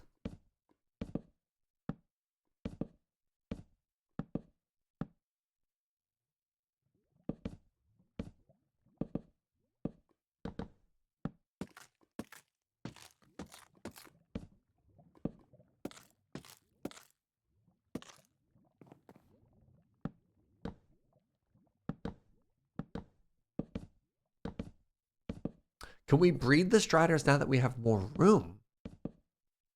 Maybe? I do worry that they'd look really busy if they all kind of clumped up into one space though, right? I don't know if they'll naturally stack, which would be kind of adorable. I know they can be bred stacking. If you haven't seen this before, they'll like, one will ride on top of the other one and they're adorable, especially if it's like a baby riding on top of the adult. They are very cute. I don't disagree. What do you feed them to breed them anyways? Is it warped? Is it like the green mushrooms? So we stop when this is 4 high. Can't even reach yet, so lots of room to go.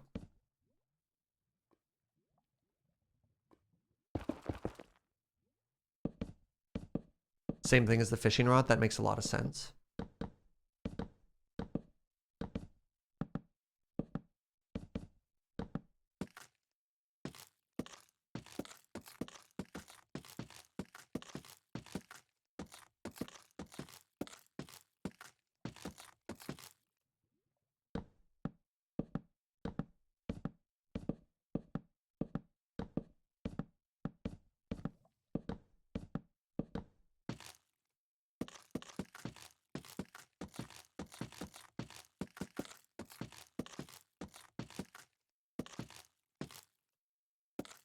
What am I building? Canal room. A place to hold all of my canals. It's very important. I can't think of a single thing to demonstrate wealth. More importantly, Then a canal.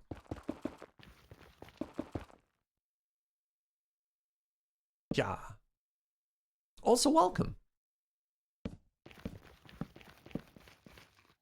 My first time here.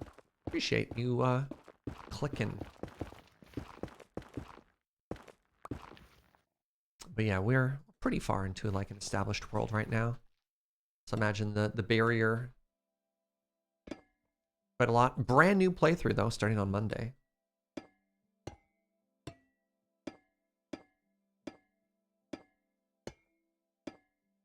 Alright, so we're here. And then we do... Oh, right. We have to break this.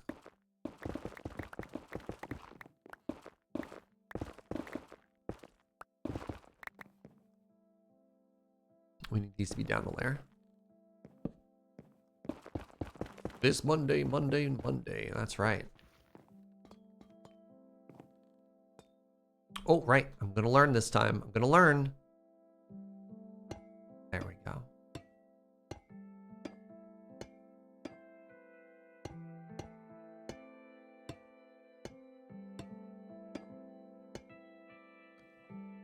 Wait, is that one too far? Yes. Technically, I want you to face that way. Is the copper waxed? It's all pre-waxed. Yep. We wax it before we even cut it to save on resources.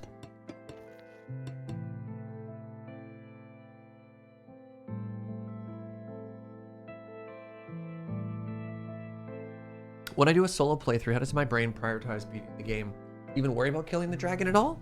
I do, mostly because the dragon gates getting access to an elytra and shulker boxes, which I consider necessary for unlocking a lot of endgame builds.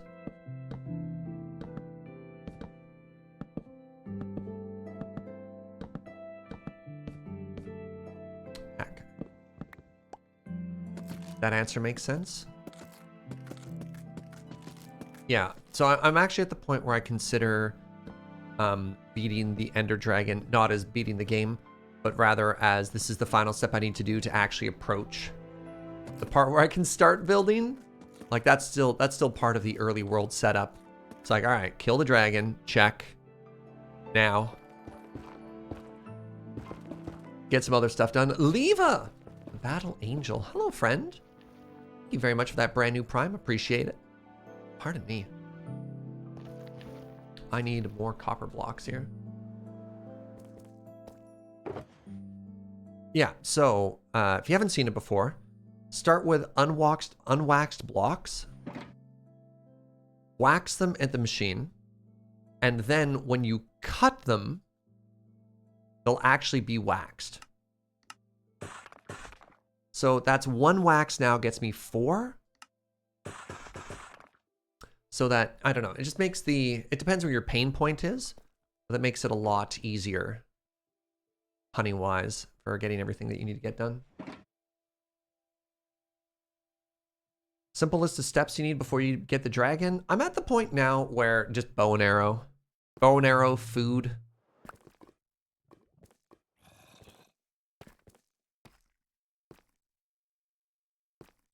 And dragon's just the tutorial? Yeah, fair enough.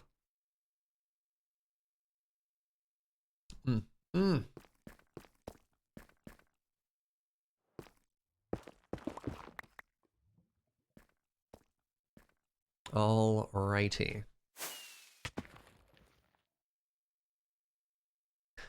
You have an order of doing early game stuff? I mean, it's been getting fairly similar time after time, and I want to switch it up. But it's like, get diamonds. After getting diamonds, get enchanting. Often, I've started slowing my dragon kill down a little. But that's because on the server, there might be people who are interested in doing it. It's just like, I've killed the dragon so many times that you just like... Let's make sure there are people out there who want to do this. Oh god, yeah, we had... No, I didn't cut enough stairs. We had Erica streaming her perspective of the dragon fight on the server, and it was hilarious. I don't know if I've ever laughed as hard fighting the dragon before as that particular clown show.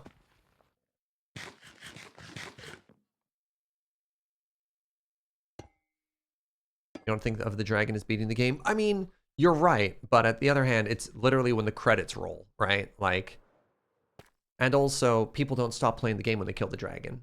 So, okay, I need blackstone now. Eggy salad sandwich with a prime as well. Thank you, both of you. I appreciate that. Okay, one more layer of a cha-cha. And then I need the deep slate. I also need some smooth cobble walls. I don't have enough cobble.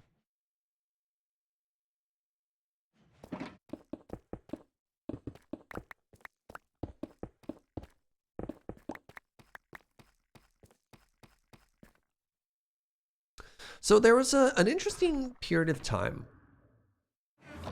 Oh man, how long ago would this have been? I don't know if anybody in chat can help it out. I was doing the hardcore Minecraft 100% challenge, and I got stuck fighting the dragon. And this was before I knew you could shoot all the stars without having to pillar up. And I kept dying with the dragon knocking me off and taking fall damage. And I started overcomplicating the dragon fight to the point that it became a major barrier, and I actually got stuck on the playthrough as a result. Do I have all the blocks I need for this? I think so.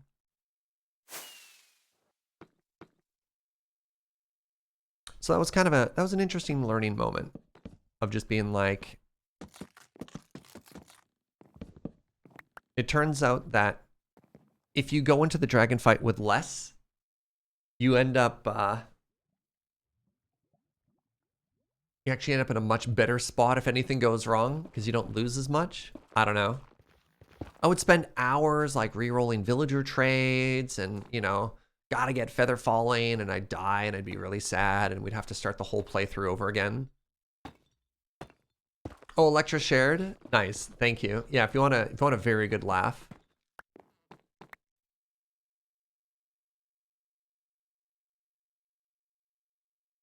This is the Ender Dragon fight from Erica. Erica's perspective, it was very good. Very, very good.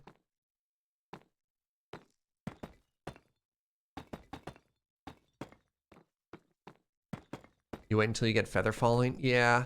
I mean, I guess MLG bucket catching yourself isn't necessarily a beginner-friendly strategy, right?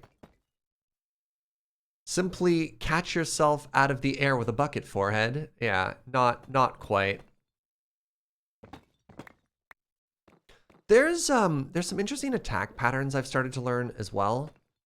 I can't remember whose hardcore series I was watching, because I've watched a lot of them lately. It seems like a lot of my favorite creators are all doing hardcore, where they didn't go into melee the dragon ever.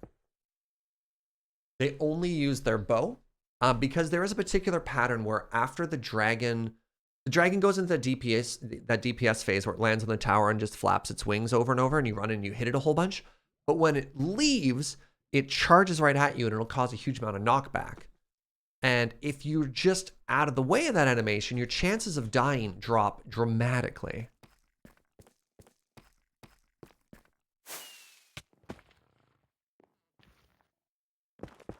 And I thought that was really smart. And I never actually, which is bizarre to me, but I'd never actually seen anybody approach the dragon fight in that way.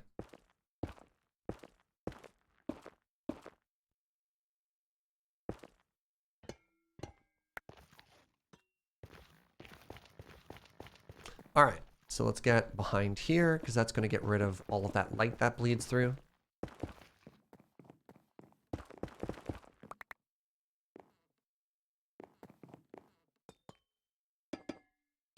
Want to do that over here as well.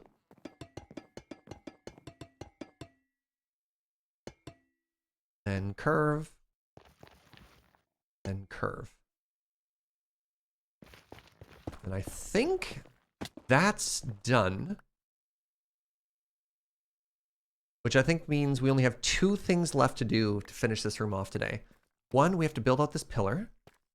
And then 2, 3 things. We have to build a bridge, we have to build the pillar, and then we have to fill the lava canal, which is possibly the most challenging part.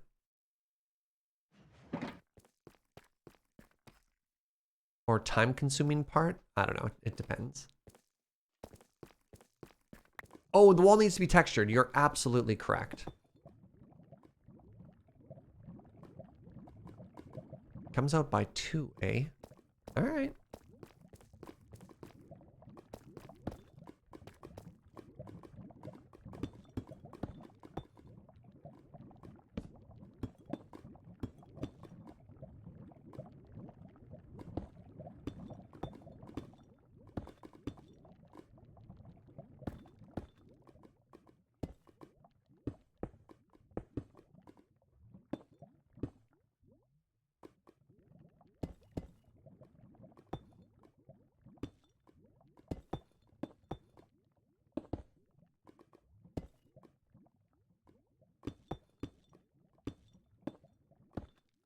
I try and just like copy the pattern on the wall a little bit, just for a rough idea of what to look for.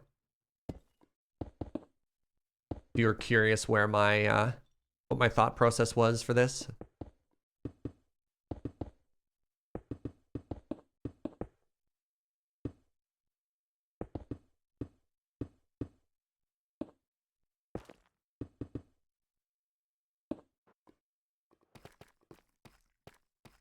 There we go. God, that looks so good. Except for that and that. It looks better.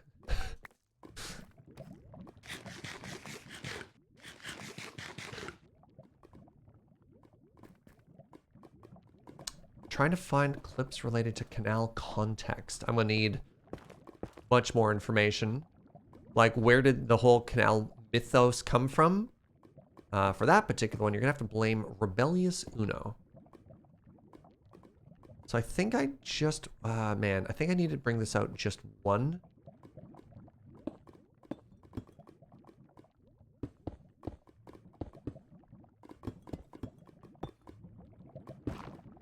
Hashtag blame Uno. You got it. You got it.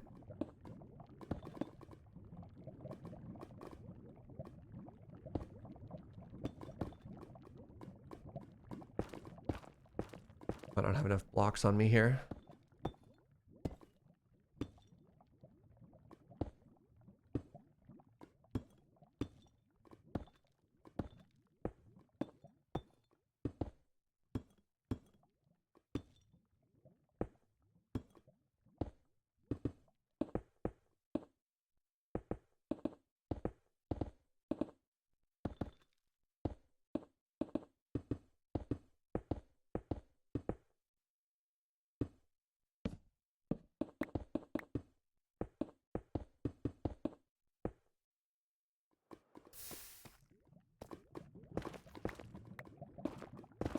No! Do I have 2 left? Oh my god, I do. Nice. All right.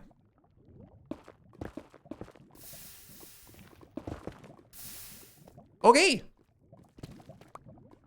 I think it's time for more lava. Let's build a bridge first. Well, if I build a bridge first, then I need, yeah, I don't want to make a bridge over lava.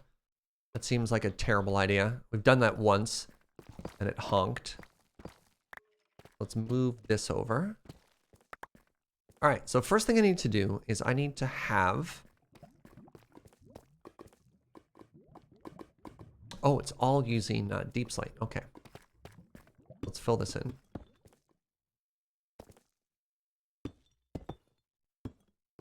Like a bridge over troubled lava. That's right. That's exactly where my brain was too.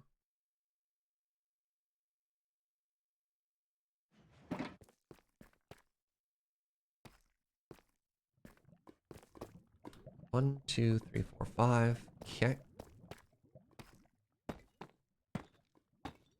Your brain as well? All right, all right. Glad I'm not the only one. Do you want to take screenshots so I don't have to run back and forth? I mean, if it wasn't literally right there, maybe. But considering the distance we're at, nah, this is fine. Also, this is the 3rd time I've built it now, so I probably don't need to go back and forth as much as other times. So now at the bottom of both of these, I do things. Then I put the cobbled whatchamadoodles on them.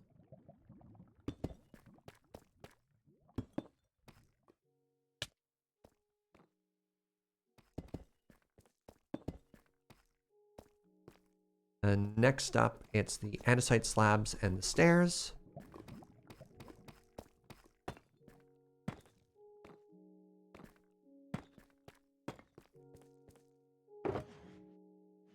Polished andesite.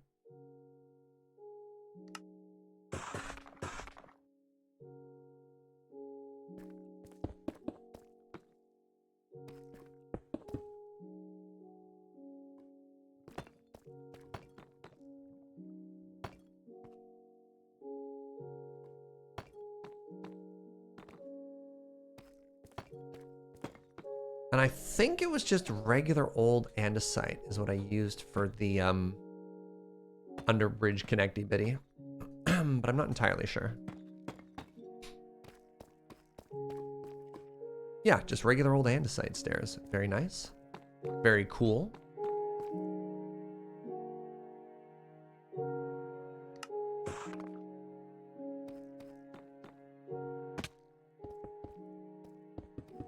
Now we need a bunch of campfires. And we want to orient the campfires such that the metal bar underneath goes lengthwise. Which means I think I want to be at a 90-degree angle. Hold on. Do I have a box here with them in them?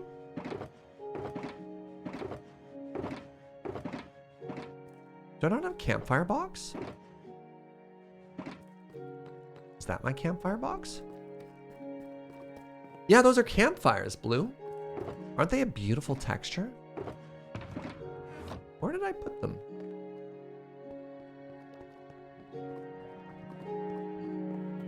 Yeah, I use campfires a lot in my building. I think they make beautiful bridges. I think they make beautiful docks. I think they work incredibly as windowsills.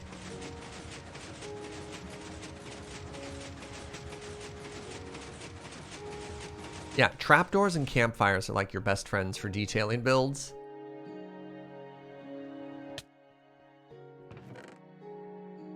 Where is my campfire box, Twitch chat?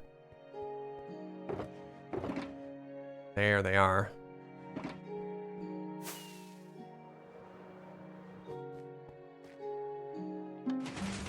Bing bong.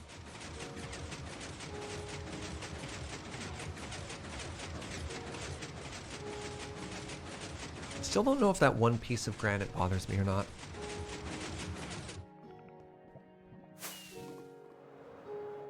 All right. So the answer is face it forward. Got it.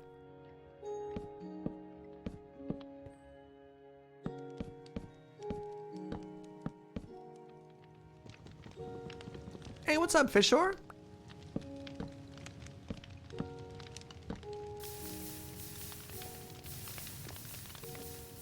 There we go. Bridge! Bridge complete. Now, technically, we had little lightning rods on this one, which we didn't make for these. So I would need 8 more lightning rods, which come from copper. Yeah, we got a bit of copper. Just a teensy amount. I don't know. We might we might need more at some point soon.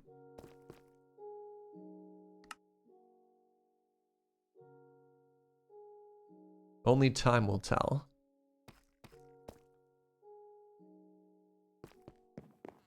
Day 2 of the boosty. Hey, right on. What's up, Nico? Welcome.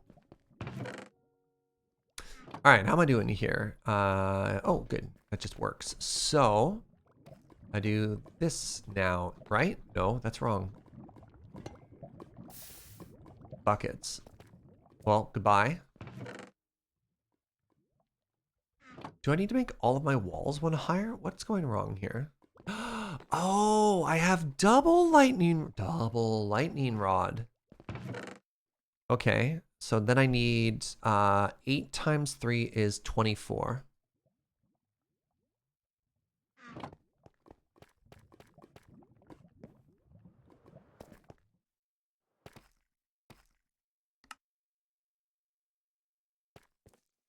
So that means I need to do this.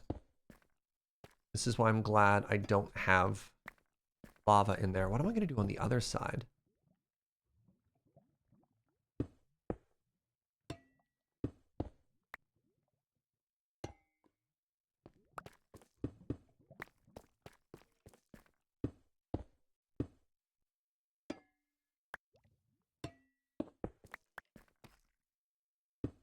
How much copper do I have? I've got a fair amount, right?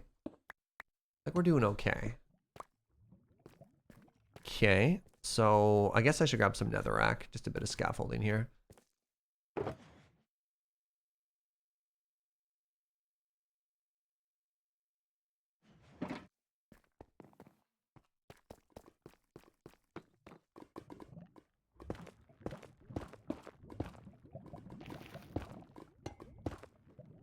Can I hack? Nope, I need to be lower. There we go.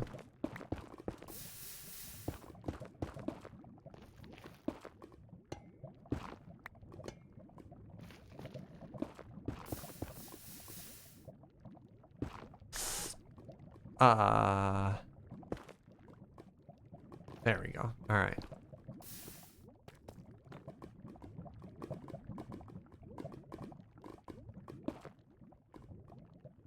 Copper is almost too common. They had to make it bigger. I don't know. It's super funny because like people complained in 1.17 that copper wasn't plentiful enough. And then they're like, okay, so they increased it. And now people are like, we need more to do with copper. It's everywhere. And I'm like, I don't know. I don't know what to tell you. I'm happy.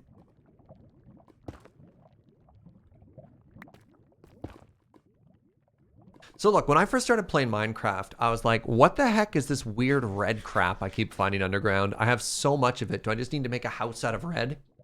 And then I started making redstone builds and I'm like, oh my God, I'm always out of redstone. God, I wish I had more redstone. So I think it's, it really depends. It really depends on the scale of the project that you're doing.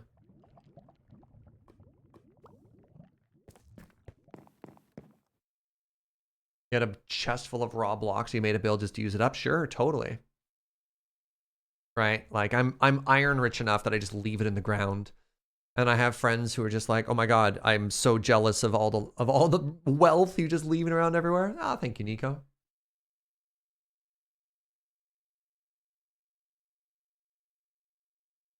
All right. I think it's lava canal time, my friends. The bridge is done. The bridges are done. The walls are done. The framing is done. I think all we have to do is organize our inventory here and get to work.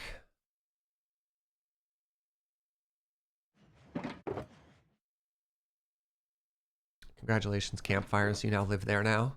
That's not going to throw me off in a couple of minutes. When I'm like, once again, I cannot find any of my stuff. Oh, there we go. Campfires. We'll put it in the brick box because that's so much more intuitive, right?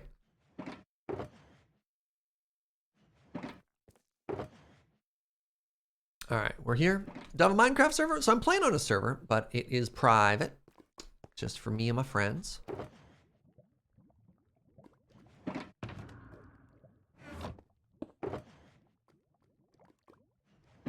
Alrighty. Let the great lavaning begin. The final canal of the server, my friends. Brings a tear to my eye.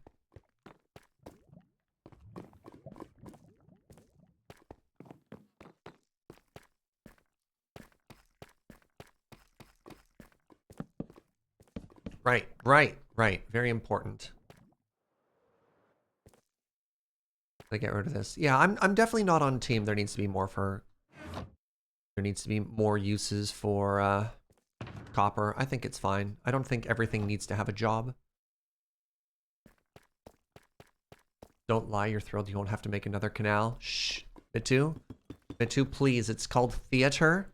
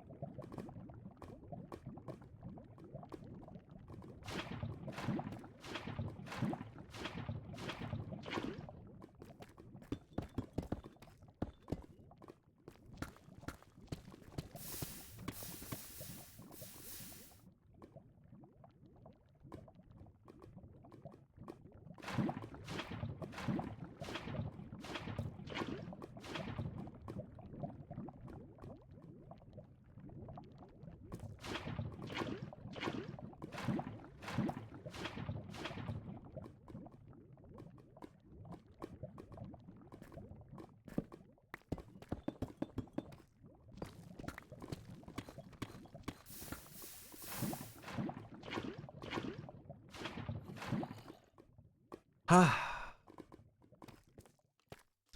the final ground down.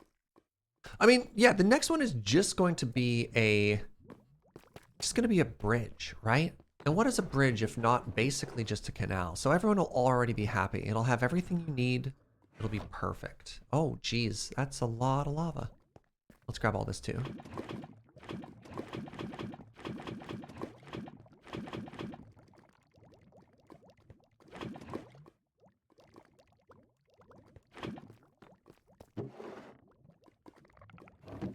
There we are.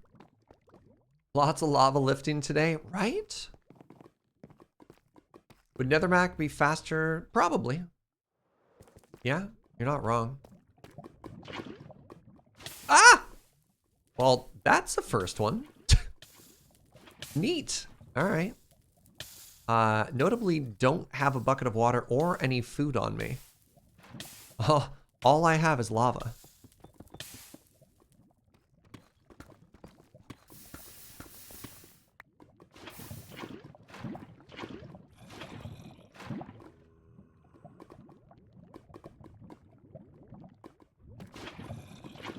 Wait. Zombie? Where?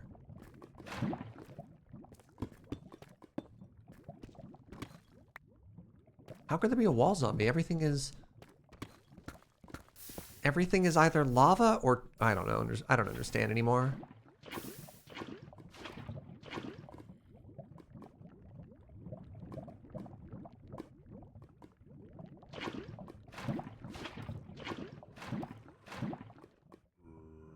Yeah, zombie, please. We're in the middle of a canal.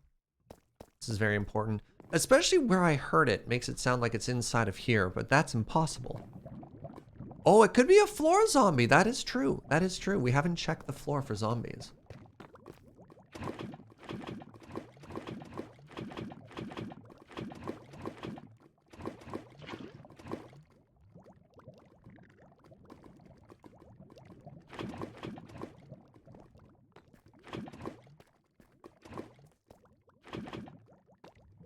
All zombies find a way? Yeah.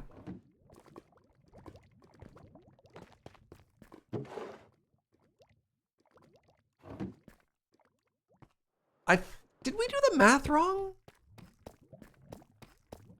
No, that can't be.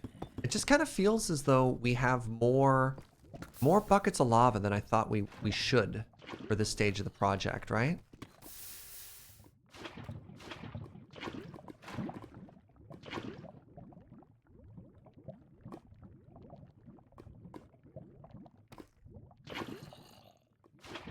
That is absolutely either a floor zombie or a wall zombie.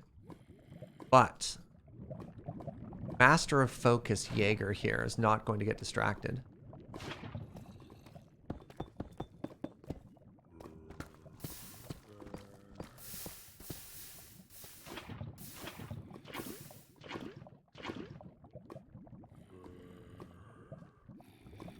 That's what my friends call me.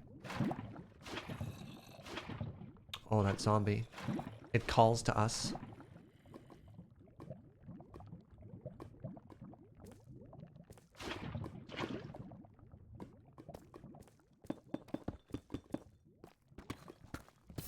The siren song? Yeah.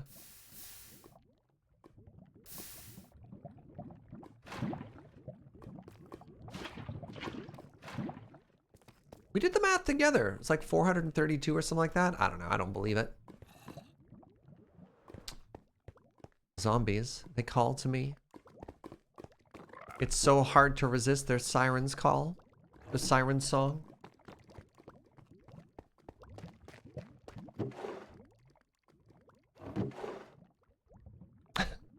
Oh wait, yeah. Lava sirens. Oh no, they're hot. You can clap. You can clap.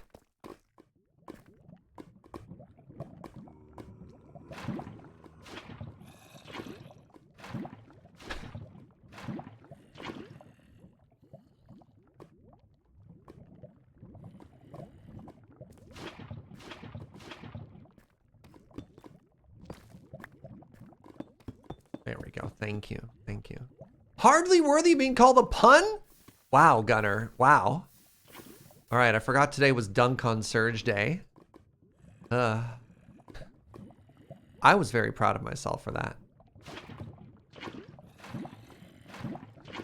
Wasn't exactly a pun. That was more of a like a referential meme, if you would.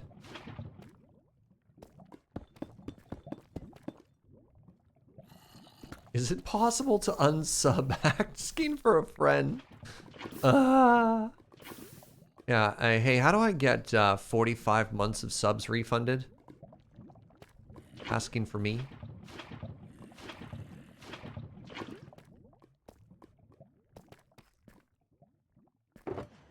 Where is my food?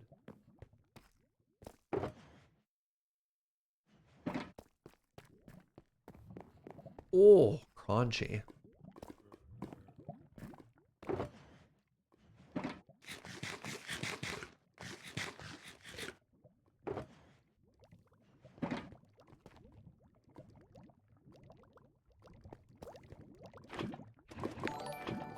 Hey, Inconsiderate Hat. Thank you. See? They liked my jokes so much they subbed. Yay for my chill lunch streamer. Right on, friend. Appreciate the support. You're having a fantastic day. Alright, how are we doing here?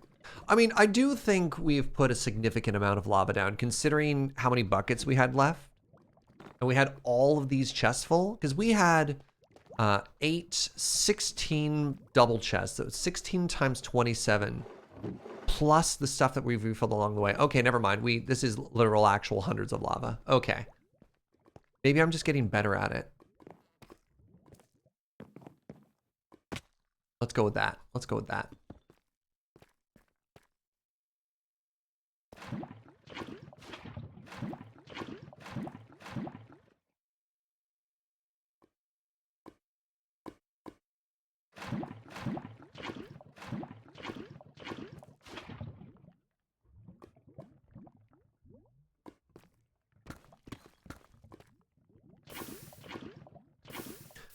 Your plants are finally rooting? Heck yeah.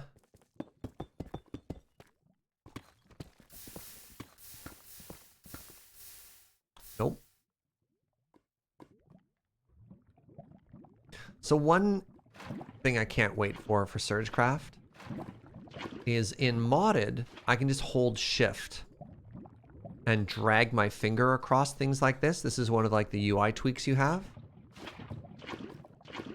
Oh. It's weird little, like, mundane things like that that modded makes better. Gunner! 50 biddies! I was going to critique your canal filling technique, but that feels so negative. It's far better to live and let lava. Oh, Gunner. Gunner. That always bugged me because it seems so low effort thing to bring over to vanilla. Right? There's so many, like, little tweaks. There's one you can do as well with one of the UI tweaks where you roll your mouse wheel. So if I wanted half of this or like 5 of this, what you do is you pick it up and you use your mouse wheel while it's there and it splits the stack for you. And you're like, that's just so simple. It's so simple. It's so clean. It's so elegant. Why can't I just have it now? I turned very Veruca Salt there for a second. My servers are ready for SergeCraft 3. Heck yeah. I hope I've done a good job of hyping it up. I want people to be stoked for this.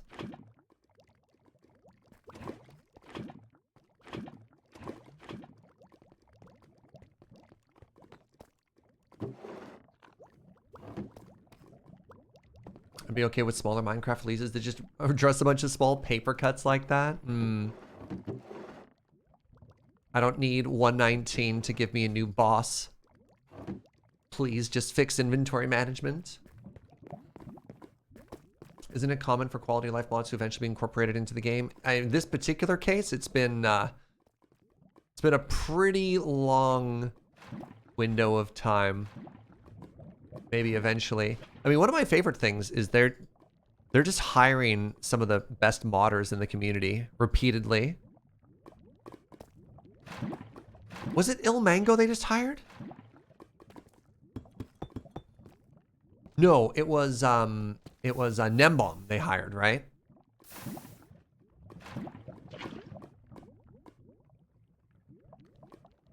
Anyways, there was a moment where they hired one of their like big modders and technical folks, and they posted to Twitter this great thing of ticket opened by them years ago, and the first thing they closed was one of the pet peeve tickets that they had submitted to Jira themselves, and I was just like, beautiful, beautiful. They're doing the backpacks, aren't they? Kind of. It's not actually in though, Chris.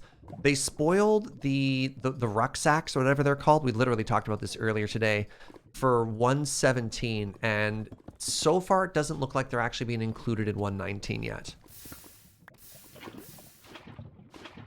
Yeah, there was that original Minecon teaser. Bundles, thank you. That had bundles, it had archaeology, it had the deep dark, it had caves and cliffs, it had lush caves, it had axolotls, and you're just like, oh my god, I feel like you may have overpromised a little here. And now we're on 119, and they're still not delivering all of that. Which again, I like, by all means, just don't overpromise. You know, don't overwork yourself. That's not the thing. You join Mojang, fix things for like 2 weeks, and then get out. Beautiful. That's so funny.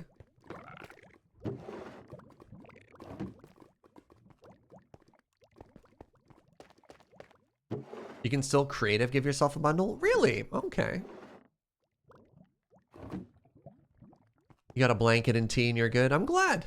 Look, I take it as a huge compliment that people can cozy vibe to my content. I don't know. I feel like I'm doing something very right when people's idea of a relaxing afternoon is like a hot drink, a cozy blanket, and having me on in the background. That's just so flattering. I'm here for that.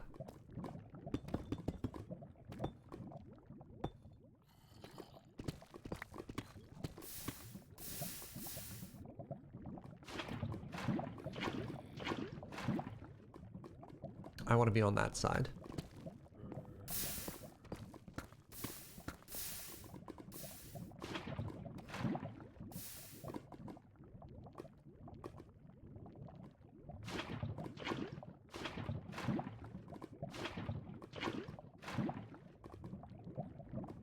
Hey, let's talk about tomorrow really quickly. We're going to be doing a fundraiser, and because it's last minute, and also because it's the final day of the stream, I can't think of any milestones or incentives, and I think that's okay. I think we can just have a really chill day and fundraise instead of making it the whole focus.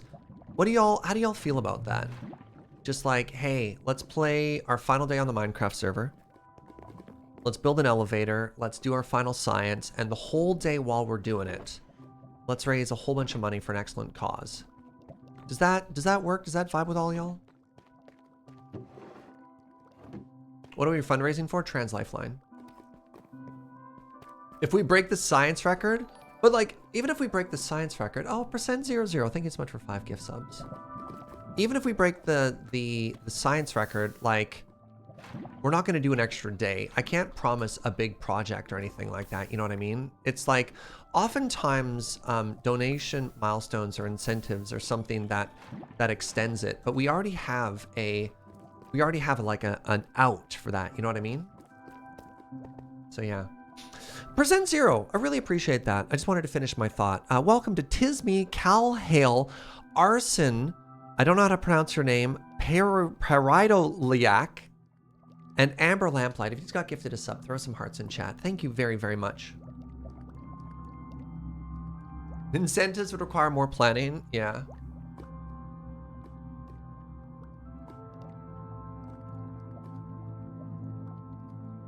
Build for the new server? Well, a lot of that's spoken for too. I don't know.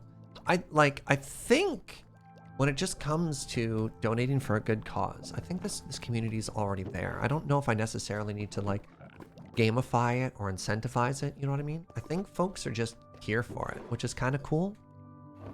We give that a try. I don't know. I also don't want people to feel like I'm not giving my all on it, which is definitely also not the vibe. We're gonna grab this excess lava, And we're going to go and just keep trying to saturate the smelter so that if we do need to use it for 9 o'clock or something, it's there. It's pronounced paradoliac. Oh, thank you. Don't think incentivizing is needed? Yeah, okay. So, one last thing to do, which is to seal up the stairs and close this off. Oh my god, it's only 1:30? Wow! Hey, remember when I was like, I don't know, zoinks, I don't know if we're gonna do it, gang, or whatever. Went, you know, full Scooby-Doo or whatever. And I was worried about the amount of time we had. It only took like 30 minutes to build all of those remaining things, to finish off that wall, to make the bridge, to do all of that stuff. That was so fast.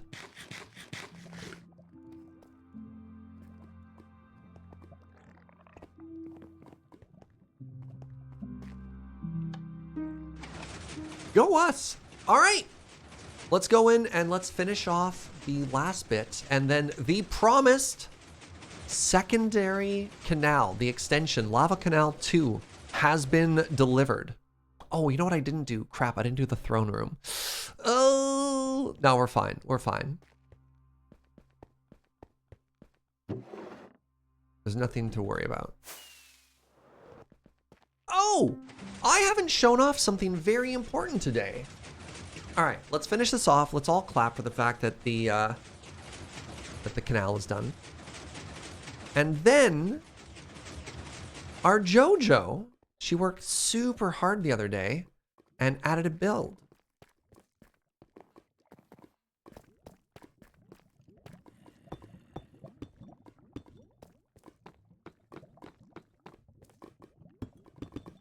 Okay, I don't think I need these torches anymore because they're right by the canal. Now, the previous farm had like another lava build there, so I think I need to keep those ones. Just check our light level. We're looking for 0. Oh my god, we're laughing. Okay, never mind. Get rid of these torches. Is it really 2 canals though, since they're connected? I would argue it's 3 canals. I would argue that the bends are all different. There's one long canal and there's 2 adjacent joining canals. Look! Look, friends! All right, this smeltery is now feeling better, because look at that, right? Oh, right, I forgot that striders make weird noises. So that's connected there. And then we walk through. Somebody said one of the blocks I just placed was crooked. Those all look fine. That's crooked though.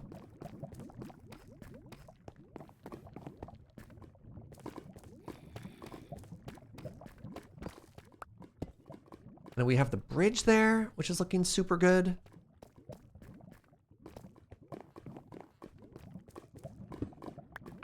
Let's just put all this stuff away and call it a huge win.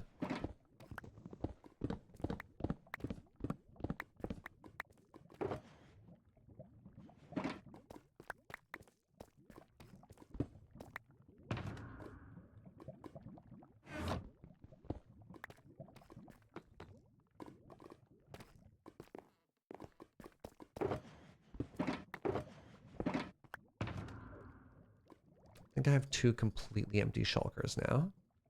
There we go. Very good. Oh, I'm so happy.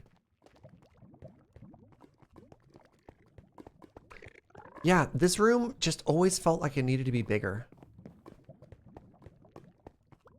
And then we've got the gantry going all the way through now. Look at that depth.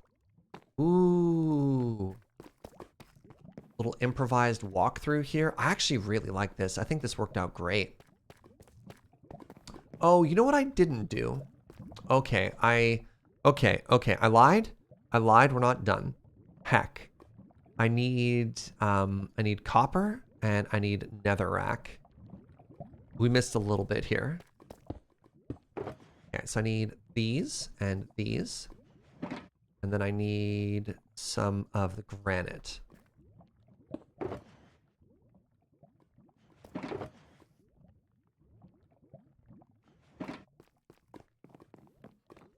Forgot to texture.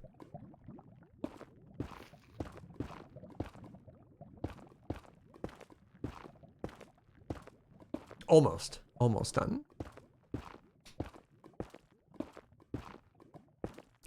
Little dangerous to be doing this directly over the lava, but you know, that's just where we're at right now. I don't have my rockets in my offhand. Let's do this. There we go. Just in case I fall in.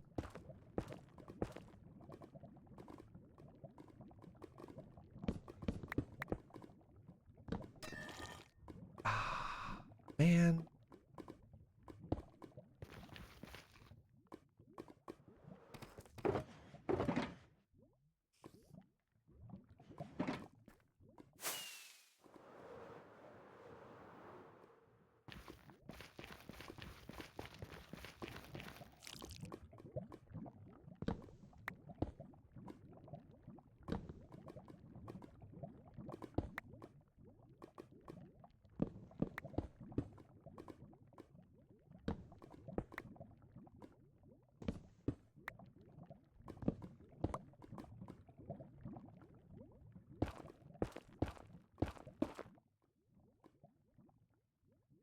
So dark.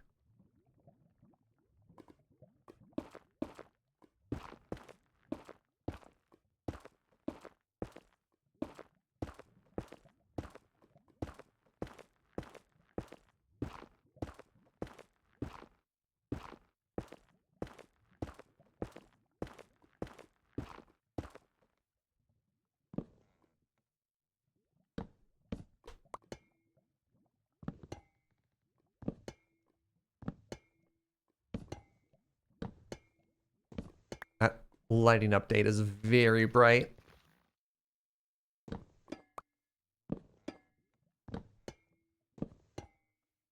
All right, next. Let's texture just a little bit here.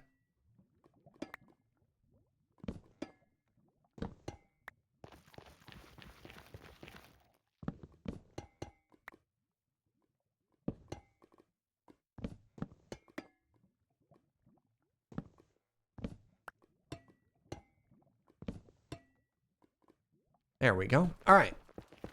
Tear it all down. We're done for real this time.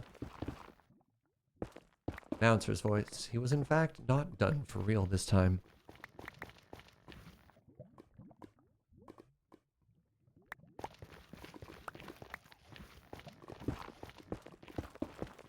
Be interested to see blocks charted. Well, one of the big differences is, are you building and designing at the same time? Or, right? Or are you just building something that already exists? Because like, anytime we start in a particular room, we have to figure out the style, we have to figure out where the pillars go. But as soon as you get moving into that, it's like each project, I think you get exponentially faster as you work on it. Well, I mean, I believe there is a plateau, like exponential up into a certain point. And then it resets itself, right?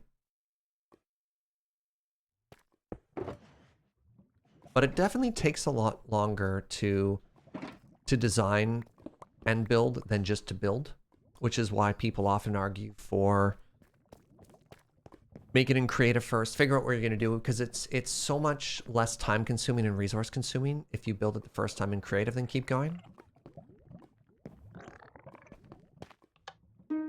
Because even looking at the throne room, right? Like the first 2 pillars probably took me as long as the rest of the room, like the rest of the pillars combined, right? How does this work? Conceptually, does it fit? Okay, now that we've made a design, we poured it over, how does that work? Right? All right. You're also getting faster. That's fair too. I mean, practice too. Oh, hello. Random Joe. Hello? Yes?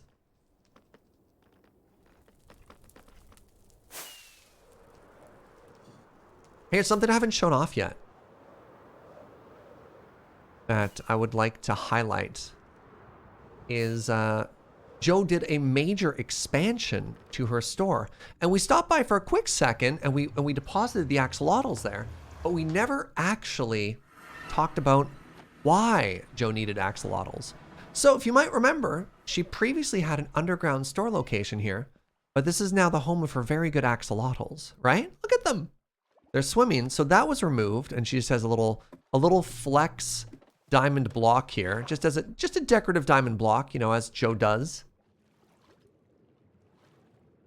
Oh, help, axolotls, please let me out.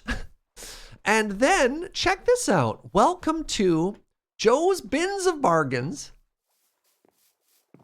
And she has re-laid out all of her stock in this super cute new store. Look at it, right? Yeah, opened it up. There we have the TNT. There's her rocket sails. Yeehaw, this is the law. Pay what you want for saddles and horse armor. There's complimentary arrows if you buy yourself a bow. And then back here, there's even a cozy garden. So Joe also really liked that table that Pearlescent Moon made lately. So this is a cozy back garden combination hidden enchanting table. So you could sit down and have a little picnic while enjoying the view here. Oh, somebody planted a tree up there. Oh my God, there's a flowering azalea on the floating island now. Oh, I love it. I didn't notice that. Yeah, and look at like the little trellis she did. Is it a kotatsu? I'm not sure, but I love it. I'd love to see Joe build more stuff. It's hella cool. Yeah. Yeah, she worked all day on this. So she made the whole thing in creative and then ported the whole thing over, and took her a while to get all the blocks. So she's got rooted dirt up here with vines hanging from it. Copper and purple blocks. So she had to go to the end. I actually had to rescue her from the end. Are you name tagging them, or are you just admiring your very good axolotls there, Joe?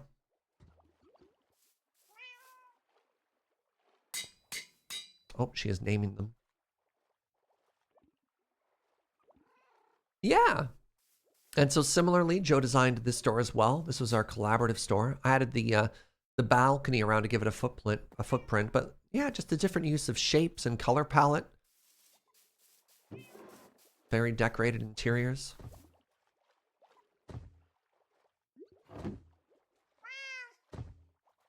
I want to see the names. Oh, you broke the anvil. All right.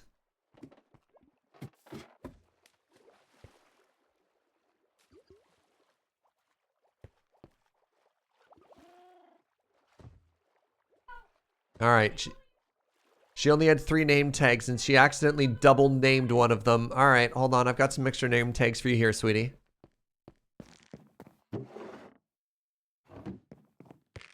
Yeah, it happens. They're very zoomy.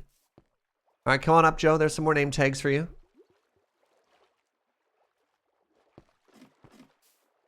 All right, try that again. We're not going to spoil the surprise until they've all been named.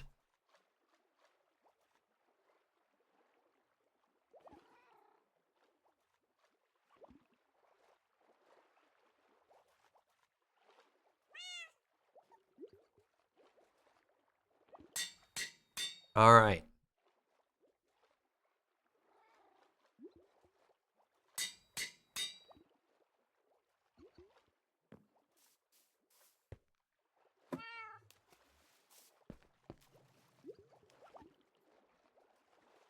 Success?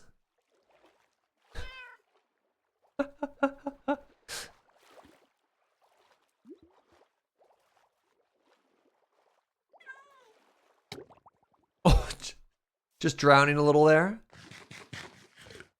All right, what are their names? So we've got Blossom, Kip, and Moon. Oh, what cute names. Blossom, Kip, and Moon. Wow. Fantastic. Oh, geez. Well, all right then. Very good. Serge, and James? No. I like her names. Ooh, and now we get paid. Kip means chicken in Dutch. That's a weird name for a fish. All right, we're about to get paid for our hard work axolotls that we found earlier.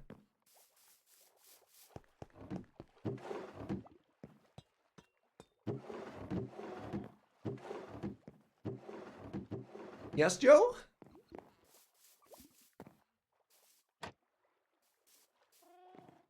Goodbye? Where is she going?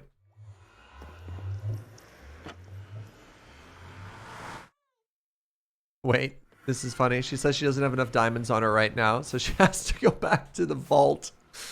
And for those of you who don't know, do you know where Joe stores her diamonds?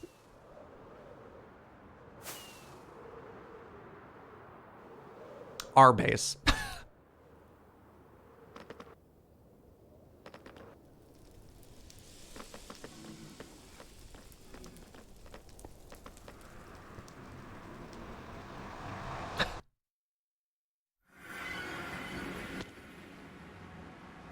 You should charge a storage fee. Has anyone added any more secrets under the throne? That's a good question.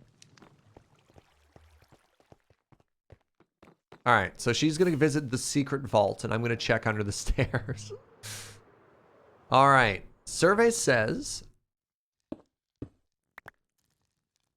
Okay, it's getting weirder.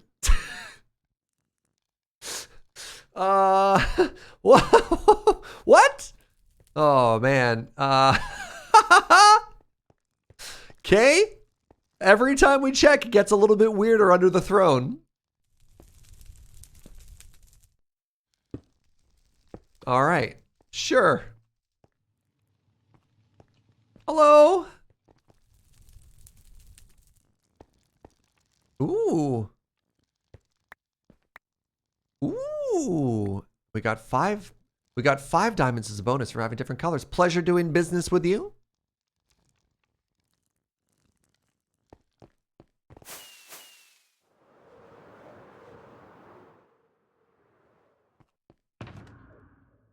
Wait, hold on. Oh man. Okay, we overshot a little.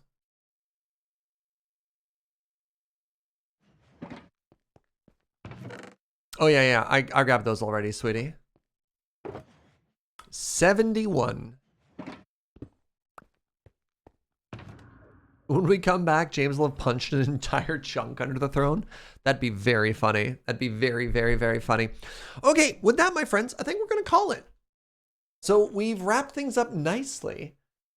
We've got a little bit of work left to do on the throne, but tomorrow is going to be our finale of this 1.18. We are going to start with science, the final science of the day, and hopefully we can spend some time checking out some graphs and stuff like that to see how it's all done. I've been saving the final 4 TNT stacks for all of that. We're going to maybe finish off the throne room. We're going to build James an elevator, finally. I hope we know where that is. So it's going to be science and elevator. The whole day, we're going to be fundraising for the Trans Lifeline. So I think that should be super fun. And hopefully it is something that you are able to, within your means, donate generously to, because there are a lot of folks out there who could use a lot of love right now. And yeah, we'll be saying goodbye. Maybe we could have some time to think about our favorite memories from the whole thing. When you come into Final Fantasy XIV, I'm not sure. I'm not sure. We'll see. Soon? TM? Soon. And of course, on the 28th, Monday, we are kicking off SergeCraft 3. So look forward to all of that. Thank you, everybody, for watching. Thank you for the subs and the bits and the positivity. Hanging out. Shout out again to my boy James for that big raid. Really, really do appreciate it. Anything else to add right now? I think that's about it. Yeah, let's maybe have a little bit more of a chill day today. I have so many emails to answer. It's been kind of ridiculous. I've been putting it off, and it's not good. Certainly not good. Ooh, hey, you know who we can raid? We're going to raid my friend Lady Lavinius. She sent her wonderful community over here the other day. Let's return the favor. Oh, she just raided somebody else. That's so funny. Okay, scratch that. We're gonna raid Wheeler. My buddy Ben Wheeler is playing some Kamigawa, playing some of the new Magic the Gathering set. I tend to be very family friendly. Wheeler is awesome, but will, you know, occasionally utter bad words like butts or whatever. So just be aware that you might encounter that. But go spread some love. Go spread some positivity. Go let somebody know that they are loved. Thank you very much for watching. The raid has started. I'll see you tomorrow. Spread some positivity. Bye. That was odd. Bye. No squeak.